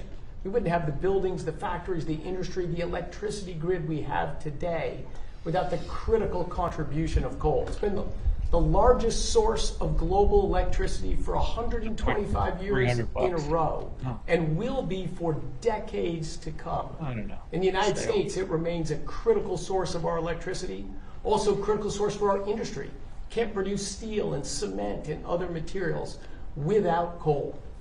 And beyond the impacts of coal in our electricity sector, just think of the direct impact on human lives. If President Trump had not been elected and inaugurated in January of 2025, and through his authority at the DOE, we were able to force keeping open 6 coal plants. As of today, there'll be a 7th one, and more than twice as many that voluntarily said, hey, if we're not going to have to close, we need to stay open. 17 coal plants were not closed in 2025 because of President Trump sitting at this desk and in this position right here. That saved 17 gigawatts of electric generating capacity, and the winter storm Fern that hit our country in the last week of January this year, conservatively, hundreds of Americans would have lost their lives Buying if those ES right 17 on the coal plants 21. had closed. We pushed the East Coast electricity grid in the United States absolutely to the limit. A storm Uri hit 5 years ago in Texas, smaller in geographic extent, not the same magnitude, over 300 people died. MOC. But because we had those coal plants operating and running, and not only did they run, wind power disappeared when the storm hit. Solar's irrelevant in the winter, so things we talk about didn't even matter to our electricity grid except for cost burdens. Coal stepped up and produced 25% more electricity during this storm than its normal, reliable chugging out of electricity. Without those plants, without that increase in electricity production, we lost a lot of Americans, untold economic damage. President Trump is the president with the courage and the boldness to defend an industry that has been maligned for far too long and to recognize its importance. Nvidia's Americans sell. are That's the only upset big about name high I see. electricity prices, blame closing existing reliable, secure plants and replacing them with subsidized, unreliable plants, a guaranteed way to drive electricity prices up. But this administration is committed to reversing all of that. That money we've talked about from the Defense Production Act, thankfully, because of the One Big Beautiful Bill and these fantastic congressmen sitting around me and governors, without that legislation, we wouldn't have the money and the Defense Production Act authority to keep open so many plants. It is hard to overstate the magnitude of this. If you look at our efforts across the whole government so far, 45 coal plants are open today that would not be open. Where would we be to reindustrialize America? Where would electricity prices be if we had let all of those plants close? But we're not doing it. All of those plants, that's $700 million of government funding, but it's matched with $1.7 billion of private investment from the owners and operators of those plants. All the people in those states that say, phew, we don't have to kick our industry out and raise electricity prices again. Common sense is returning to Washington, D.C. And for that, I'm incredibly thankful to be here in the United States government, to work for President Trump, who will stand up for what's right, bring common sense back, and reinvigorate an industry without which we would not have the America we have today. And we're going to reindustrialize America, win in the next generation of technologies, and we're going to do it in critical part because of a growing and thriving coal industry. Thank you, President Trump. Thank you, Secretary Burgum. Thank you, Lee Zeldin. Good. And Lee Zeldin, how about saying a few words?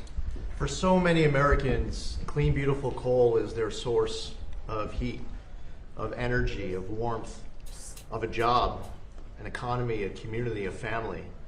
And for too long, you saw Democrats who were telling these coal miners that they should just learn to code. And what we saw during the Biden administration at the EPA, for example, was regulation after regulation after regulation trying to strangulate out of existence coal, to destroy it. Enter President Trump. Declares a national energy emergency, creates a National Energy Dominance Council, and he told us at the EPA at Trump's speed to be getting rid of these regulations as quickly as possible on behalf of those Americans who want to just stay warm, who want to live the American dream, who want to have affordable access to energy. The Democrats were running for power to sit at this desk to leverage that power to destroy these communities. Enter President Trump. He has saved clean, beautiful coal, and it's been an honor. Nice. Great job, too. I know. Wyoming Governor Mark. There's a lot of colors everywhere. Huh. Mr. President, it's an honor to be here. Thank you to the secretaries who have breathed life into an economy in Wyoming that has been there for a long time. Wyoming produces the cleanest coal, sulfur coal. You don't mind if I push them? And it's fun because we have a chance to educate our kids. Yeah, they're waving back at you in the chat. When a kid grows up in Wyoming, their education's paid for in large part by coal severance taxes, by the royalties that come from mining that coal that was shut down by the Democrats. When they have a chance to get a job, they can go look to the coal mine. And it's not just digging coal the way we used to. It's high-tech jobs. You know, at this point, we don't mine coal the way we used to at all. It is very, very technologically proficient. And what's more important, it's environmentally sound. I would invite you to come and look at the reclamation that's happened in the Powder River Basin. And we can demonstrate that it's environmentally sound, that actually wildlife populations thrive and do better. Today, Mr. President, I really want to talk to you a little bit about our recent trip to Japan and to Taiwan. Both countries that were going to forswear coal. 500. Realize that they need that reliable, dispatchable, secure. I want to take it long here and you're not letting me. But they can't get it as clean as they can. We're going long? So to be able to open the Oakland port is absolutely essential for the lifeblood of our state and for our coal mines. It is something that we tried to do in your first administration, and we almost got there. We actually were prepared to go through that, I guess, belt that we have on the West Coast, California, Oregon, and Washington, and finally enforce the Commerce Clause to allow states like New Mexico, Wyoming, Utah to have access to that Asian market. 90. And let me just tell you one last thing about that. 95. It's not just about clean, beautiful coal. We have companies like Peabody that are now saying, we believe we can get rare earth minerals and critical minerals from what we're doing. So we are advancing technology, advancing Balance the is gonna be after the opportunities close-up, and the I think. security of the state, all because of your vision, sir. I'm gonna wait, Thank you. wait. Thank you very much. Would you like to say something on behalf of West Virginia? I would like to Order say, the 480. Mr. President, all West Virginians are so deeply grateful There's to no you news out, right? for your focus on protecting No. their energy jobs. The coal miners know the incredible importance of why we're here today, and to talk about the potential for new coal-fired power plants, that excites them. And I think West Virginians are really inspired because we're America's energy state. When you think about She's what's saying happening AI. on the global scene, where that fight, that international fight with China for information technology supremacy, we believe that your policies are going to allow America to compete and win. And West Virginia is going to supply the coal, the gas, the nuclear to help make that happen. So I'm very excited by everything you're doing, even some of the relatively small things when you come in and you sign agreements with your administration, putting All right. hundreds of people Let's try a back to little bit. work. It's all making a big difference for West Virginia. So So my thank you. order's below and try a little bit as an longer. example, the Gulf of Mexico into the Gulf of America. It bothered me for many years. We have 92% of the frontage, and we made that little change. And Mexico was thrilled. They were thrilled about it. But that was a good one, right? You were telling me before that was a good one. It's about the United States now for a little while, if it's okay. Would you have any questions? Yes, Yes, President Trump, this was just crossing as we were heading in here. President Zelensky wrote a letter to President Putin. He wants the two of them to meet to hash out the end of the war in Ukraine because he thinks you are too busy with the war in Iran. Is he right? Well, I don't know. I'm glad that they're maybe talking about meeting. I think we had a lot to do with it. I know exactly what you're doing. But I think it would be great if they met. They should get it done.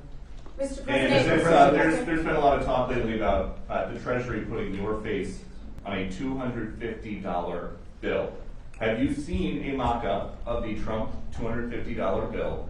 And if that winds up being currency, would you ever be able to tip anyone anything but that? Well, I think I'd probably leave it for everybody. I have actually seen something just about 2 days ago. I know it's been pushed by a lot of our supporters, and I'm honored that they're doing it, but we'll see how that all works out. But I have heard about it, and there is a group of people, they really like the job we're doing, you know, so that's a great honor. Yeah, please. You announced just a few days ago that you're naming Bill Pulte as the acting director of national intelligence. There's been a little bit of a pushback from some Senate Republicans. Why do you think, Mr. President, he's the best person for the job? Well, he's very smart. He's a person who's got high integrity. He's done a phenomenal job at Fannie Mae, Freddie Mac. You know, you probably have $1 trillion in value there. When he took over, it was much less, and I guess I'm responsible for that too because everybody wanted me to sell on it X. in my first term for 10% of what it's worth right now. If I would have sold it, we would have lost $900 billion. We would have lost. I mean, think of it. It's probably worth $1 trillion. Last minute of play. And I was offered. People wanted to sell it at $100 billion. A very small percentage of what it's worth now. So, and he built it up a lot. Did a great job. And it's an acting position. It's not a permanent. He's not going to be permanent because I don't think he'd want to be permanent. But he's a very smart guy, and he may find out some things about the rigged elections, et cetera, et cetera. I think he'd like to do it. I think he wants to do it very much. Got a lot of energy. But he'll be very good. Again, it's not a permanent position. Right. We're interviewing people right now, but it's somebody just to take it over for a little while. Does he have the necessary, in your view, Mr. President, the necessary national security experience to take on that position? Well, I do, and I think he does, actually, because he's smart, because a lot of national security, I wasn't greatly experienced in national security, and I think I've done a really great job with it. A lot of people would say that. I've ended 8 wars, and soon to be a 9th. I hope that works out too. Frankly, probably. And there's another one also. It could be 10. No president. I don't think a president's ended 1 war having to do with outside of this country. So we've done a good job. I would say that Bill is a guy that will be able to figure it out very quickly. Again,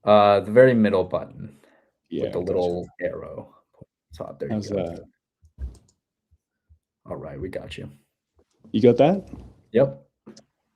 Right. So first things first, I guess we set up. Well, the automation's been set up for a while, but I hooked the whole thing up to my Interactive Brokers account for paper this week, and it took literally half an hour, or not even half an hour really. It's just if I change it, can you see that tab there, the signal stack?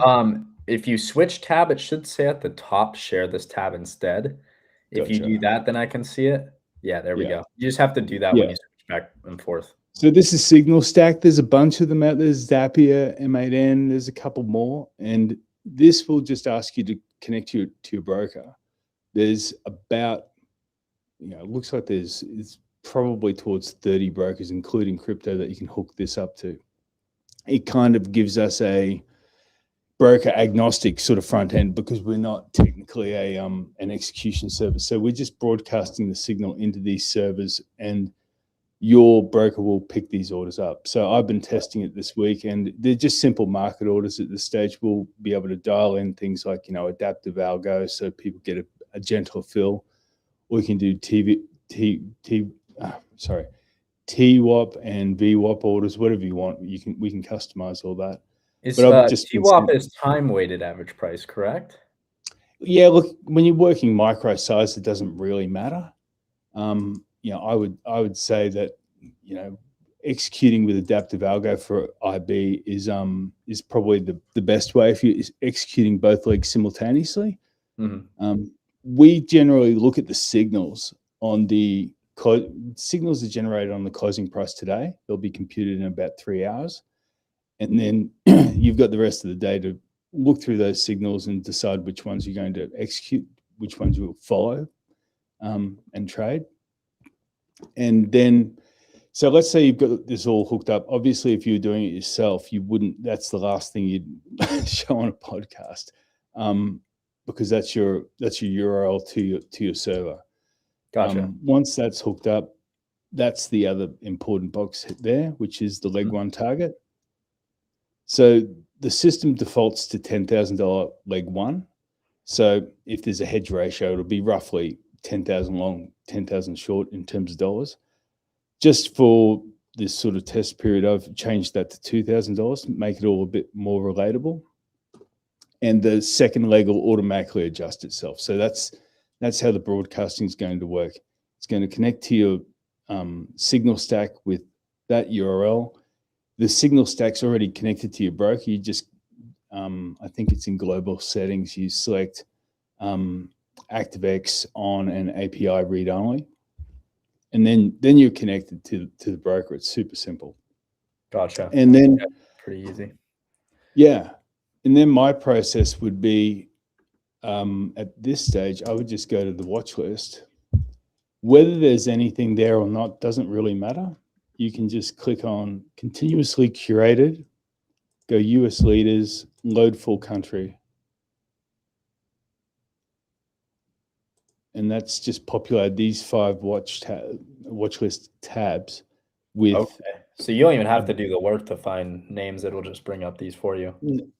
No, look, the hardest things to do in pairs trading are, if you were going to do this yourself on Excel and Python and whatever, you have to get the entire universe that you're looking at, split it into relatively economically related cohorts, like, split them by industry.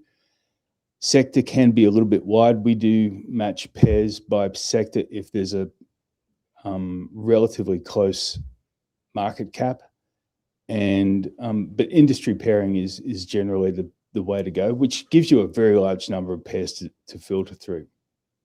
So we've done that, and then we've tested it and proven that we have statistical pairs. So basically, like I was saying to you last week, and over the last couple of weeks, and I won't bore people with it, we're just proving that there's that special relationship that's more than correlation. It's called co-integration, and it's, think of it as the dog on the leash. We're predicting how strong the leash is. Is it a big dog? Will the leash break? has the dog come back to you from a long leash over the course of your walk over the past 12 months? And that would look something like a spread ratio chart, and there's other ways to express it, but that's basically you walking in the middle with them as the mean, and that's the distance of the excursion of the pair.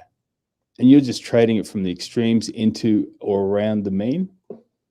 And it's predictable, it's proven statistically, gives you a little bit of comfort. They do break from time to time, but we'll show you the ones that we think have got the strongest leash. So, I think it's still number one is Molson Coors Tetra Tech is still the top scoring pair. This is interesting for everybody to see because traditionally, like, we'll be talking on Spaces and talking on the stream and be like, oh, like, someone will be long NASDAQ and short some oil for like a pairs trade, you call it. Yeah. And it's just cool for the audience to see this because this is like actually picking out the best names that you can be pairs trading on, right? And finding that revert to the mean, which is cool. And it's perfectly pairing them together, which I love. You don't have to find it yourself. You know what I mean? So this is just super cool to see.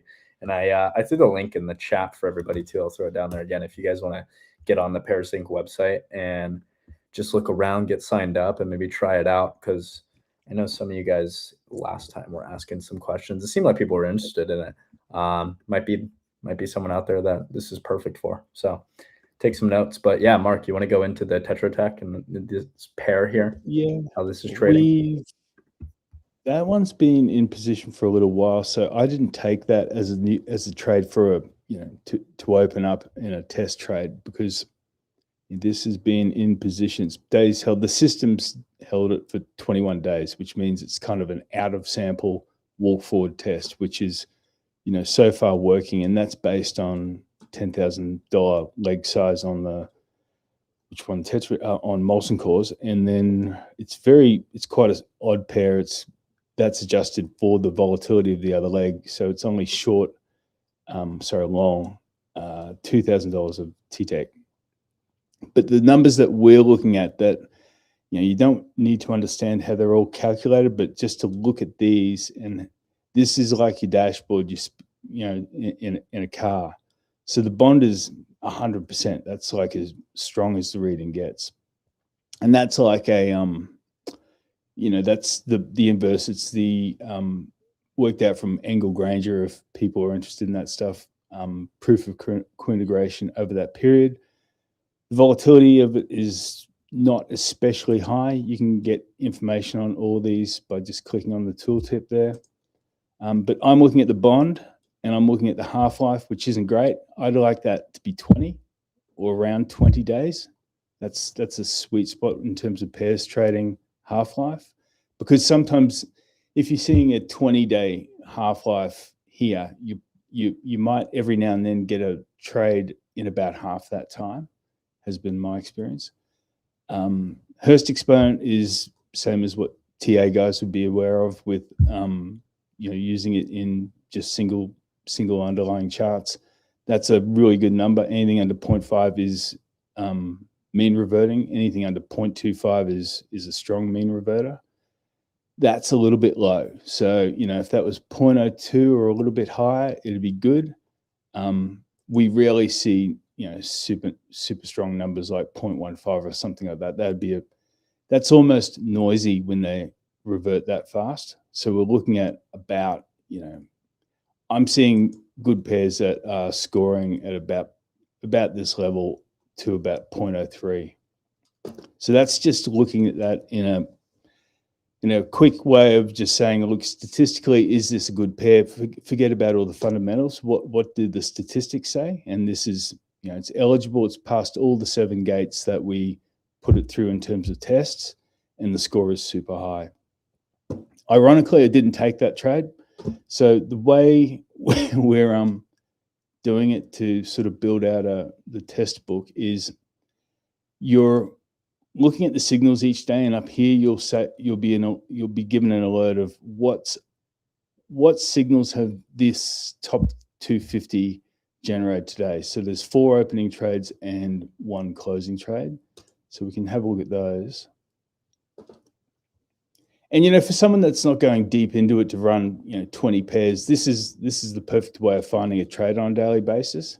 Yeah, So you don't have to go crazy with it to start out. You get to start slow and yeah. So you can see these are the 4 opening trades that triggered based on yesterday's close.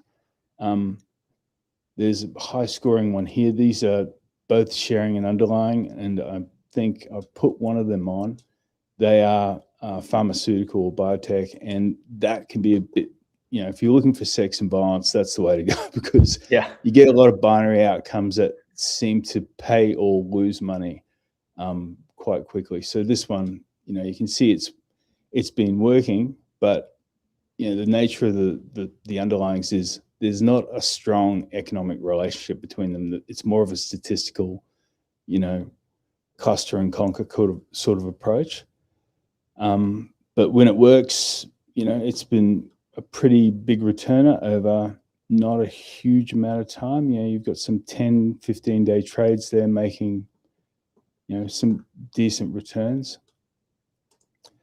But yeah, so you've got these scores here, which, like I've talked about before, that's from a whole range of sort of analyses of what makes them good, like the strength of the mean reversion, the economic relationship, the market size, and so on. That's the top scoring one. I've actually put that on, and it's not working. It's like working with dogs and children. It's you're good. I imagine this stuff can be a little glitchy sometimes. Yeah. So I where is it? ADPT. Yeah. So what you can do is on the pair detail card, because these spread ratio charts are calculated based on yesterday's close, if you want something live, I copy the Pine script, and then you just click on either underlying, which I've done already, and that'll take you straight to a trading view page. And you can just plug in the Pine script right there. Yeah. Yeah. So can you see that? Yeah. So I've just click on the little pyramid, and you just, you know, right click, paste into there, and add to chart, and that's the exact spread ratio that you're trading there. I like So it you like see this, having everything on the trading view. That's what I personally would probably recommend people in the audience to do, just visually, to be able to see kind of your entry and where your stop loss and targets are. Yeah, it's really nice, but I mean, we'll never compete with TradingView in terms of the, you know, aesthetics and the technical analysis side. We're more mapping the signals. Of course, so yeah. We're really, our preference is to view these things on TV. Mm-hmm. And this is the, you know, just a common base line chart of the two underlyings, and you can see there's a bit of a blowout going on there now in Adapted Biotech versus PTCT. If it pays, it's going to make about $1,600, and it's got about $1,000 downside. And my guess is it's probably going to, it's getting pretty close to the stop at the moment. So where are we? We're at, yeah, you know what? It's actually going to stop. It's probably going to stop out when the signals calculate today. So that's how that works. That's how stop losses work. They're not ideal, but they're there for a reason. Absolutely, yeah. Ryan in the chat was wondering if and how we can create our own pairs and then get a scoring on the pairs that we've created. Is that possible yet, or is that like something you're looking to do in the future if it's not possible? Well, the best way to get close to doing that, you can't do it specifically. You can't create a pair, but you can find a pair. So, you know, if you were to give me just a random underlying that you're interested in for the US, can you do oil or something like that, or does it have to be a stock? I haven't got the ETFs or you could do in you could do USO, I guess. USO is an oil ticker. Right. Well, I can do ETFs. I just haven't done them yet. They're not in there. I've got 1,200 stocks or thereabouts, but we haven't done ETFs yet. We'll build that in, and we'll probably look. The idea would be to make that as accessible as possible. So it might be just ETFs versus ETFs, but probably a broader appeal would be ETFs versus the versus single stocks as well. But no, I can't do USO at this stage. But if you give me a single stock, I can look it up. Let's do like AMD. AMD. Is that on there? No, not pairing with anything. And this is the problem that we're trying to solve, because what the temptation for people to do will be to try and create pairs for, and sure, AMD, if you scanned it against a broad enough group, you'll find something statistically that turns into a pair with it. But our system, looking at similar market cap, similar industry and sector, hasn't found a pair for AMD. So gotcha. Yeah, so it's disappointing if you want to just use that stock, but what we're telling you is, the system hasn't got an opinion on this, and there's not really a pair out there worth trading against AMD right now, so it's better to find something else at the end of the day. Yeah, and if what we need to prove a couple of numbers before the solver can run over this look back of a year and give you the entry and exit and stop and max hold.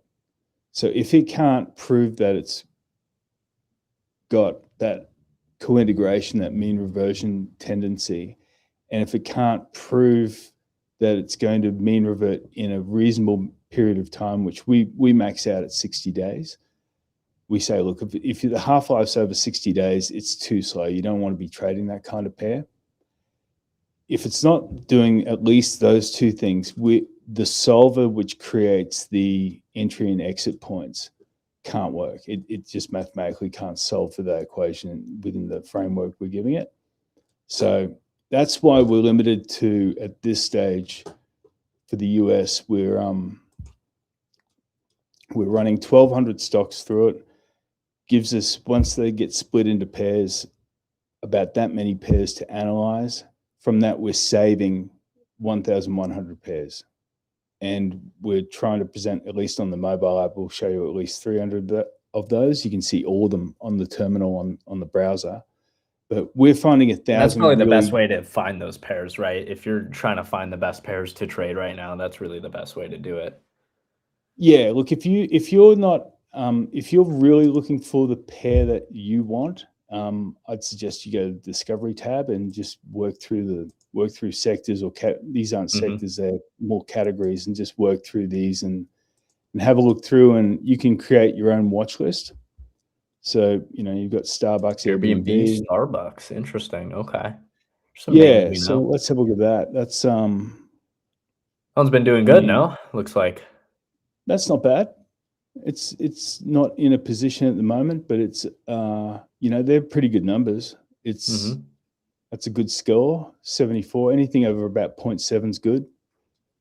That's a really good half-life. That's where you want it. And Hearst is ticking the box, and it's co-integrated. So yeah, if that fires a signal, you'd be trading that for sure. Gotcha. Very But cool. right now, you're sitting at about, you're sitting at almost in the, in a quadrant of the spread. It's not stretch. It's only going to put a trade on at 2.3 sigma, which is quite wide. So you'll probably only get 2, maybe 3 trades a year out of this, and that's what the optimizers found 4 in the last year, which worked every time. And from building these, or from observing these 4 trades, it set these parameters. These are the rules to have used to have traded this pair the best way mathematically possible in the last 12 months. That's how these parameters are set. So this is a little bit overfit for sure. It's just fit the history of the spread. And then it's set these parameters. And then if this triggers one of these entry points, those parameters all freeze for that duration of that trade. So that's how we're getting signals of the outer sample, or the sort of frozen parameters. Let's say you're trading a pair you really like, and like you've been trading it and it's been killing it. Can you I'm sure you can save it to your watch list or something, but Yeah.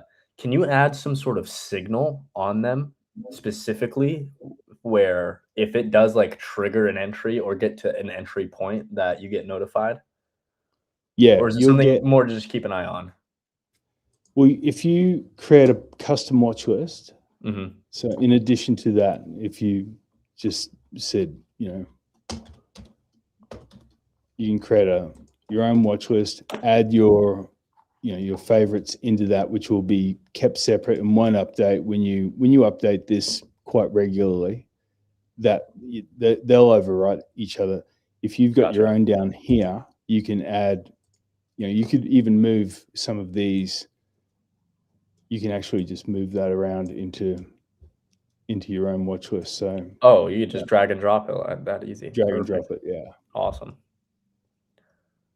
So what I've done over the last couple of days is I've been refreshing this. They don't change that often, but if you did it once a week, once a fortnight at the least, but it doesn't matter because it's just giving you the top 250. Then I'm checking the fresh orders and going through those like I was showing you before. And if you decide to take a trade, then, and I've been a little bit unlucky with some of these because ADPT blew out and this one looks fantastic, but it's an M&A situation with People, I think it's People Inc. buying Lifetime Group, or is it MGM Resorts? So this looks like a great pair. Oh, so wow. it's choppy as hell. That looks so when it ran up to the end of that red box, then that was an entry short to get back to the mean, yes? Yeah, or a stop out potentially. Well, it might have, but the optimizer by now will have learned how to have traded that. So this is kind of the misleading part of the optimizer. It says, yeah, I got it right, but actually it might not have. It might have reset those signals or levels as it went wider. That's why we run two systems parallel. We're running the optimizer, which continuously learns, and then there's the tracker, which will be they're the signals that you're actually following because the tracker parameters are frozen. But there's a cool little button here, spread and tell. It's like, well, for someone like me who's not really getting under the hood of the fundamentals and the stories of every, a huge number of stocks, this is the way to do it. So spread and tell will tell me there's only economic stuff coming out within the remaining period of the trade or the expected period, which is the half-life. There's no green buttons there, so no dividends, corporate actions, or anything like that. I can see Lifetime's the stronger of the two, which is good because we'd be long if we were going to put this on. So that's saying, yeah, maybe jump on. But then we've got a problem because if you scroll down here, this is the system's not scraping, it's actually using the X API to look at the most recent posts by popular X accounts and looking for any catalysts. And basically it's popping up with M&A structural break because there's a takeover going on for, I think it's People. Who's buying that? Barry Diller's People's buying, I think it's a cash bid too. So you don't want to be short that. You definitely don't want to be short MGM. It's not really going to go anywhere. It's sitting at, I think that's about the cash offer levels anyway. So we haven't built it in to run the full AI sort of, if you were doing this for yourself, perhaps, you would run this over every single pair that you were going to look at, and for sure you can. And if we want to automate that, we'd say, okay, well, if something showed up with an M&A structural break, you just wouldn't show people the signals. But at this stage, it's like we're doing everything but, Yeah. So unfortunately, couldn't take that trade. It looks good on a chart, but we just left it there. We did take this, and I think I've executed it wrong because I think I just bought Fox, not Fox A. So that's interesting. But that's Fox Corporation versus Hyatt Hotels. It's making a little bit of money. It's not a great looking pair. We don't have that sort of heartbeat shape. It looks a bit drifty, and there's a bit of, there's a lack of co-integration there, but it seems to be scoring okay at the moment.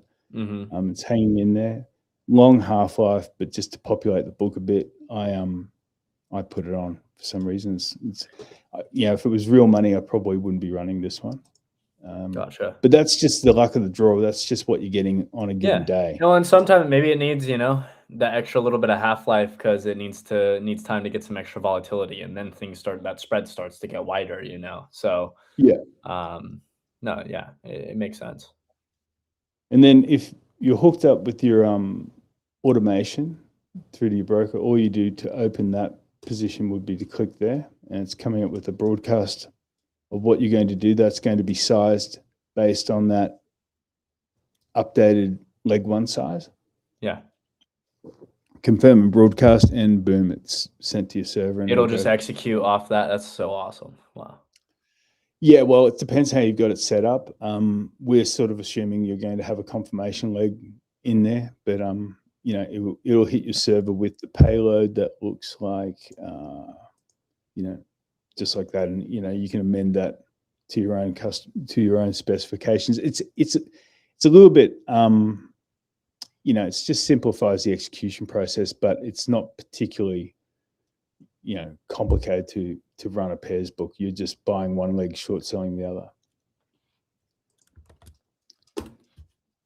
And then to see it all, we've got the live book, which will show us how this went last night. If we had every pair on from that 250, it would have been a small negative, but we're only following. And when you've executed a pair, we call that followed. So these are the 8, and at $10,000 leg size, you're losing a bit of money last night, that's a pretty bad night, for a pairs book. And that's on how many pairs are here? I think there's about 8. 1, 2, 3, 4, 5, 6, 7, 8. So that's based on around about 100. I'm not sure of the exact leg 2 size, but about 150 grand. How long is the average drawdown, you think, when you're when it maybe, because obviously mechanical and statistic based strategies can always have those times where maybe it's not performing as well that month or whatever. Do you have a time frame on the average, how long it's taken? Because I know for myself, just as a trader, that kind of the average time it takes for me to get back on track, after having some losses. I'm curious if you have any of that data, or have just maybe noticed something that you've seen. From this list, which is that 250 that we've just refreshed, which are going to be good because they're currently scoring well, which means they've probably performed well recently. So you can look at how this would have gone in the last, how these trades exactly, they're the individual trades, not dates, back to the 2nd of May. So there's a couple of losers realized in that cohort. And you can look at what's opened at the moment. This is everything that would be open if you were doing that in the book, which gives you a bit of a pretty good cross-section of how these go. That's the longest in position there, 56 days. That will probably time out at 60. That's very slow. So that's why we set a maximum hold of 60. Yeah, you have that time stop. I like that. We talk a lot about time stops when trading options, right? Because options are very much a time-based asset, and so it's very similar there. Of course. Yeah. But these are the slowest, down to 20-something days. But then there's a lot of freshies in there, and that's out of 60 open positions. And I think here you can see the average time, so the time distribution. So yeah, it's somewhere between 20 and 30 days, I'd say, would be the That's why you're looking at that mean reversion half-life is really important if you want to be efficient with your money, because you don't want to be filling a book with pairs with 45, 50-day half-lives. You want to be trying to, even if it means skipping a lot of trades that come through in the because then there's opportunity costs. You see a pair that's doing really good in only 15, 20 days, and you're not able to play it because you're max allocated to this other pair that is taking 45, 50 days or whatever to play out, right? And then it ends up taking a loss on you, and you're like, dang it, I should have just been in something else, right? So and that's a big part of the score, which is the time efficiency of the pair. So it's not just how long it takes, but if it's making enough money in the time that's in trade. So it's a slightly customized version of a Sharpe ratio, but that's, I think from memory, I think it's about 25% of that score is the time efficiency. So so at the moment, that's what we've done. We've put on 8 paper trades. We're going to build that up over the month. We're firing up our managed account at the moment, and we'll have some real money going in next month. And it's exactly the same system as we'd use for, external or internal money, and hope people start using it more because it's, I think it's the right market for it. Particularly if we get a big sell-off or we get a little sell-off, it doesn't really matter. This system sort of thrives on the market having jitters and, some people panicking. Particularly in one stock is nice when one leg just gets hit with panic money, or and the reverse is true. If people are rushing into a stock and there's a lack of liquidity and it becomes overbought, they're the situations that pairs are looking for. Yeah, absolutely. I just think it's another thing that we can add to our arsenal, right? I mean, I know the chat got to agree with me here, where it's like we're always just looking for other ways to extract money for the market if we can, right? And it seems like another very different way than what I'm traditionally used to, but a super interesting way. And it's something that I can do like outside of my normal stuff, right? I wouldn't have to focus on it too much. I could set up, some of this automation on it as well. So it's just taking these pairs, and then what do you do? Do you go through? Because I know you were saying it'll give you the signals at the close, correct? Yeah. So do you go in the next morning and enter into these pairs? Like, is that how I would do it? I would get, night before, I'm getting my watch list ready of all the pair signals that I'm getting, and then the next morning, I'm watching futures. I'm about to start trading, but when the market opens, I want to make sure I go through my pairs and take the signals that I want, basically. There is a little bit of that's probably the one in terms of execution. It's the most sensitive part is the entry. Exits seem to be a little bit less sensitive, unless it's around a stop. But I've found that with the daily observation strategy, if you're efficient and you haven't had a big gap in one leg the following day, then executing over the first half an hour to an hour is usually fine. I mean, you're going to get a You just don't want those big swings in price overnight. If you do that, you're probably going to have to wait till we revert back a little bit, huh? Yeah, and you can just do it by sight. I mean, I look at it and I think, well, if one leg's up 5% and the other leg's flat, I mean, I'm going to have a look at the pair on TradingView and check, something like, I'll look at, this is the old Qubits and Sunrun, I think, and it's on IB, I'd be looking at at where the opens are, where they're going to be. Executing in the opening basket is a little bit hairy. I think just over the first half an hour to an hour is fine. And like I said, it's all about the relative spread. Has it gone wider or not? And you can see that by just optically, just by the percentage moves in each leg. But next, it's daily observation, Joy, so it's pretty slow. It's kind of like a recommendation coming out from a swing trading account on X. It's not like you've got to hit that level right now. It's not tick sensitive. Yeah, I get you. This is some great, I love learning about this. It's so interesting and just so different to what I'm used to. I feel like I'm kind of back 5 or 6 years ago when it was 2020, and I'm like learning all about the stock market again. It's just a whole different way of extracting money from the market, like I was saying, and it's just cool to learn it. I kind of felt the same when I was learning about selling spreads, right? You learn that there's this whole other way out there to collect money from the market, right? And it's just cool to see. It's cool to learn about. So I appreciate you coming on, Mark. I know we're going to wrap up here soon, but are there any other announcements or like pieces that you want to make sure that the audience gets to know about before we get wrapping? No, there's still the Wolf 1 month free on the terminal. So if you go to the terminal.pairsync.com and use Wolf in the coupon, they'll give the first month free. And otherwise, yeah, if anyone's ever got any questions, support@pairsync.com, and use the tooltips. You know, there's the site is full of tooltips here, so you can educate yourself on the way through. The app has a big education piece on it as well on iOS. I love this, by the way, because I know myself, I don't know any of this stuff like off the top of my head. Obviously, talking with you now, I've gotten to learn a lot of this now. But for anybody that's jumping in, it's nice. Like, if you don't know what something means, they have all the info to show you and to explain it. So it's perfect. You just got to do a little bit of analysis. What's up?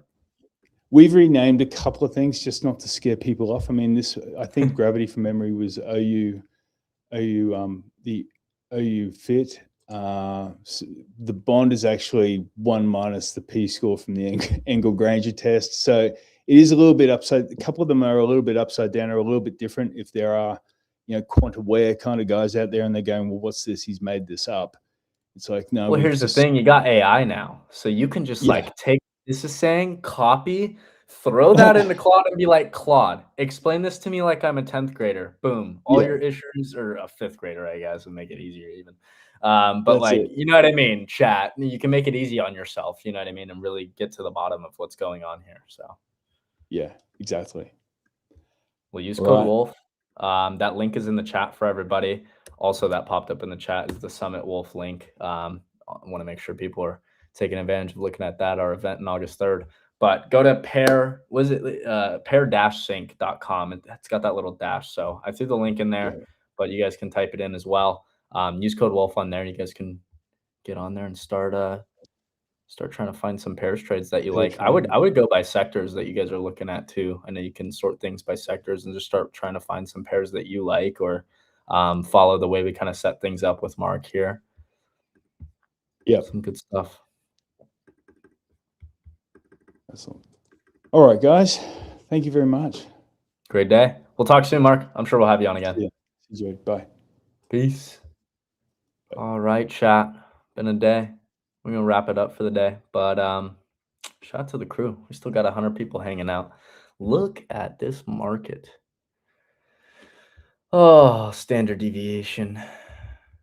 Changing the state of delivery. Tommy, if you're still hanging out, look at this. Look at this, dude. You could have waited all day. You know not to short till you get a change in the state out of a bigger time frame fair value. We hit the top of this bearish 4-hour fair value. What do we get? Change in the state, mark standard deviation. Where do we go? -2, 2.5 every time. Gosh. It's ridiculous. Where was it? I brought up, where is it? I sent a bunch to Casey, bro. It was crazy. Let me see if I can find it. Whoa, it's glitching. It's glitching. It's glitching.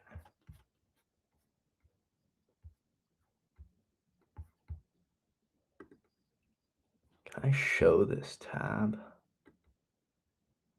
I think I can.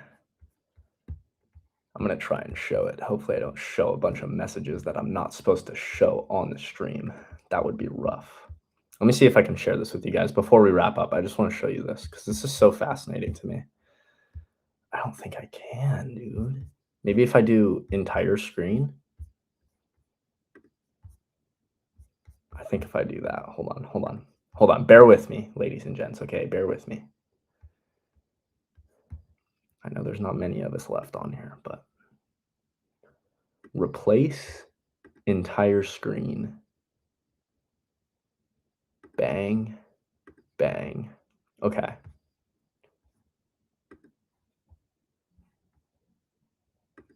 Can I show? Do you guys see my screen now? Yes, yes.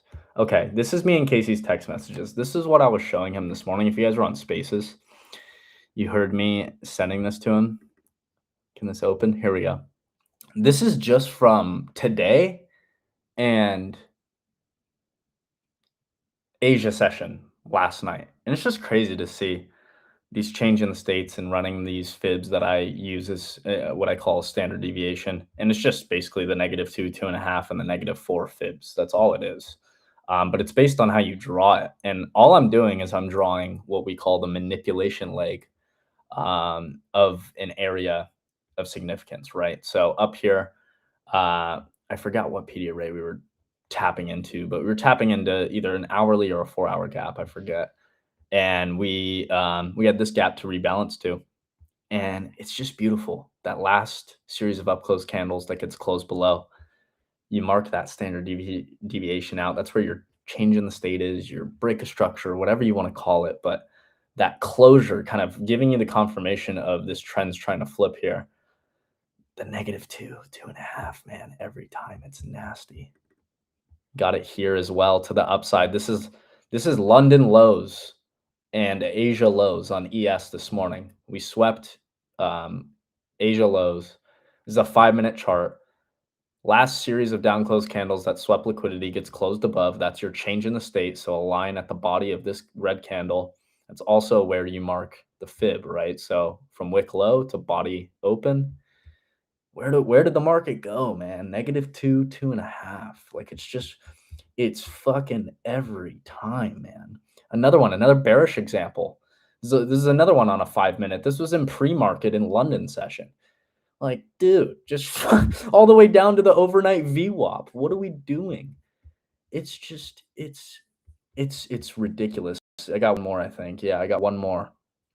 This was Asia session last night. This was the gap to fill. You can see this candle. This is your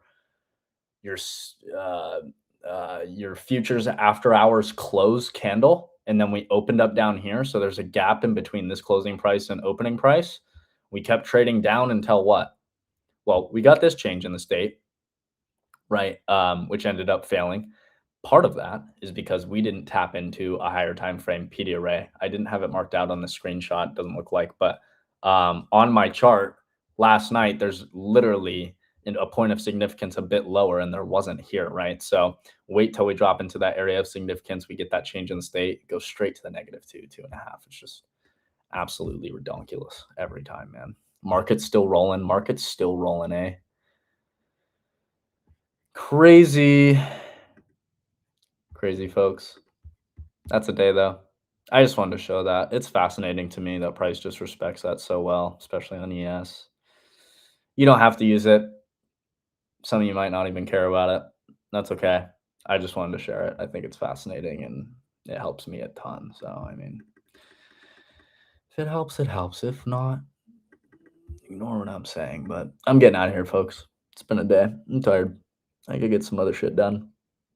But we got all day Friday stream tomorrow. So if you guys haven't liked the stream, subscribe to the YouTube channel. Turn on post notifications as well, because we'll be back on here bright and early tomorrow morning, and you don't want to miss the market open and all the trades going on. So turn on post noties. We'll be back tomorrow to